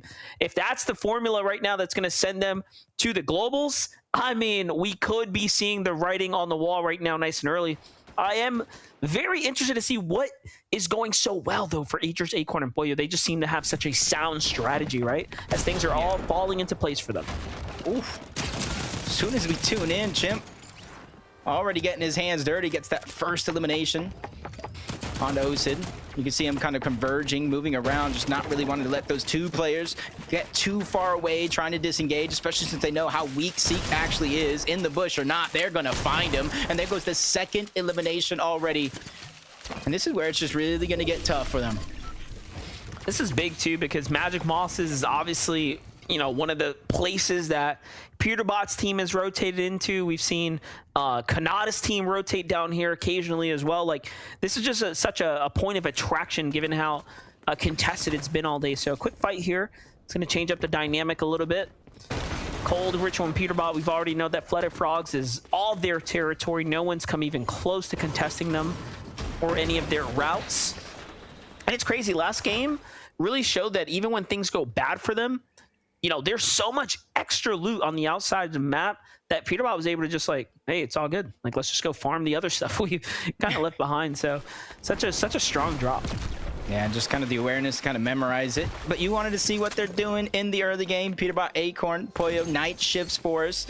And you can see that they're the only trio who have all won FNCS before. Just going to show that they have the experience. And it's through different metas as well. And I think that's what they're kind of using. You have one of the best IGLs in the game, two of the best surrounding players as well in Aegis and Pollo. And then they have a chip on their shoulder. I was talking about it during the break. Peterbot has went through every single one of these team members, taking Aegis' spot on that Cold and Ritual roster. Acorn getting his teammates stolen away in Cold and getting dropped by Peterbot to go to that team. And then Pollo, you know the story, from global champions to now on a whole nother team. This is more than just a good game for them. I feel like this is a story in its own right, building up with them in first place.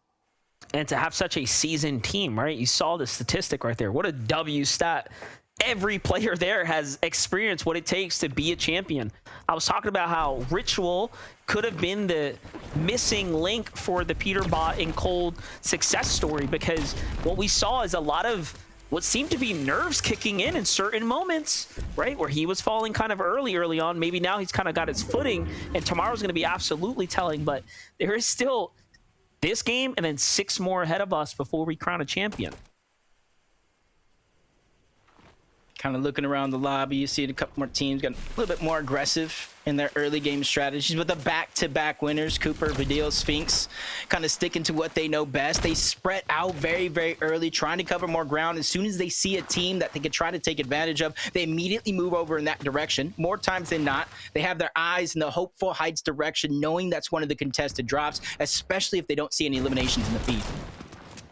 I know Elam's down, but hold up.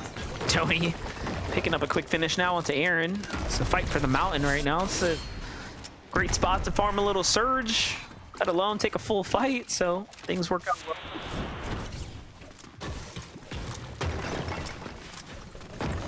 Better late than never to know, even though the gap for first place is just continuing to grow for a lot of these other teams. There's a whole day tomorrow. And then you got into the fact the prize money that moves down each and every one of those placements that a lot of these guys are trying to hunt for, the good practice, and those 2 spots to the championship. Just on the move right now. Clicks, Batman, Booga, and Yamzo. 5th place right now. Top 5 team. We all knew it. We all expected it. This is my team that was my favorite, honestly, to take the competition, but man, oh man, the zones have played a factor. That game 1 could have gone any way, right? Like, every round has really had its own unique story to tell. And still, they are very much in the race right now. We saw Vidil, Sphinx, and Cooper bounce back with a 70-plus point game. That can happen to anyone who picks up a nice victory out. Look at the collapse right now, though. On to Clixie here. Clicks the first to initiate. Yamzo to follow up here from the side now. And it is not looking good for him, but the teammates are starting to come in. Batman Booga cuts them off. And this is just a high-level fight looking to go down right now. Yeah, immediately the team wasted no time just trying to converge back onto Clixie's location. And this is where they kind of spread up, take the different angles, try to funnel them into their position. You got Yamzo taking the tops, Batman Booga taking an additional angle, and just Clicks mowing down Clixie. No shields left, forced to back up. Yamzo takes a shot. He's forced to reposition as well. Reassess the situation overall. They got to be careful because, you know, at any moment, Peterbot, Cold, and Ritual, not too far away, north of Flooded Frogs, can roll in and try to third party this. I like how Yamzo thought about drinking the mini for 6 shield, and he's like, nah, not worth it. Let's just get out. Let's just get out. We could splash as a team. We could fish up some shield fish. There's so many better ways, I guess, they could utilize their resources. Meanwhile, the real Booga, Threats and Aviv have made their way to that mountain where Tony and company were, and it seems like Aviv's gonna find himself a nice little pickup right here. And they are just deleting that poor team. Nurface sent back to the lobby. His tournament run for the evening is over.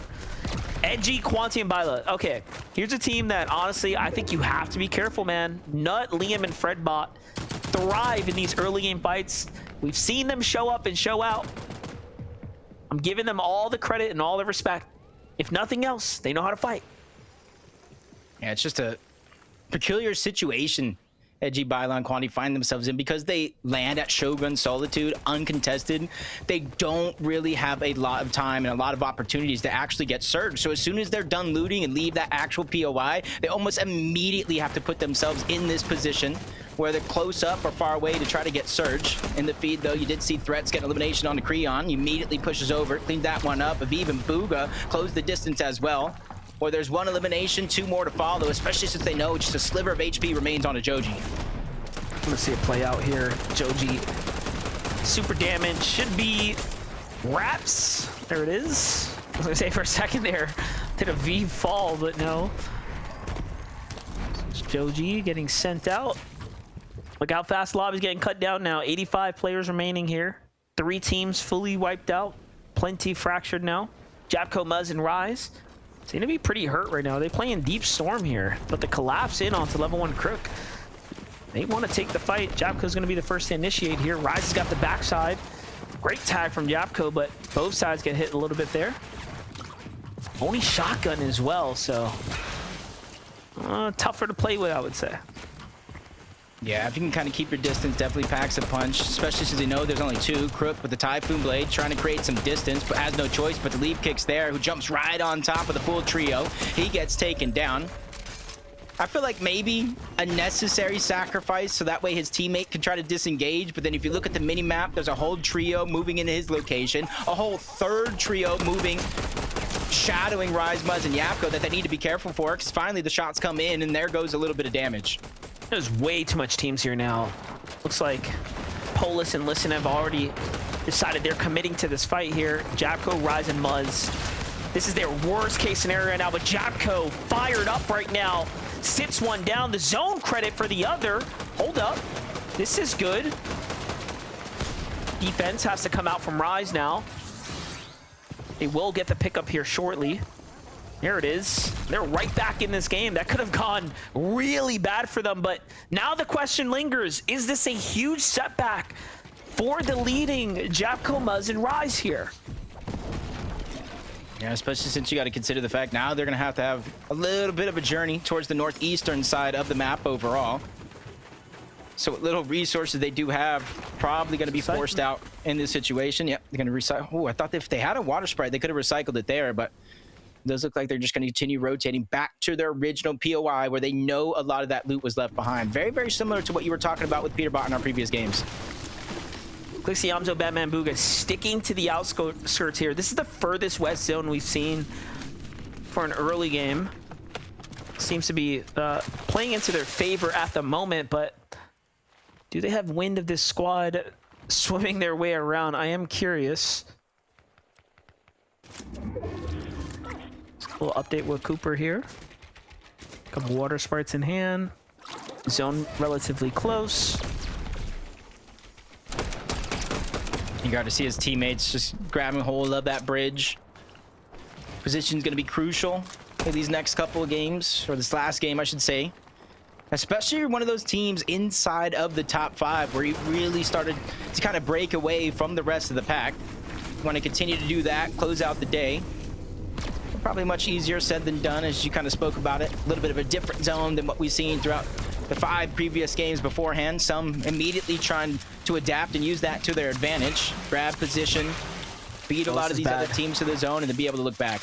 Really bad right now. Clicks, Yamzo, Batman Booga have a team right above them and one trailing from inside the storm here.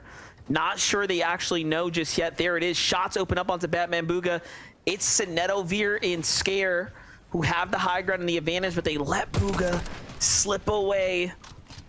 Batman Booga's going to be happy about that one. That could have gone really downhill for them. Yeah, they're going to have to rotate too. You saw they weren't necessarily in zone, but knowing that full trio took the north part altogether, they're either going to try to parallel them or wait a couple of seconds here for it to kind of close, see where the next zone goes. And this is their opportunity. Now that that team kind of giving away their position by trying to take a chance on getting shots on the Batman Booga, they're able to kind of hunt back, but you see a whole nother trio that rotated through the dead side. There's one to potentially cut off Clicks, Batman Booga, and Yamzo on that rotation. I think that was Quanti's team that we had saw. They seem to be favoring the water side, but Victor V, Skittles, and Chimp right now taking on Curly, Nox, and Virgo. I saw some people thinking that Curly and Victor V look related. Well, there you go. You get the standoff now if you've been looking forward to the fight.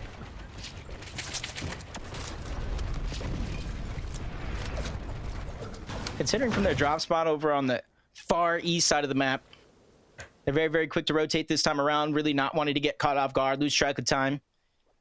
Because you know as well as I do, when the zone pulls this far, those edges of the zone become so stacked. It's just a risk in its own right to rotate in that direction. We talked about it going towards the north. Peterbot, Cold, and Ritual taking a whole different approach to the 6th and final game, where we would see them typically fighting for Surge. They're just content setting up a Surge tower and getting shots just like that.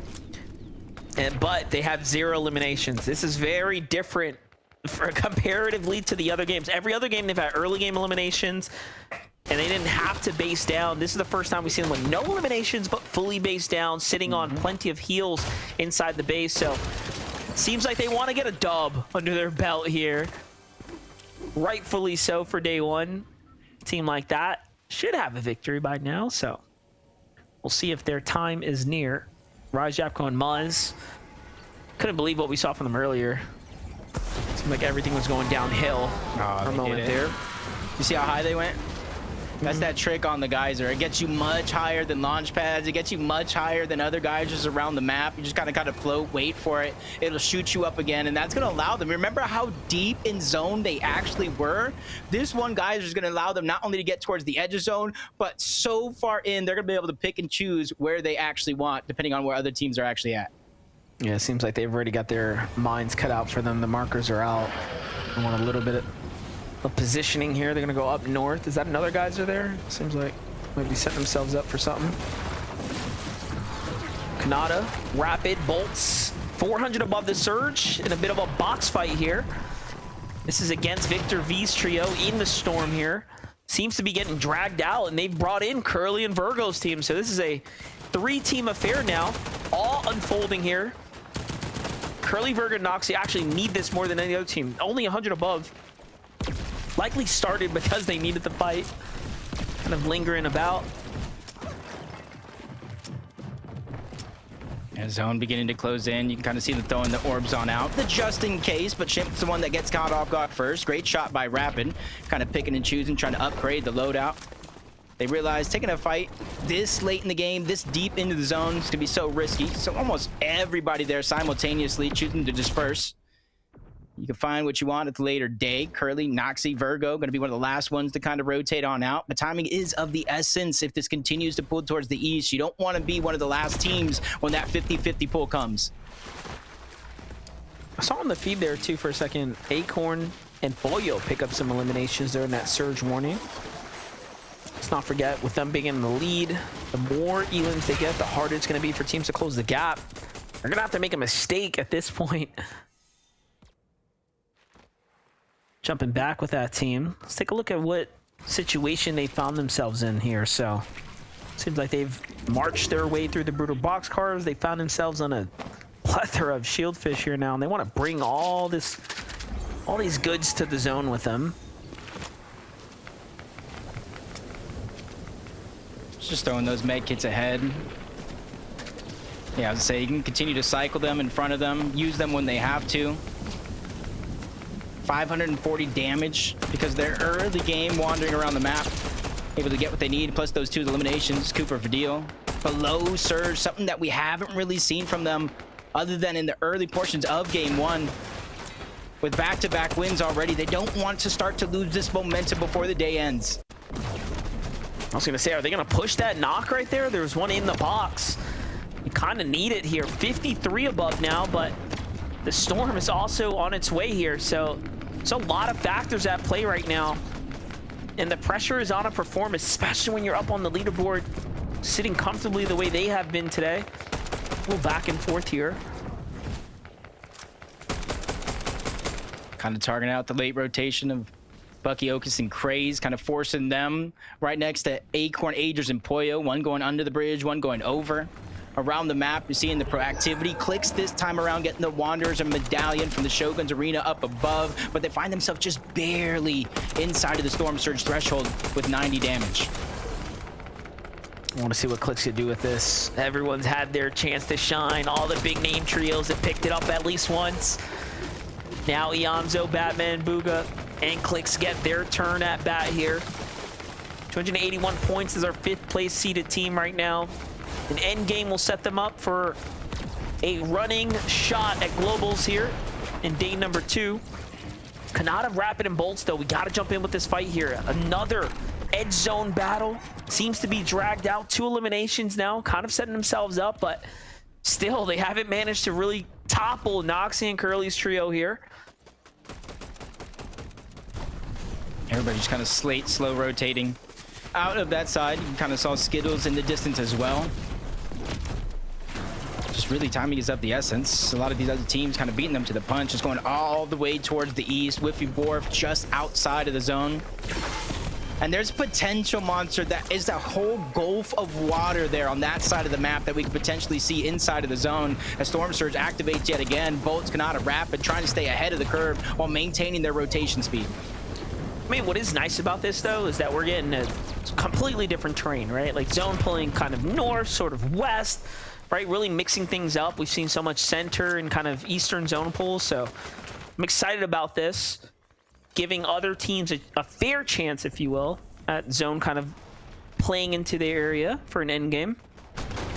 Video and Sphinx, though, still trying to manage to find their footing here in the lobby. Look at this eastern congestion happening right now. It's almost like they've had zone all day and no one knows how to rotate anymore. They're all on top of one another here, and it looks pretty bad. Fortnite just said, but wait, there's more. As it continues to move towards the north, there goes that open water that I was talking about. It finally now in zone, forcing these teams to really think in and outside of the box and be proactive in terms of their rotation, whether they're late or one of the first ones there. That perfect position becomes more and more impactful. It's called Peterbot Ritual. In their line of sight is the only team above them in the leaderboard. That's Muzz, Rise, and Yapko. And you can see the trio of Peterbot don't even all have the Void Mass. One of them has a kinetic blade, so it's going to be just a little bit more difficult for them to rotate in tandem. Trades coming out, though, and a bad peek there. Teams on high ground. Veer, Scare, and Sonetto off in the distance. See how long that's going to hold here. Cole, Peterbot, and Ritual on foot right now, making their way through. It's the most we've seen them actually use their Void Only Mass this early into a game like this. Oh. 6 charges left, so somehow below the Surge. This is the pressure of sitting in a Surge base, right? Changing up their strategy, not going for box fights. And now they're almost forced into a full-on fight here. It's going to be Chimp and Dash who might be chosen, if you will, but these are completely different teams. Yeah, for one, it's a blessing. Another one, it's a curse. 137 below. That switch up of strategy overall in this final game. Looking to force their hand. Not really finding any opportunities yet. There's plenty of potential all around. Cole trying to hop on top. Ooh. Cone's on to Dash. That goes a big shot. Making sure Dash feels that one in the morning. But Oliver OG going for revenge with a turn and burn. Cole takes down yet another one while he makes his way in towards zone. Reunites with the team. They did more than enough to get themselves above the damage threshold. Peterbot fans could thank Oliver OG for that one. That's a saving grace right there. So much damage just handed to them. and the material. Let's not forget, they had a lot of loot going. That is a big come up right here. Look at the zone go. Further west, it pulls, and further north, things are just changing ever so slightly here in this last game of the day, really keeping us on our toes. Another elimination, this time onto Vidil and Sphinx. That's a huge set of eliminations now. That's when they need it most. You see Ritual is down, separated as a trio. For two of the most mechanically skilled players still left alive. There's hope yet in this game as they're immediately trying to rotate across that open water. You mentioned it yourself, the last charge. Now they're really going to have to dig deep to really make something up this game. This is bad. This is a very tough spot to be in, but it's great for players like Japco, Muzz, and Rise right now who have a chance to come back here. But look at this, Japco caught up in a spider's web there, burning through a couple charges, and it looks like the spot is bad. Muzz lands and gets just seemingly deleted for his troubles. A fresh charge has to come out now. Rise just waiting for his trio. Japco is far off though. Just gonna have to play this one out by himself. And some of our top teams looking really bad here now in the last game, but who's not? Boyo, Acorn, Ager, so far so good for them. Yeah, they got a quarter of the placement points so far into the top 8. That's gonna be half. They're running They're away. still making their way up. Yamzo, Clicks, Batman, Booga, they're the ones that are highest elevated for now, but 8 zone, some would say just a little bit too early as Yapko goes down as well. That's Bucky who gets credit for that elimination. The trio that has been so far in first place, having such impressive performances, is just down to Rise. Void Onimask really changing the dynamic right now. You saw when they glanced over to where the zone's going, there's not a single build over there because the Void Onimask is allowing teams to all transport their way across.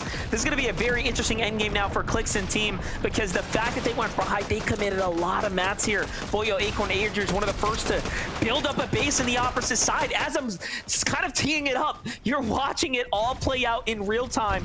Acorn, Ager, and Boyo want to have the monstrous lead right now, and they're willing to fight for it. Yeah, perfect zone. They pull to the front side. They immediately build up and target out second height. Really no attention being paid to everybody else, but down goes Cold. Peterbot now stuck by himself. If he wants to remain in contention in that second place, it's going to come down to him and some big clutches, but he orbs just a little bit too far. Luckily for him, he does have the splashes. Quickly moving, making his way in towards zone as it covers up. The rest of the lobby making their way on over, making it harder and harder for Peterbot to try to survive. Cooper still alive as well down in the low ground, looking to play the zone for a little bit here. He's looking for an angle, an opportunity to get inside. There he goes. He dashed across. Couple of clutches coming up now for Peterbot as well. Pay close attention to the high ground teams though, as Ager's, Acorn, and Boyo seemingly have this game in a headlock right now. That was a big shot, and the trio rotating nearby, looking for a follow-up, knows exactly where they went, cuts to the other side. Both Cooper feeling the pain, but Peterbot finally goes down. That's Rapid who gets credit for that elimination. Kanata on the other side trying to break into the box on Cooper. Doesn't get opportunity, so he goes around. Cooper just trying to hold on. There goes the flank from Kanata. Peekaboo, I see you as he gets the elimination. Clicks Yamzo, Batman Booga steamrolling on the other side. This is exactly what they need to. All that immediate competition down and out. The runway open here for teams to go ahead and climb their way on out. Down goes Kanata as well. More competition crossed out. Top 5 here for players like Clicks, Batman, Booga, Yamzo. This is their time to get revenge. But first, you have to clear up Booga of even threats. They've been the wild card, the wild factor in the low ground, and they're cooking right here.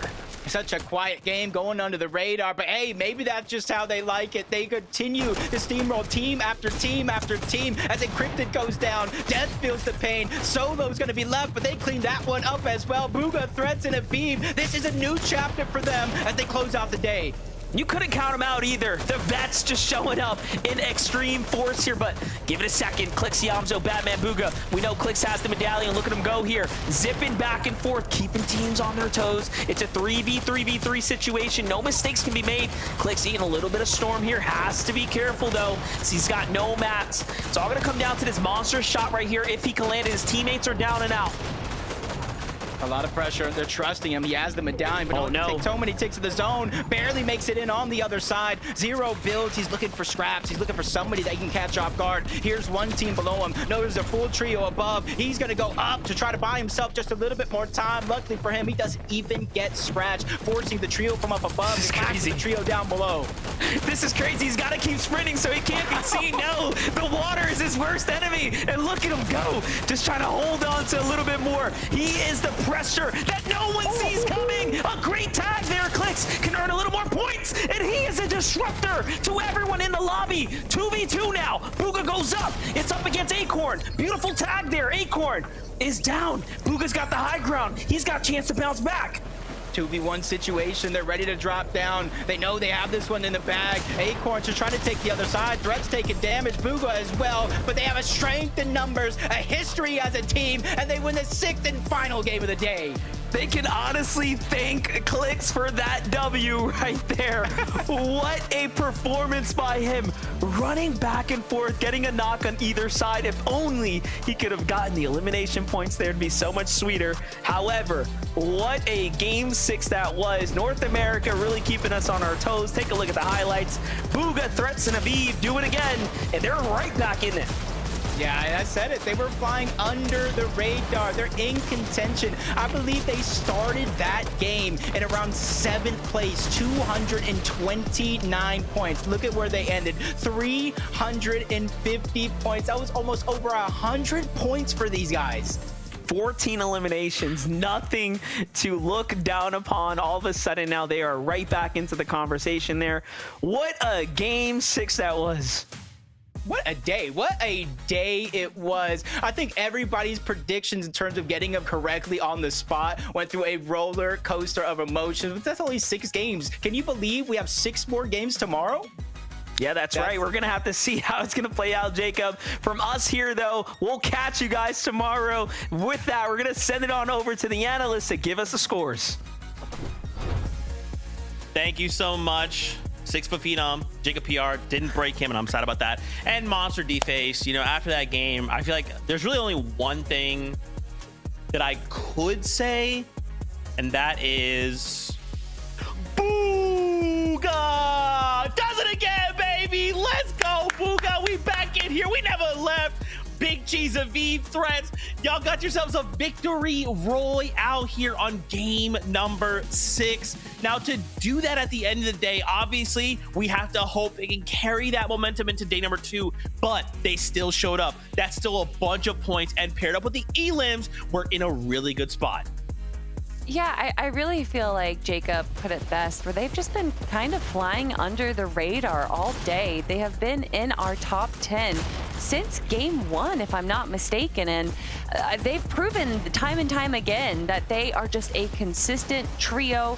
They don't necessarily go for those high elimination games unless everything goes well for them, and that is exactly what happened in the final game of today. Controlling that low ground, especially when the zone pulls the way that it does, Vivid, they've definitely earned all the kudos.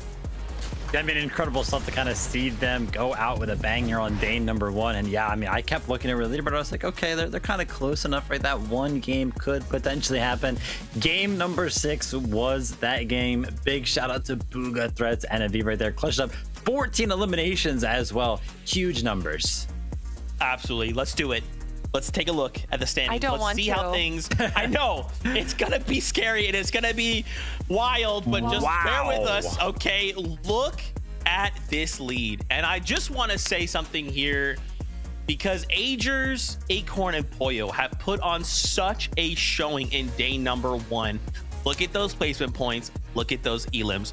For all of last year, people looked down on Pollo and would say, "Oh, Pollo doesn't do much. It's all Peterbot. It's all Peterbot." And now it's Pollo who is looking down on the rest of this leaderboard saying, "Hey, what's up?"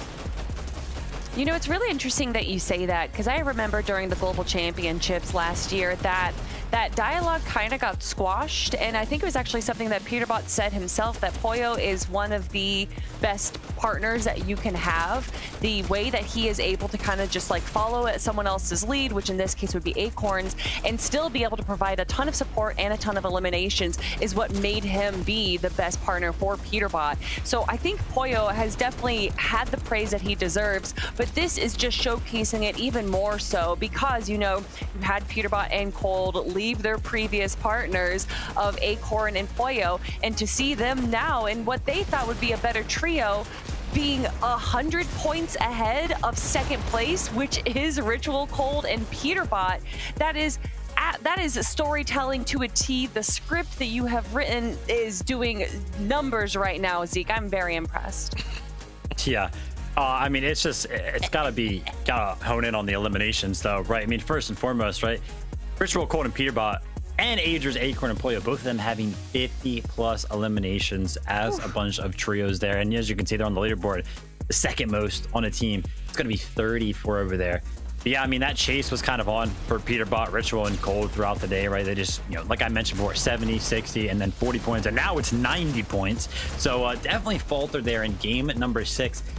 I don't know what it was about this trio today, guys. I mean, they stayed in the conversation, right? They stayed towards the top of the leaderboard, but none of those games from them kind of felt like that's where they should have been on the leaderboard. You know, it was kind of like, you know, that was like an RA game for them. Maybe we have such high standards for this trio that since they're not like winning every game, it's like, oh man, that was a bad game for them.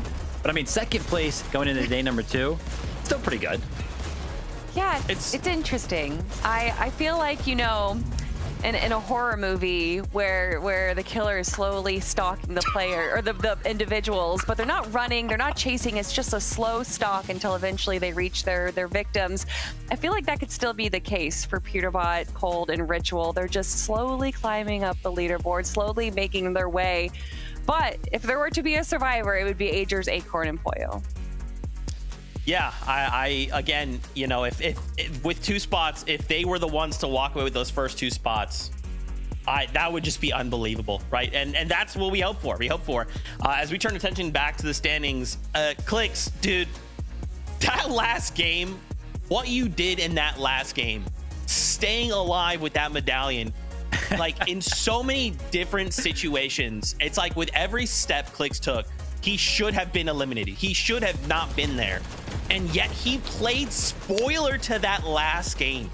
And to make it all the way into a 3rd place is crazy. Like, I love this coin and what it allows players to do. The skill expression ceiling is so high.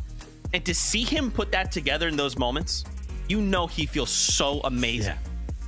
And it's also a great comparison to how other players have used that coin in a solo situation. But him with 4 HP, it wasn't necessarily, especially with it going over water, that he could jump into other people's boxes, stay in the back of zone. No, instead he just ran circles. He just ran around over and over and over again so that invisibility did not let up. And that honestly is what allowed him to stay alive. He even did get a knock, but wasn't able to get the full elimination.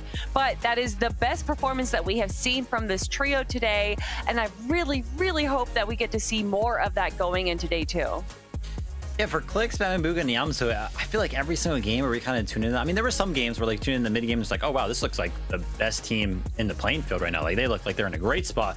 Then like a little bit later on in the game, it was like, oh wow, they're shambles. And I felt like they were always kind of fighting from the back foot whenever we were actually transitioning into the end game right there. So I think it'd probably be pretty easy for them to kind of pinpoint some of those moments throughout the game, get those VOD reviews in and kind of clean it up. But again, I feel like they were always fighting on the back foot, having to clutch up as a trio. So picking up 6th place without really having a solid game, in my opinion, I think it's still pretty good. And I think it gives them hope for tomorrow to climb the leaderboard even further.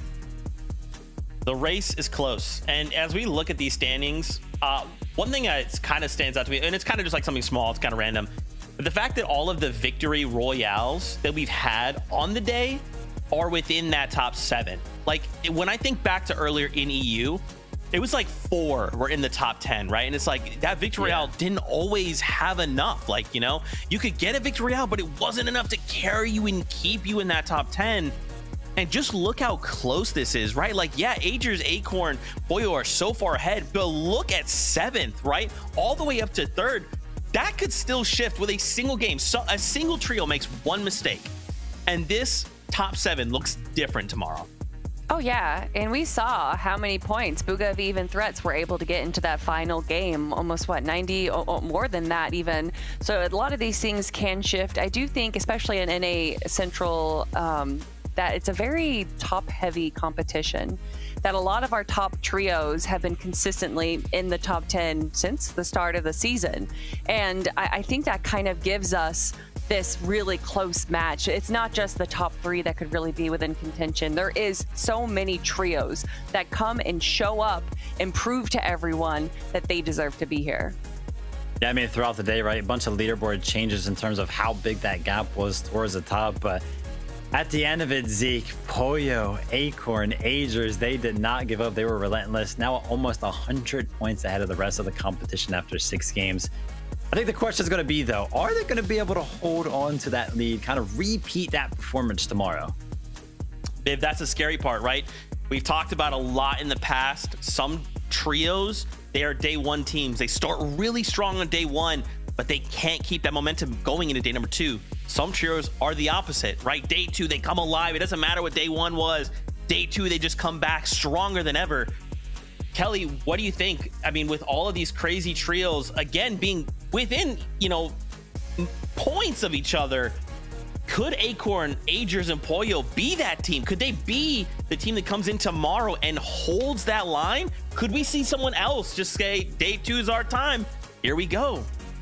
Excluding their 13th place game, Agers, Acorn, and Pollo have placed top 4 in all the other games. Wow. So 2nd, 3rd, 4th, 2nd, and 1st. I think that they are currently on a run right now. I think that the momentum that they have from day 1 is definitely going to translate into day 2.